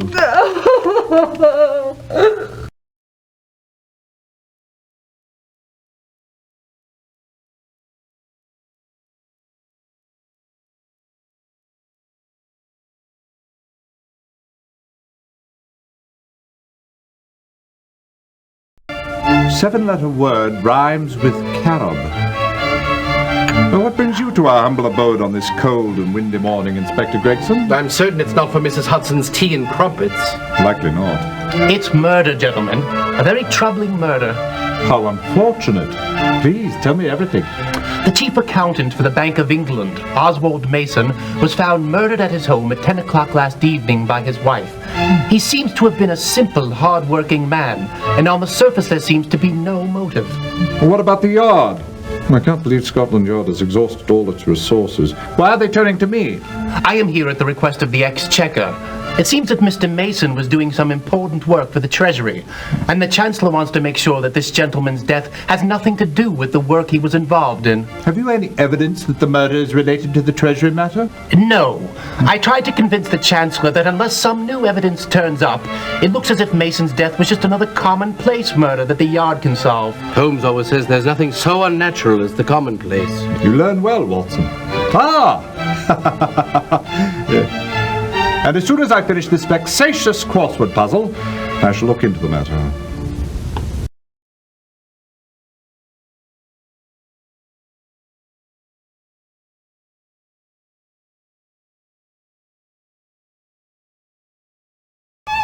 Sir Adrian, we are investigating the murder of Oswald Mason.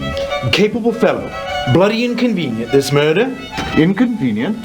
Mason was to have a report for me, dealing with some rather embarrassing irregularities. Do you feel that his death might have anything to do with his work here at the Treasury? Well, the investigation was dealing with some rather large sums of money.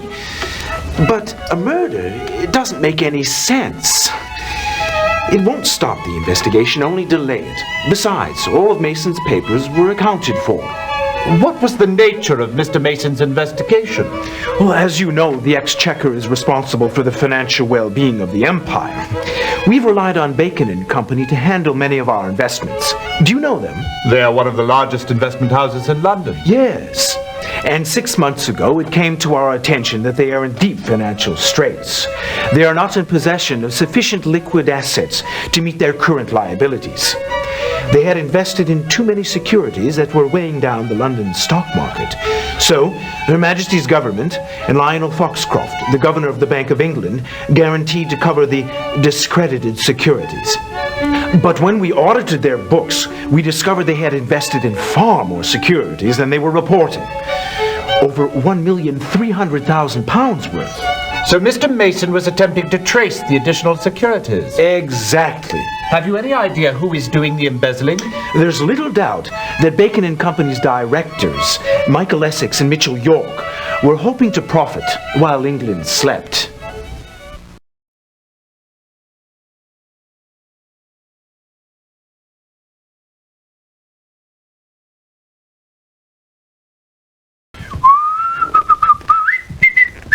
Standing guard, Constable Parks? Yes, sir, Mr. Holmes. Waiting for the yard to make its final inspection, so I'm making certain everything stays just the way I found it last night. Where was the body found? Sprawled across the desk it was. You can see the blood stain on the top. The blighter put up quite a fight, I must say. How was he killed? Head was bashed in by a statue. Is there any indication how the murderer got in? Looks like the upstairs window. It showed signs of forced entry. And it appears that this is where he exited. There's a palm print and plaster residue. Yes, and there are pieces of plaster shards in a pile on the floor. Was it you who found the body, Constable? No, it was his wife. She came home from her sister's and that's when she found him. I was on my nightly rounds and heard her screaming. Then I came in and I saw this mess. I covered up the stiff and promptly had him sent over to Bart's. Then I gathered up the man's papers and took them to the yard. What about the murder weapon? Oh, yes. I had that sent over to Murray at the lab. Where is Mrs. Mason now? She was taken to her sister Dahlia's. Dahlia Farmer.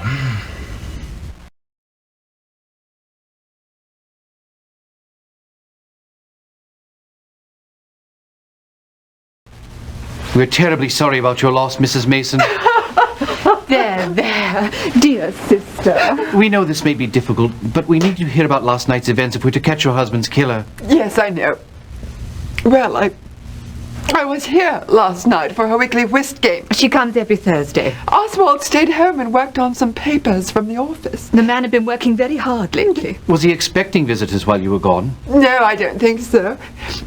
I returned home at 10 o'clock and went into the study and... You tell him, Dahlia. The place was in shambles. Furniture overturned, books strewn about, and in the middle of it all was my poor Oswald. Ghastly. Who could possibly have wanted to hurt him? I can't imagine. He was the dearest man in all the world. Why, only last week he bought me a Venus de Milo replica for our anniversary and promised me a special trip. I imagine it was Paris because we went there on a honeymoon where we saw the original Venus. When I saw that statue broken into pieces, I think that's quite enough for one day, Dr. Watson. Of course.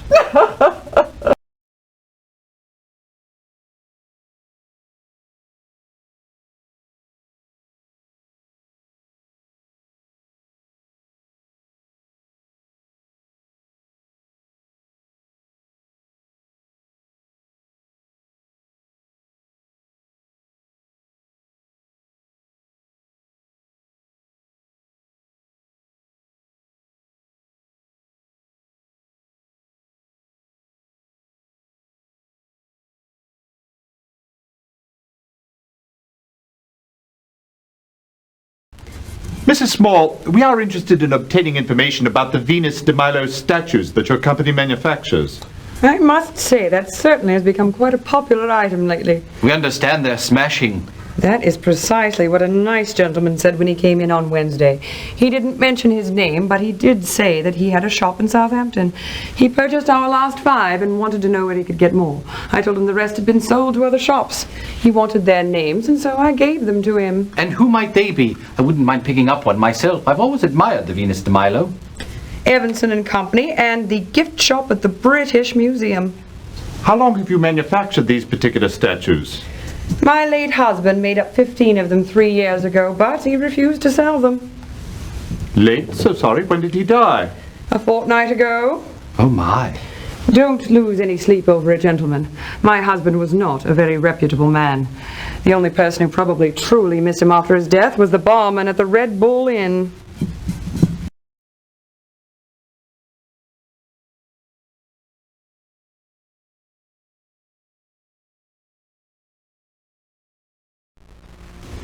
I'm sorry, but Nat Cook doesn't wish to see you. I hope you understand, but I can't force him. That's quite all right. I wouldn't care to be responsible for causing the upset of a hardened criminal. Perhaps you can tell me a bit about him. Nat Cook hasn't been a spot of trouble since he's been here. Keeps to himself, really. But it must make prison life a lot easier to take, knowing you've got £100,000 worth of diamonds waiting for you on the outside. However did he come upon such incredible wealth? The DeVries diamond robbery. Oh, yes, I recall. They were never recovered. Do you suppose he confided their whereabouts to anyone? Oh, like I said, he didn't talk much. The only confidant he ever had was his cellmate, who was released on Monday. And who might that be? A fellow by the name of Errol Hawke. And you should have seen the lady friend he left with. Got all the guards' knickers in a knot, she did. Acted like they'd never seen a woman before. But she was a looker. And I heard tell she could sing like an angel.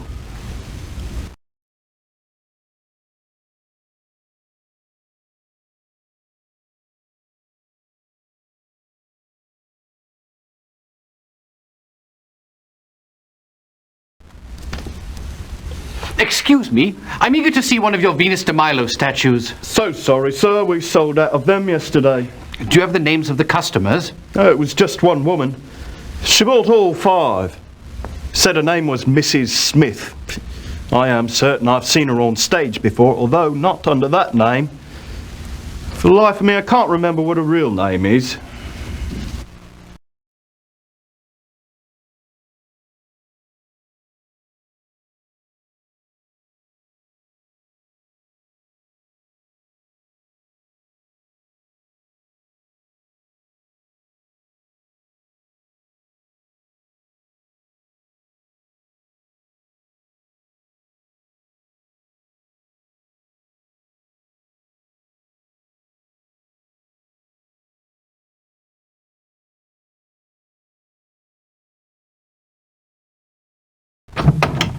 She's not in, Governor.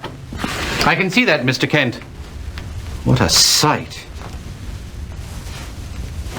What a pity to see so many lovely ladies turned to fragments and dust. The British Museum. Well, she might be a bit untidy, but she is a woman of culture, she is. Yes, I can see that. Do you know where I could find Miss Blue? Left about 20 minutes ago with a young gent. In quite a hurry, I'd say. I was loading their luggage in the four-wheeler, and I heard the bloke tell the cabbie to head over to Waterloo Station. Thanks, Alfie. Much obliged. Perhaps I'll hold on to these for evidence.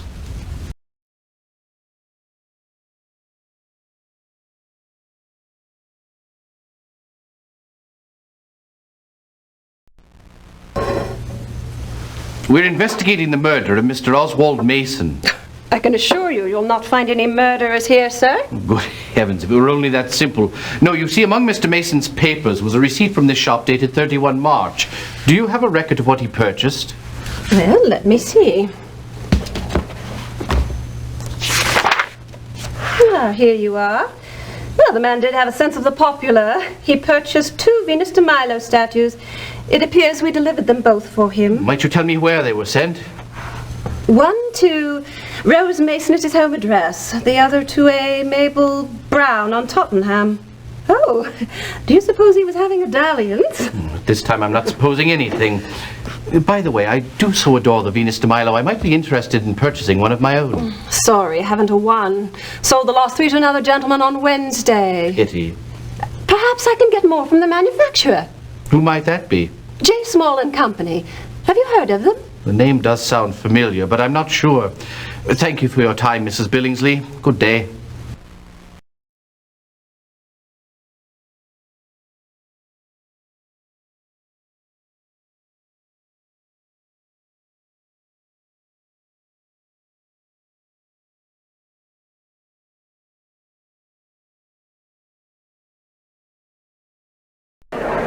Hear ye, hear ye. The Queen's Court stands in order. A pleasure to see you. I understand you are here to solve the Oswald Mason murder case. Most vexing indeed. So tell me, who was the murderer? Please choose from either your notebook or the directory.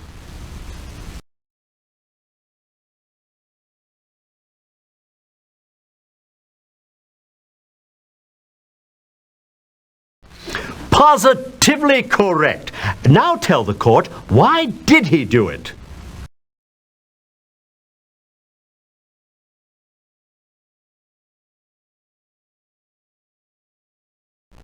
How right you are. Now, what of Mason's work with the Treasury? What bearing did that have on this case?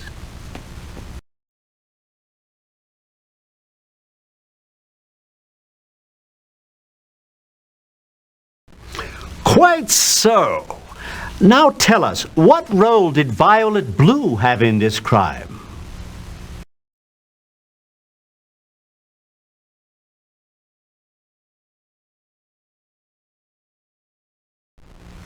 Flawless deduction.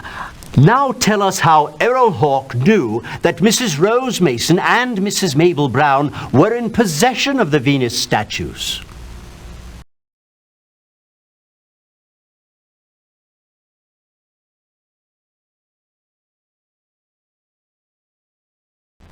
Very commendable detective work.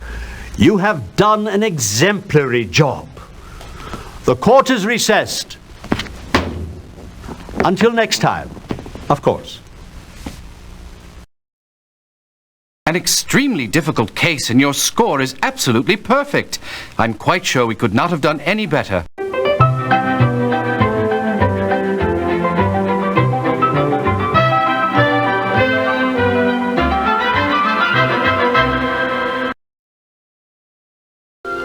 Well, Holmes, here it is in this morning's Times. Murder solved, diamonds found, Hawke and famous singer arrested.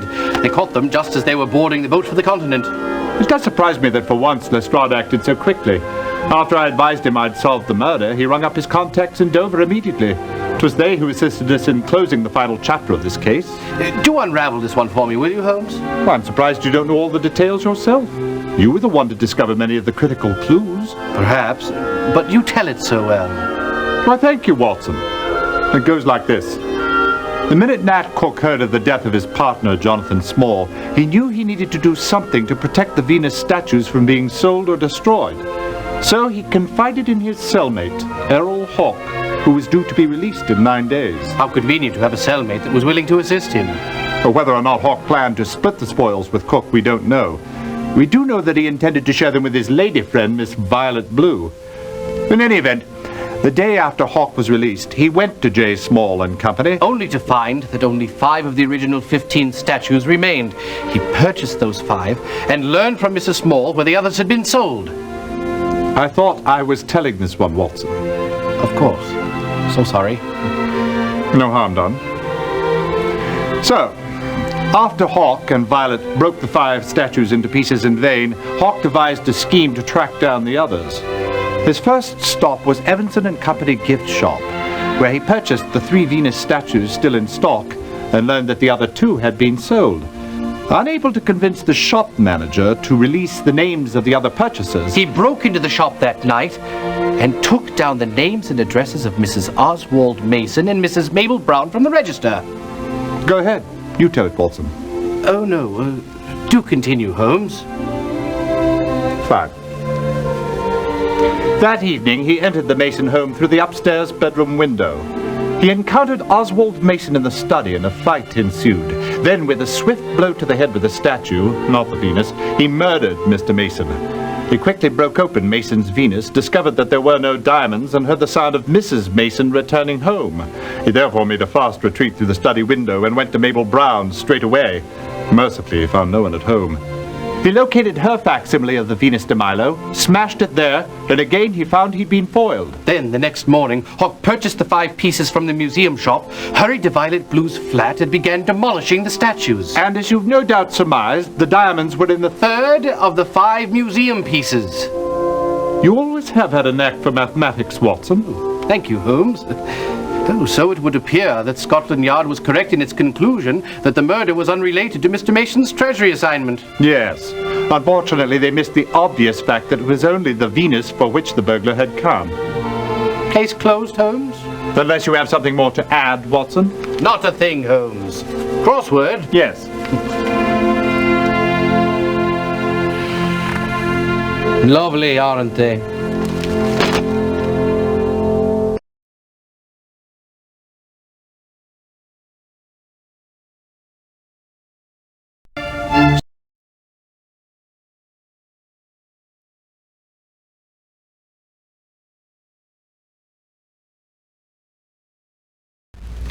What do you know of the Mason case, Ellis? Oh, the accountant chap, right.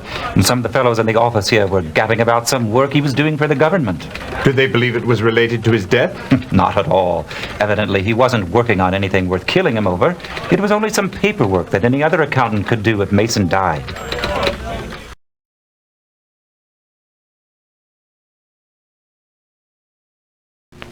They called themselves the Three Musketeers. Johnny Small, Leroy Eakin, and Nat Cook. We used to think of them as petty criminals. No one took them seriously until a few major robberies 3 or 4 years ago. They were among the prime suspects, but there was insufficient evidence for a conviction or even an arrest. Then Cook was caught in a jewel heist and the gang broke up. What of the others? I haven't seen either one of them since.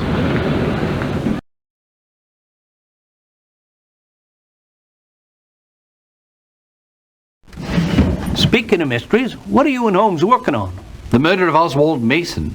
Don't know a thing about it. Let me know if I should look into it. Will do, Quinn.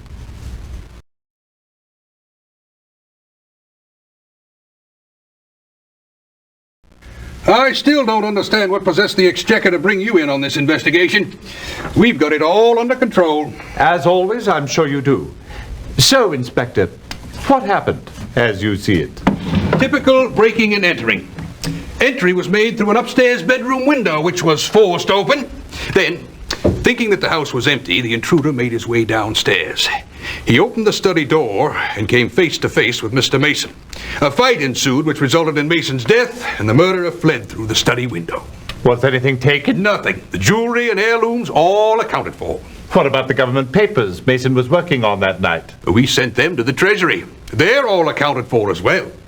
Well, I'm curious to know your theory as to a motive for the crime, Inspector. Motive?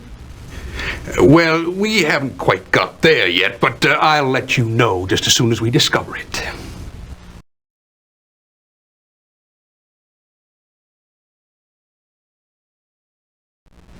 Venus de Milo is probably the most admired of all surviving sculptural works of antiquity. Oh, I heartily agree. Read on. Of course. Experts generally agree it is a Greek marble from the 4th or 5th century BC. Found on the island of Milos in 1820, it was taken by the French ambassador to Constantinople and eventually presented to the Louvre by Louis XVIII. It remains there to this day. Oh, it would be a thrill to see it, wouldn't it, Holmes? Perhaps.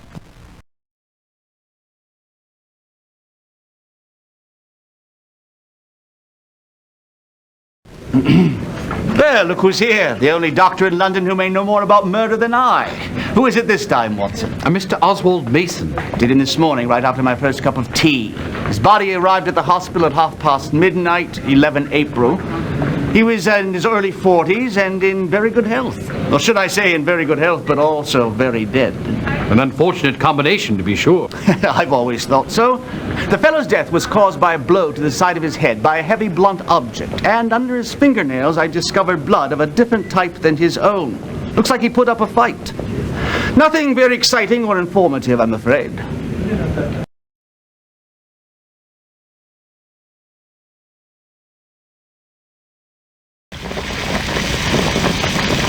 Excuse me, Mr. Murray. Ah, Whitson, what can I do for you? It's Watson, sir. I don't believe I've ever worked on a case by the name of Watson. No, I mean the name... Never mind. Well, then what about the Mason murder? Mason, I know.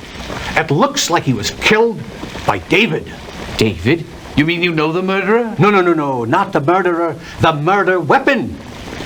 This is David. It's a copy of a very early Michelangelo. You can see the bloodstains here. I believe this was one of 2 statues on the fireplace mantel.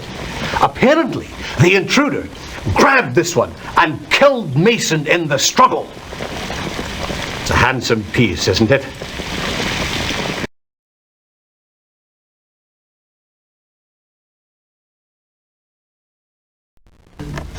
Here's the file you requested. Once again, you've beaten Scotland Yard to the punch. I haven't seen them around here for weeks. Jonathan Small, convicted of selling stolen goods in 1880, served 6-month prison term.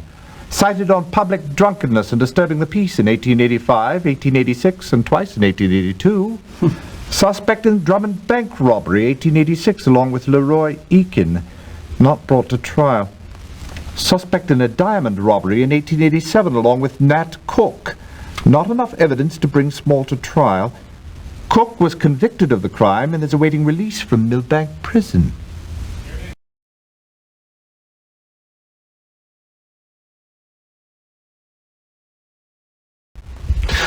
Oswald and Rose Mason were, how do I put it delicately, the most boring couple in London. Mrs. Mason was a thoroughly mediocre whist player, and Oswald rarely showed his face at social functions. In that regard, we should count ourselves fortunate. He was a dismal conversationalist and laughed at all the wrong jokes. I can't imagine the man inspiring anyone to murder.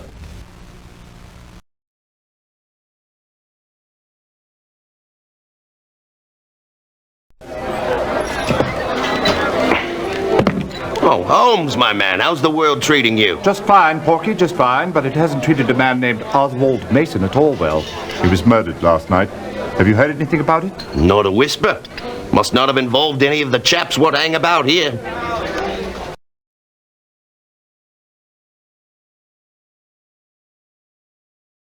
The clerk says if we're to find anything out about the Bacon and Company audit, we must speak to Sir Adrian Malmquist at the Treasury. Well, let's not tarry, Watson.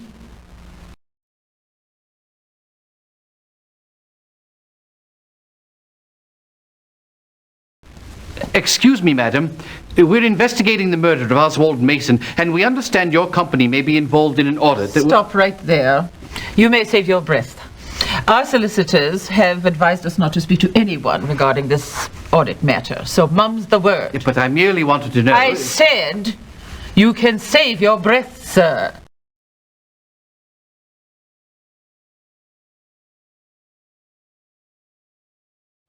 I just can't imagine why anyone would want to do such a thing. Oswald Mason was so well liked by all of his fellow workers here at the bank. How long was he employed here, Mr. Kimball? More than 15 years. He'd always been one of our most trusted employees. What do you know about his work with the Treasury? Very little. One of our responsibilities is to oversee government audits. This was Oswald's area of responsibility. This work is highly confidential. I only know that he was working for the Chancellor of the Exchequer. You'll have to talk to the Governor, Lionel Foxcroft, if you have questions about this. I'm sorry, that's all I know. May we examine his office? I suppose that would be acceptable. I am planning to have his secretary, Mrs. Mabel Brown, sort through his papers, but under the circumstances, I gave her the day off. Here's Mr. Mason's bank statement. It appears that on April 4th he drew a personal cheque for £240. Look, Holmes, passages for 2 to Greece from Aberdeen Navigation, purchased the 28th of March. Oh, and here's another receipt from Evanson and Company gift shop for 2 statues dated the 31st. Here's a bill from the Langham Hotel for £3.06. What do you suppose we're to make of all of this, Holmes? I'm not yet sure, Watson.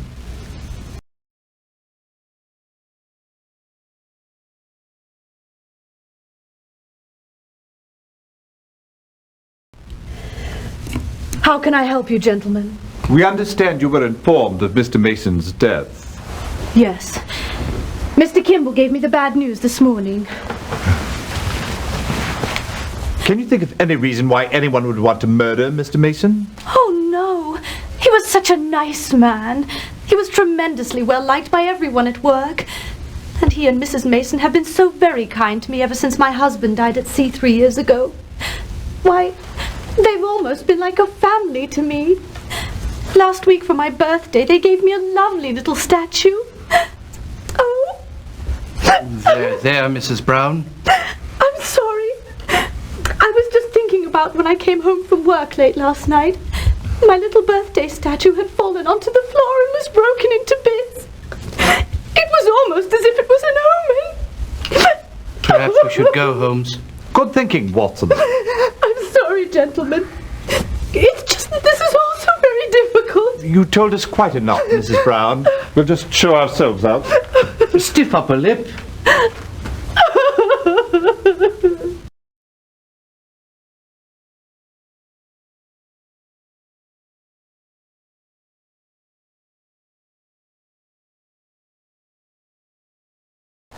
Slow as me sister last night. Didn't pick up anyone matching that description, Governor. Did pick up a fancy-looking lady, had a famous look about her. Oh, and who was she? Not sure where I'd seen her before. She was off to a party of some sort. Dainty young thing, and a fine tipper too.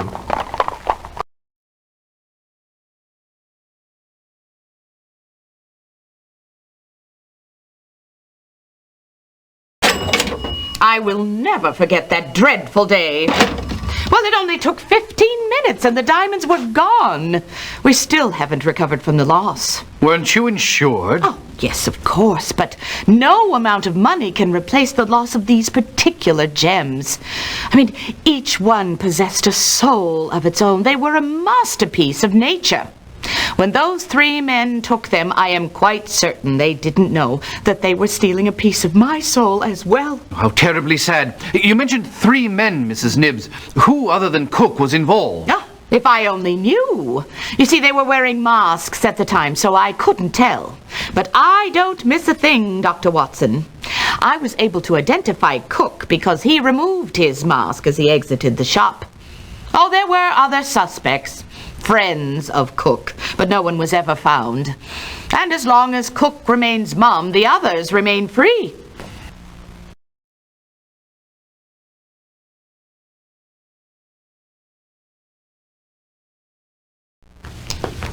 I'm sorry, but Mr. Dixon is in conference. May I be of service? Indeed you may. We understand that Mr. Dixon has been retained in the case of Bacon and Company, and we would like to know when it might be convenient to ask him a few questions. Never. We have nothing to say regarding that matter. Now I must ask you to leave. Good day.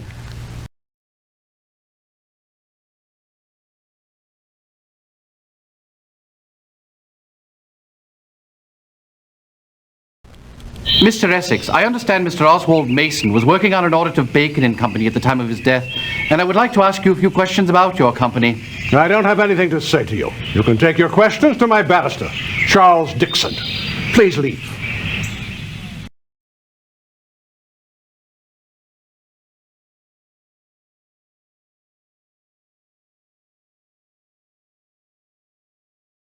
I understand you're looking into Oswald's death. Yes, and I'd be interested to know who you think killed him. I haven't the foggiest notion. He was a nice man, and I can't imagine anyone who would want to murder him. I understand Mr. Mason was working on a special assignment at the Treasury. Yes. Do you suppose there's any connection to be found there? Not likely. Very few people were even aware of Mason's involvement in the investigation. Who were they? To my knowledge, there were only 2, Sir Adrian Momquist of the Treasury and myself. What was Mason working on? It's rather complicated. To understand what was involved, you must understand that the history of the bank financially is, for all intents and purposes, nothing more than the history of the bank rate. And that's what this whole investigation is concerned with. Since the Bank Act of 1844... Pardon me, Mr. Foxcroft. I do believe that's all we need to know. You have, however, been most informative.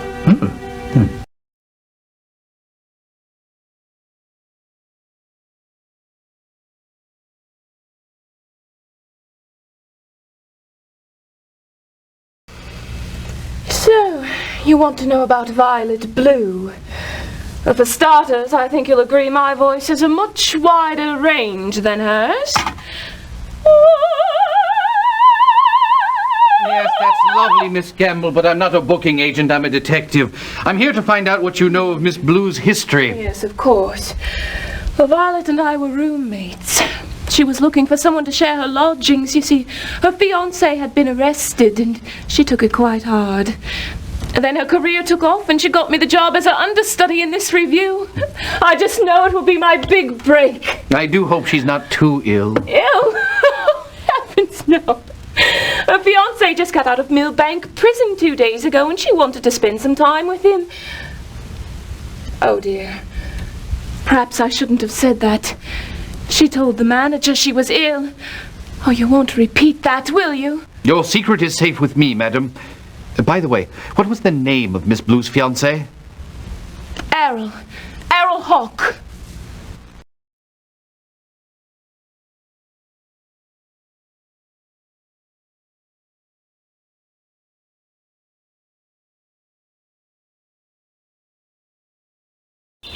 All this way and not a clue to help us solve this case. How terribly disappointing.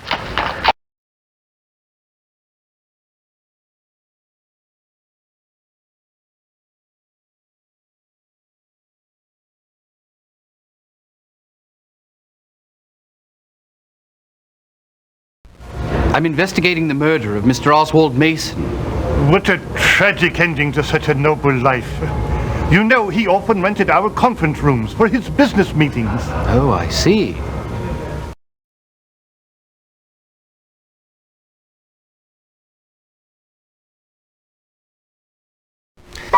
So, it's Violet Blue you're looking for? Cool, what a beauty. I've always considered her to be the 8th wonder of the world. Are you a fan? Not yet, but I thought I might catch her on stage tonight. I'm afraid you're out of luck. She was ill yesterday and won't be in tonight either. Sandra Gamble's on stage in her place. Of course, she don't have quite the vocal range that Violet has, but I think you'll agree she's a real fetcher. You ought to catch the act. Oh, thank you. If I can't find a good book to pick up tonight, then perhaps I will.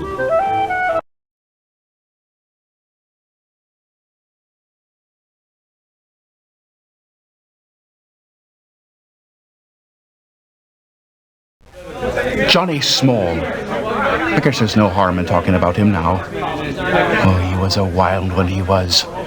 No surprise that he came to such a violent end. I've always wondered where he came up with the money for that ceramic shop of his. There were tales about the Drummond Bank robbery and other heists. But I tell you, I don't know much about that.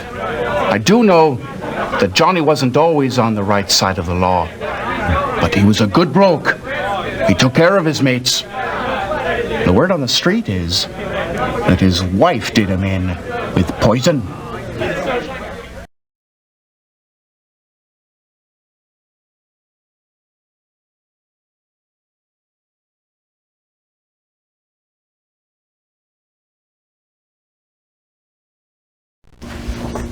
Oswald Mason purchased 2 tickets on the Grecian Queen, departing April 21st, bound for Athens. Sounds like a lovely trip, doesn't it? Without a doubt. Perhaps someday I'll take it myself.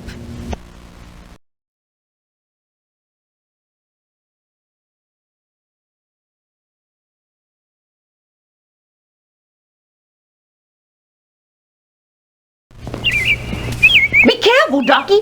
Don't be tracking dirt into me house. Believe me, madam, I wouldn't dare.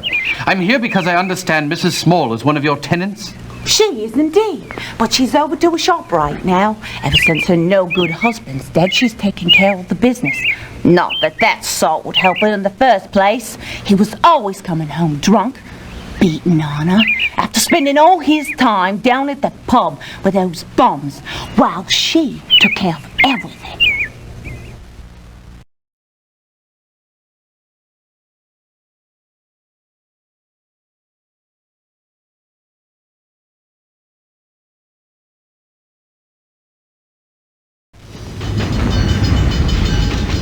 Oh, top of the morning to you. Good morning, Constable Parks. I'm looking for this woman.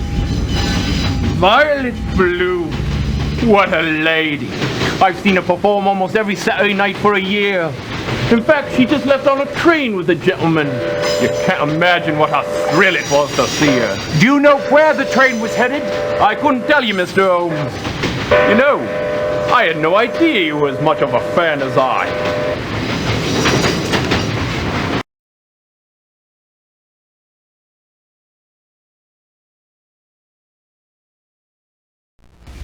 Oh, Kitty, you just missed him. Mr. York went to France today. He's on holiday.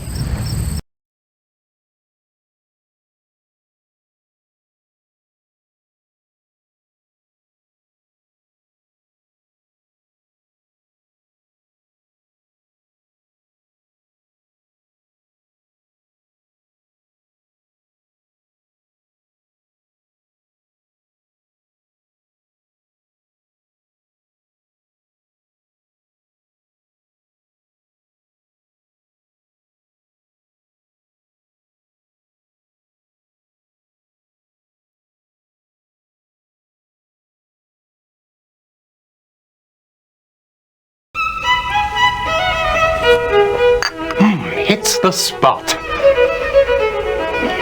Why have you come, Inspector Gregson? Surely they serve tea at Scotland Yard. Oh, so sorry. I'm here on behalf of Inspector Lestrade. You see, he needs a little help. Lestrade? Asking for our help? He's at his wit's end. He didn't travel far to arrive there. Pardon me, sir. Never mind. What sort of assistance does he require? He'd like you to solve the Thames murders. No, I've been following that one in the London Times. 4 bodies found floating in the river over the last week. 5, Dr. Watson. Roland Jacquard was found under the Charing Cross footbridge early this morning. The stepson of Lord Astley Denham? That's the chap. From my understanding, his was a reputation as a mountebank and a ne'er-do-well. From what I hear, he spent most of his days at the card tables of the Bagatelle Card Club. He was one of the finest whist players in London. And his nights? Spent in the drawing rooms and often bedrooms of some of the best families in London. You mean he was a womanizer? Well, he wasn't a travelling chambermaid, Watson. What of the other murders, Inspector? Any progress there? No, but Lestrade is still working on the case. Oh, that fills me with confidence. Yes, me too, Mr. Holmes. Well, I must be off. Thank you so much for your assistance. Before you go, Gregson, do you have the other victims' names? Oh, thank you for reminding me. Here they are, Mr. Holmes, along with the dates of the murders. I'll slip them right inside your notebook. I would appreciate it, Inspector. No doubt they will prove useful. Always thinking, Mr. Holmes, always thinking.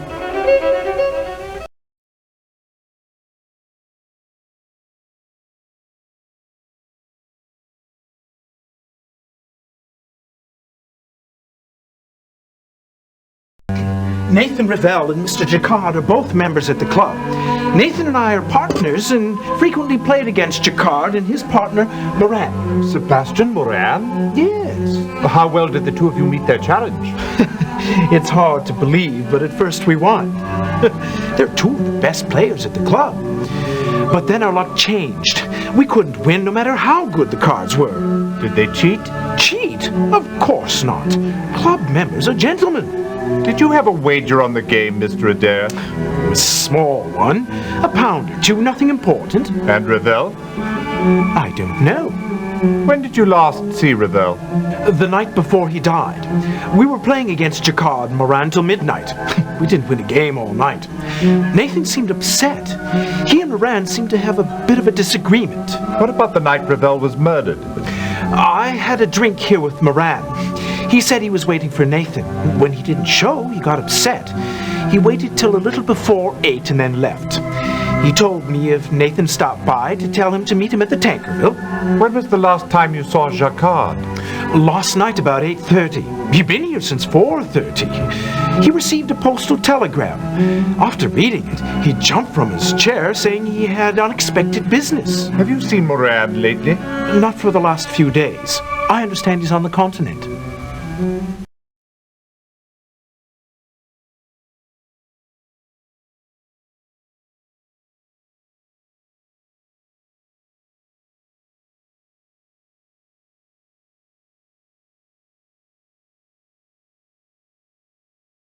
I'm usually quite fastidious, but I left everything as I found it this morning. Oh, that poor man.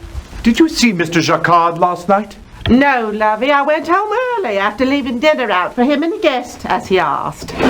Interesting. What is it, Holmes? A Mauser T11 and a Lancashire pistol.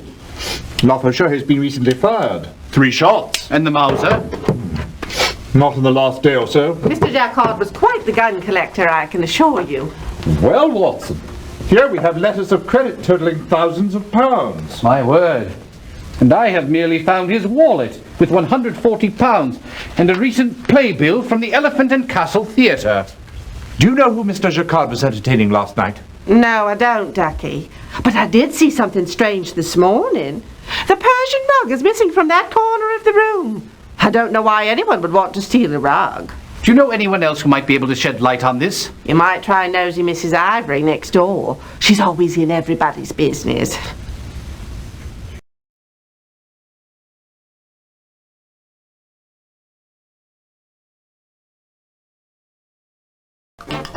Roland Jacquard was here last night.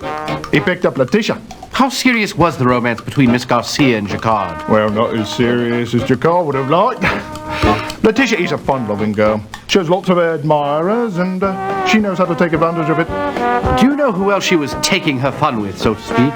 Well, there are 3 who come to mind. Jacquard, but I guess we might say he's no longer in the running.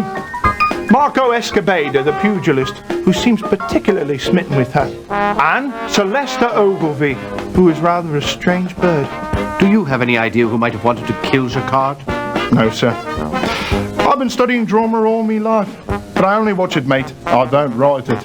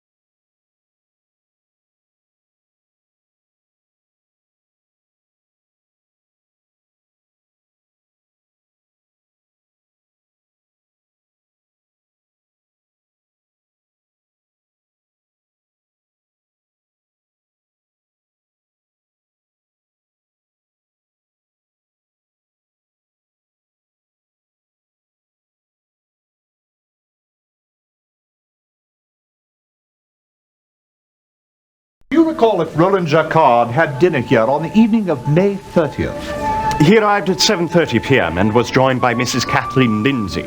He ordered a bottle of Grole Rose, 76, to accompany their duck. I'm not interested in what they ate, but I am curious to know when they left. They left at midnight. Did anyone else join them? Colonel Sebastian Moran at 9:10. He had one drink with them and left at 9:45.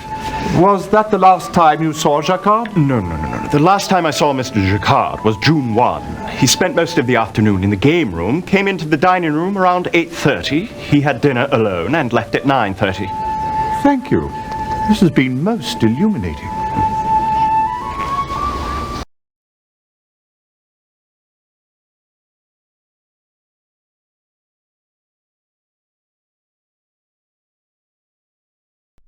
This has all been very difficult. You see, I knew 3 of the victims. Charles Atchard was my solicitor, Roland Jacquard a friend, and Nathan Revell worked for my late husband's firm, Lindsay and Company. For the life of me, I can't imagine why anyone would want to kill them. Did the victims know one another, Mrs. Lindsay? Roland and Charles were friends. In fact, Roland introduced me to Charles.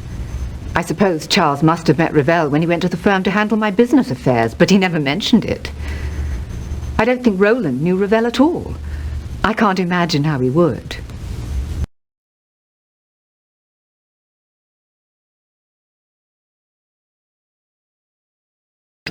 How did he think about the Thames murders? Well, two of the victims was regulars here. Cyril Maud and Curtis Twiggs. Twiggs? Yeah, Twiggs. The one the police identified as Leo Shepherd. Twiggs and Maud were partners, part of the Moriarty gang. Word had it that they were Moran's strong-arm boys. Twiggs was the knife man, and Maud was a deadly aim with a pistol. Together, they made quite a mean pair. Any word on why they were murdered? No, nothing. Although, after the murder, word had it that Moran wanted to find Twiggs. No reason, but then Moran don't have to give one. When did you last see them? The night Maud was murdered. He and Twiggs were sitting here, drinking their dinners. Around 8 o'clock, Moran comes in, talks to them, and leaves. Maud checks over his pistol, they drained their pints, and dashed off.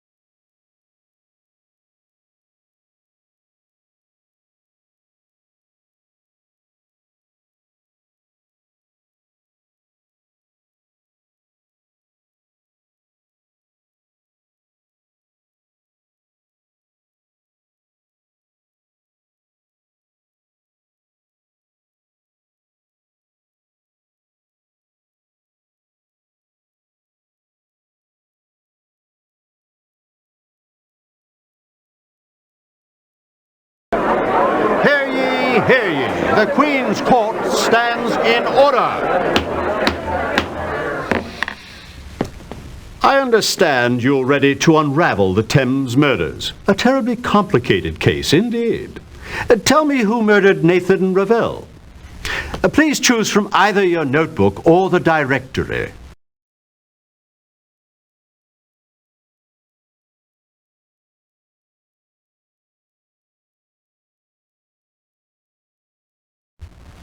Positively correct. Now tell the court, why did Maud murder Revell?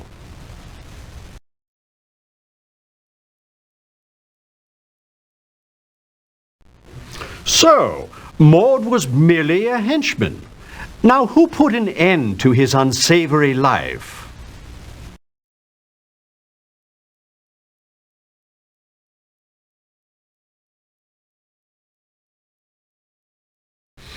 Excellent deduction. Now, why did Twiggs kill Maud?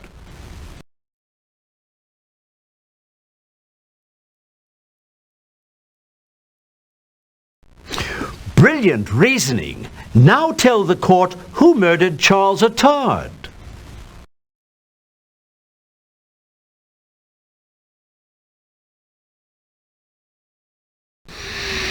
Twiggs was a busy and brutal man, wasn't he? Tell me, why did he do it?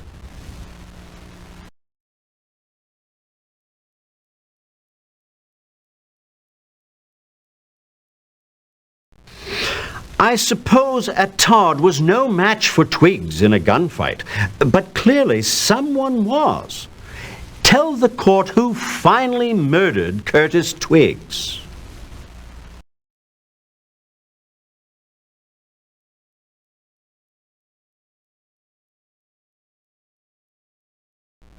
Superb deduction. Now, what was Jacquard's motive?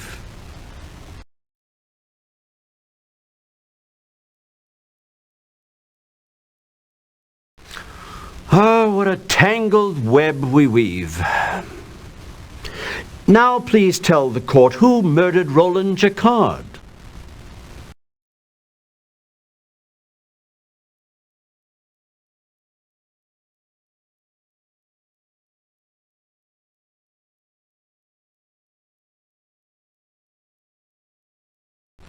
Bravo! Now, what was Escobedo's motive?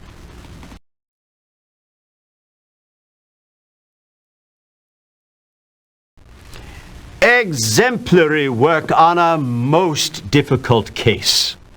The court is recessed. Until next time. An extremely difficult case, and your score is absolutely perfect. I'm quite sure we could not have done any better.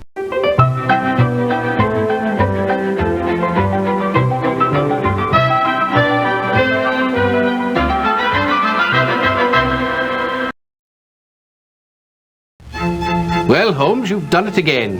Well, I believe we've done it, Watson. Oh, yes. But the twists and turns of this one still puzzle me. Would you mind... Elaborating? Not at all. Nathan Ravel was a simple, hard-working fellow whose one passion became his undoing. Whist? Indeed. Once he began to play with the likes of Moran and Jacquard, his fate, I'm afraid, was sealed. Do you suppose he was cheated? Out of his money and his life. You see, by cheating Ravel at the card table, Moran was able to force him to participate in his scheme to embezzle from Lindsay and Company. And once he had Ravel under his thumb, he enlisted Charles Attard, who was Mrs. Lindsay's lawyer. Through him, he was able to gain access to the firm's confidential records, and thus he had all he needed to execute his embezzlement scheme. I suppose Mr. Ravel's suicide note would suggest he had a change of heart. Precisely, Watson. And on the evening he was to take the embezzled securities to Moran, Ravel wrote that suicide note and left the documents in his room for Patterson to find. So that's how Maud and Twiggs fit in? Yes. Moran sent them to kill Ravel and retrieve the stolen securities. Maud, the gunman, shot Ravel, and he and Twiggs dropped the body into the Thames. But holding £6,000 was too much temptation for Twiggs. He killed Maud, took the securities and the Mauser T11 and went into hiding. So then Attard went looking for Twiggs. And unfortunately for him, he found him. Twiggs killed him with the gun he'd taken from Maud. What made you first suspect that it was Jacquard that finally put an end to Curtis Twiggs? I knew from the moment we discovered the securities, the Mauser and the Lafaux show at Jacquard's home. It all fit together, an all too common tale of dishonesty and betrayal. The only thing that didn't fit was the death of Roland Jacquard. I suppose if he'd been killed for the securities, we wouldn't have found them on his desk, would we? Very observant, Watson. You see, this was a death due not to his criminal intrigues, but to his romantic intrigue with one Letitia Garcia. There was another man who believed she belonged to him. Marco Escobedo? Yes. I've always thought it would be rather risky to become romantically involved with the lady friend of a pugilist. Words to live by, Watson. I shudder to think what happened that night. It is a grisly thought. Because after Jacquard murdered Twiggs and brought Miss Garcia back to his home, and into his bedroom, I might add, they were interrupted by Escobedo. Judging by the clothing strewn about the room, poor Mr. Jacquard must have been in the nude when Escobedo attacked and murdered him. That would explain the skivvies. Or lack thereof. Escobedo must have quickly dressed the body, not showing the same care as the fastidious Jacquard. He then rolled the body up in the bedroom rug and dumped it into the Thames. An ironic resting place, to be sure, since he knew nothing of Jacquard's involvement with the other murders. Positively brilliant, Holmes. Elementary, my dear Watson.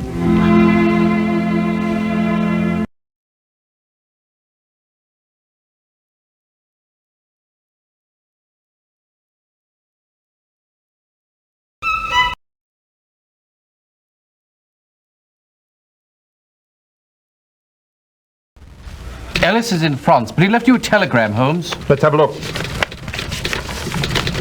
Paris, June 4th, 1890. Arrived Paris, June 1st. Moran on the same train. Yesterday saw Moran and Moriarty with Giraud. Signed Ellis. Oh, I shudder to imagine those three scoundrels keeping company.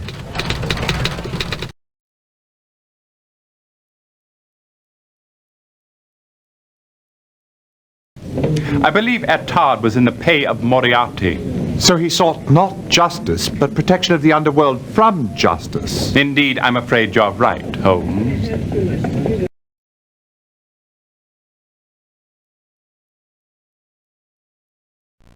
The funny thing about these murders is no one in the underground is talking. Whenever I mention it, they clam up.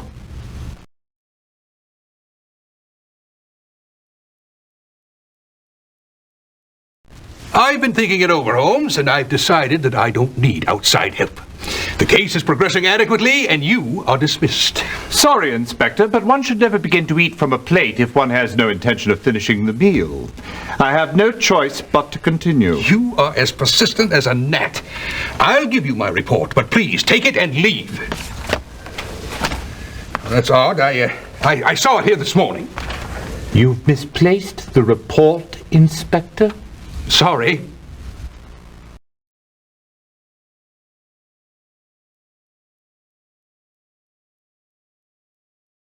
The Thames River is the longest and most important waterway in England. Roman writers referred to it as the Thamesis, and the name, meaning broad river, is probably Celtic in origin. The river has been deepened below London Bridge so that the largest ships can reach the docks of London. Oh, and listen to this, Holmes. If I must. It has been said that it is the most important river in the world because it runs liquid history. At the moment, it is running with the blood of our victims. Let us carry on, shall we, Watson?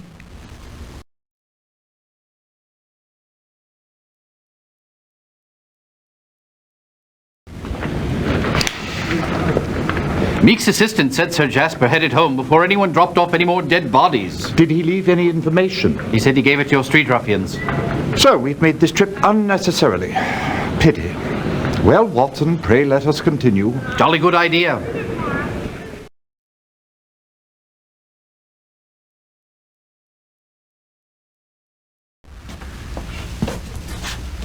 Well, Watson, what did old H.R. have to say? Nothing. Nothing? I'm surprised. He had nothing to say because he isn't in. That is unfortunate.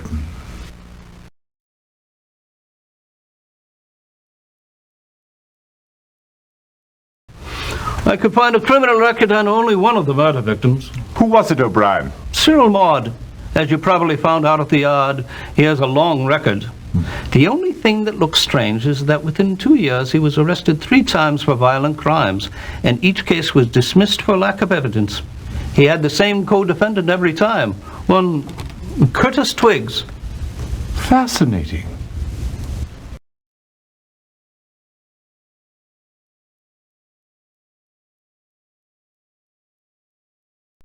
Sugar? No, thank you.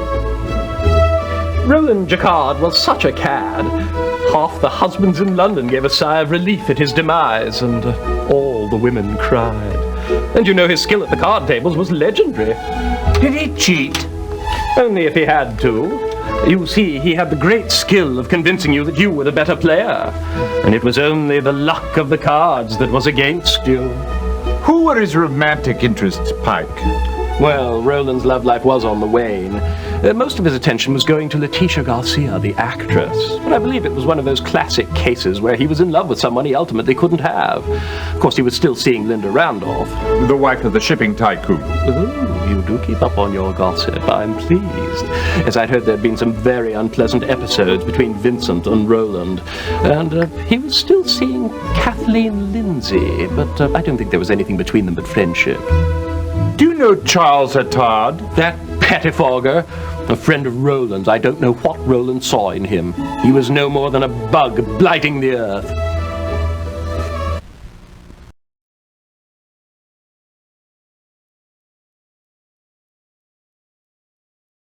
Bumbershoots. I can't believe that all that Clark had for me today was a list of all the murder victims' birthdays. Ridiculous. I mean, whatever is the point of celebrating the birthdays of dead men?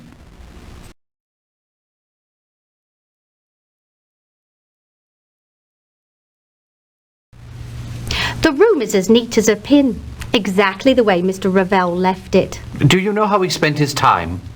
Well, he worked during the days and he spent most of his evenings at some club. He did drop down to my place occasionally for an hand of whist now and again. He loved that game. I still can't believe that he's gone. I don't know what the world is coming to when a man that's as kind and unassuming as Mr. Ravel can't walk the streets without being murdered. It is a sad state of affairs. Oh, that's right. I must remember to get that window fixed. I beg your pardon? Oh, just talking to myself. I noticed that there was a window broken. It must have happened when Mr. Ravel was trying to close it. This creaky old house has the stickiest windows. When was it broken? I haven't the foggiest. I noticed it was broken when I was showing the room to the police the day after the murder. I'd forgotten all about it.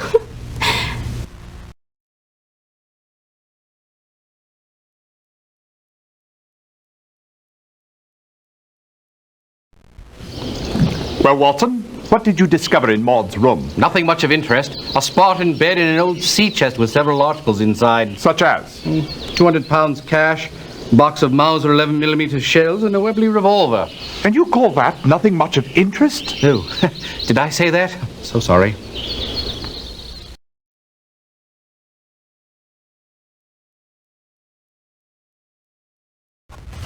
I'm Jeanette Rooker, Charles' sister. I've come to collect this box. You see, about 2 years ago, Charles gave me instructions that upon his death I was to collect it and hold it until it was called for. By whom, Mrs. Rooker?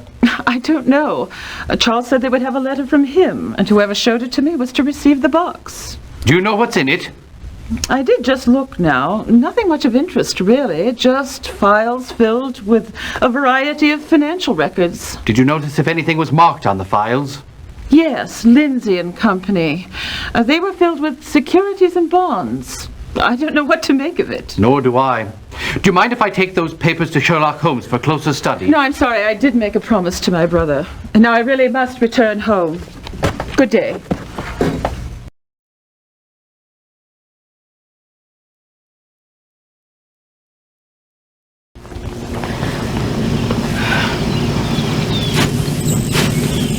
Mrs. Shepherd, I'd like to ask you a few questions about your son Leo's death. How many times do I have to tell you people Leo's not dead? That big baboon-faced Inspector Lestrade scared me after death, he did. Coming here to tell me my son was dead, dragged me down to Bart's to look at this big ugly guy. Made my flesh creep, it did. But my son's at sea. I've been for 4 weeks. Had his wallet stolen before he left, and they found it on the stiff. I don't know why that police inspector refused to believe me, but in my opinion, he was as dense as the dead man. I'm sorry to have bothered you, Mrs. Shepherd. Well, I should hope so.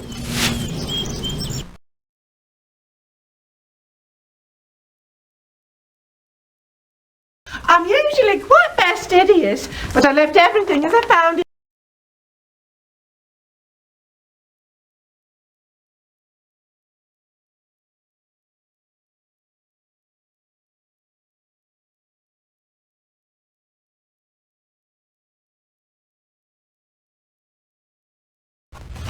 I'm Jeanette Rooker, Charles' sister. I've come to collect this box.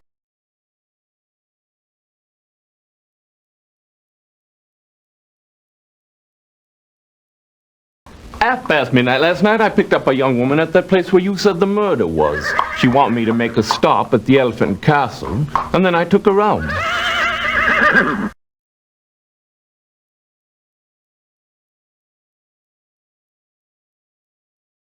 Sorry, but Mr. Chambers left for Africa 3 weeks ago, so he can add to his collection of dead animal heads on his study wall. Appalling, isn't it? Indeed.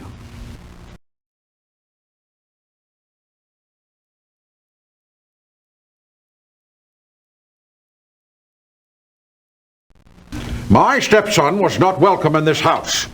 He was a no-good mountebank. No good. Quiet, darling. I'll handle this. He spent all of his time in card rooms and bedrooms. I threw him out of the house 6 years ago and haven't seen him since. The only question I have is why someone hasn't killed him before this. Oh, Astley! I'm afraid you'll have to leave. You're upsetting my wife. Astley, I'm not... Quiet, darling. I'll handle this. I tried to make a man of him, but couldn't. Perhaps if he'd gone grouse hunting with me in Scotland, I could have. You must leave now. Good day. Good day.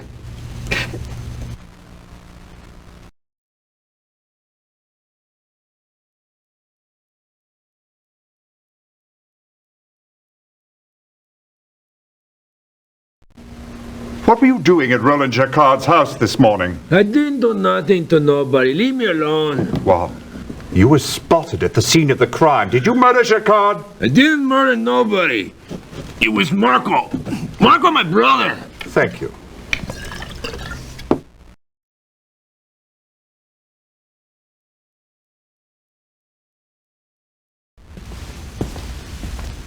Mr. Escobedo, wake up, please. What do you want? Who are you? I'm Dr. Watson. I need to ask you a few questions about Roland Jacquard. I can tell you nothing. I did not even know him. You know who he was? Yes. He was ladies' man.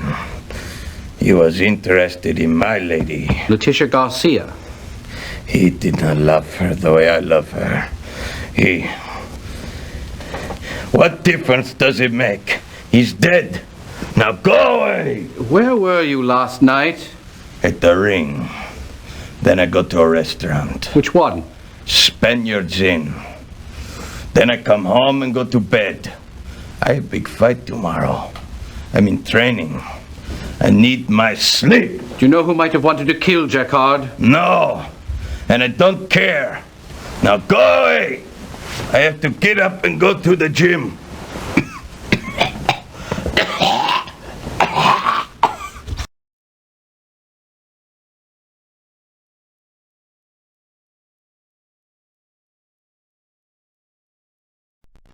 I've just spent a grueling day at the Bank of England and Drummond's trying to determine the extent of the loss Mr. Ravel has caused our firm. How do you suppose he managed it? It was so simple. Once he knew the accounts and their account numbers, it was only a matter of transferring the money into letters of credit, or any account he chose. How did he learn the account numbers? Now, that's the mystery. Neil Patterson and myself are the only ones who have access to that information. Is there no one else? There's Mrs. Lindsay, but all of her dealings with the firm are handled through a solicitor, Charles Abad. Abad? Do you mean a Todd? Oh, yes, that's the chap.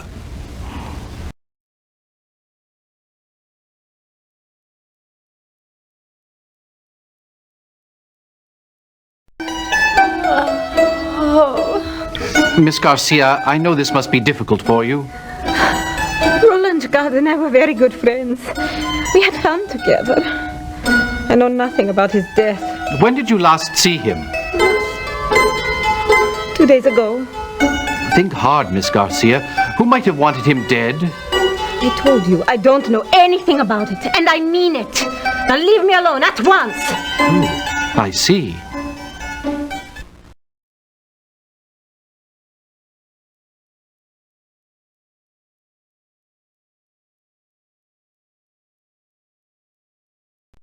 Mr. Jacquard was a good customer, a collector of handguns. He wasn't shot, was he? No. Good. Bad for business to have one's customers die from gunshots. What do you need to know? The purchases he's made from you over the past year. Let me check my sales books. Here we are. On the 7th of March of this year, he had a special order. A 30 caliber La Fourchaux pistol. Nice little French beauty. Before that, he bought an American-made pepper box, and we sent it at his request to, Charles Attard.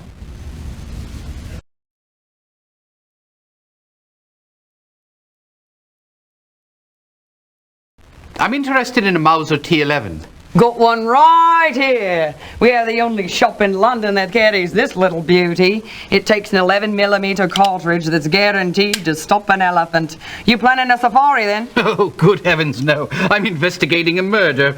Might you tell me how many have been sold? 2.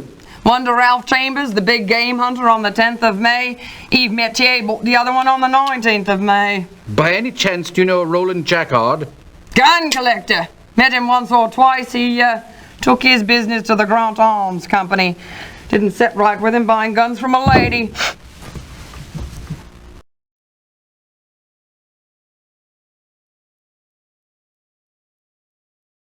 The Mauser T11? No, sir, we don't stock it. Do you know who does? Try M. Richards. You might have some luck there.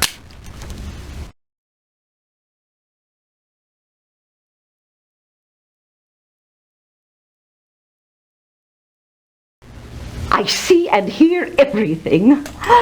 Last night I stayed up late reading Mansfield Park by Jane Austen. I just couldn't put it down.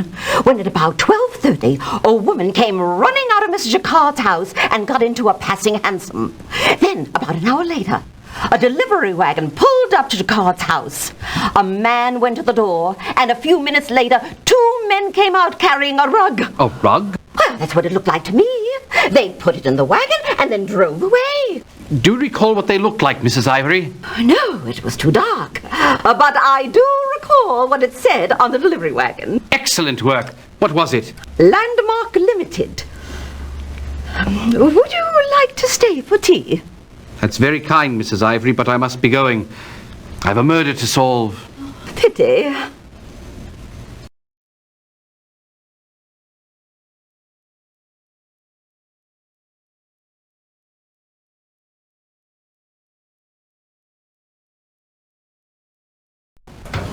I'm interested in one of your delivery wagons. Do you need to move a stiff? No, I'm referring to the fact that one of your wagons was seen last night near Russell Square. Russell Square? Last night? Damn that Escobedo. Escobedo? Juan Escobedo, my worker. I've told him never to take that wagon without telling me. Are you certain it was he? I only have one wagon and one employee. I wondered why there was a rug on the back of it this morning. Now it all makes sense. Do you know where Juan Escobedo is now? He reported in sick. But if you track him down, tell him he's fired.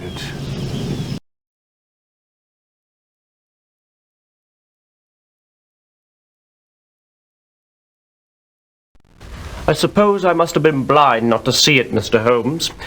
But it appears Mr. Ravel has embezzled over £6,000 of negotiable securities and letters of credit. How did he manage to accomplish that, Mr. Patterson? I don't know. Trust and secrecy are crucial in our firm. No one but my partner and I know our clients' portfolios. Ravel would have had to request each security by number from the right bank. So far, securities have been found missing from 3 banks. Your partner is Mr. Lindsay? No, he died 4 years ago. His wife, Kathleen, owns his shares, but does not actively participate in the business.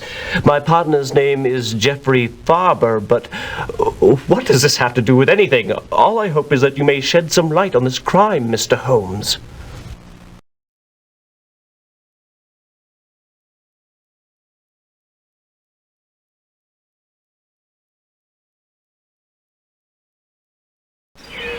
I am Yves Metier. What do you want? We understand you purchased a Mauser T11 from M. Richards. Yes. When I left Paris, all my friends told me to get a gun to protect myself in London. They were so right. On the way home from the gun shop, I was attacked, brutally attacked by this little man in filthy clothing. He took the Mauser and my wallet and left me with a buzz bump on my head. That is all I know.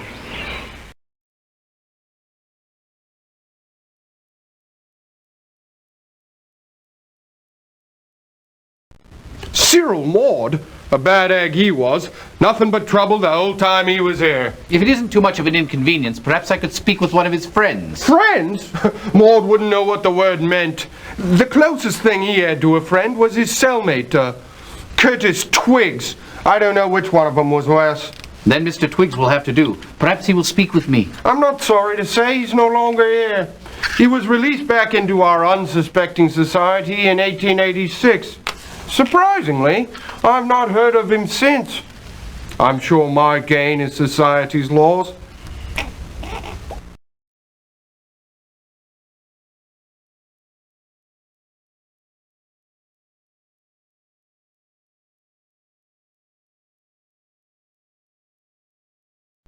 Oh, Letitia mentioned Roland Jacquard a number of times, but I never had the pleasure of meeting him. She is a popular girl. At times, I think she really can't handle it. After all, she is only a child. What is your relationship with Miss Garcia? I am like a father figure, someone she can come to when she needs advice, which is often. What has she told you about Jacquard? That he wanted to marry her, but she is in love with someone else, a man from her home village. She just isn't ready to give up her freedom, I suppose. Who is it that she's in love with, Sir Lester? Marco Escobedo.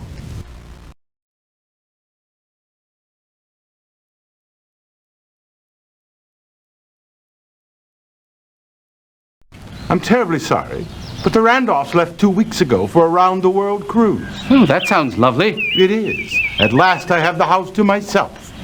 Good day.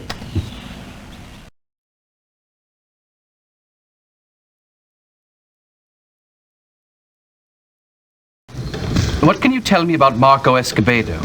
I'll tell you, that worthless bum better put up a good fight. I understand he was here last night working out. You've got to be joking. He only works out in bars and bedrooms. He hasn't seen the inside of a ring for 4 months.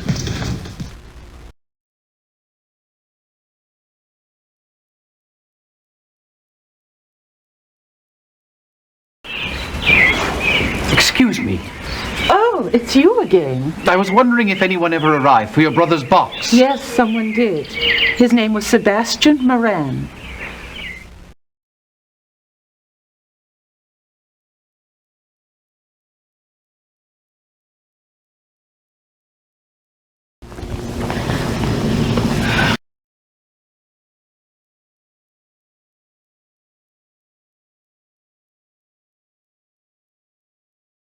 Was Marco Escobedo here for dinner last night? I suppose, if you can call 6 shots of whiskey dinner. Oh, I see. He arrived about 10 o'clock and went straight to the bar and started drinking. Or should I say, continued drinking. He was quite drunk and in a very mean mood. What time did he leave? When we closed at midnight. He didn't even leave a tip.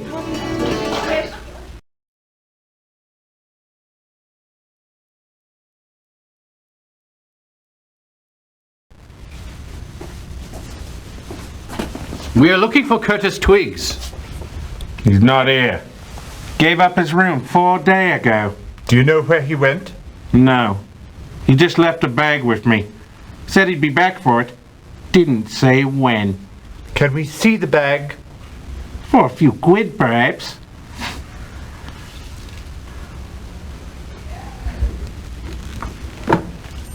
Now don't take nothing. That Twig, he's a bad man. He'd kill me, he would. We won't take anything, we just want to look. What have you discovered, Holmes? 1 gold watch with the initial CA engraved on the back. Several pieces of jewelry, rings.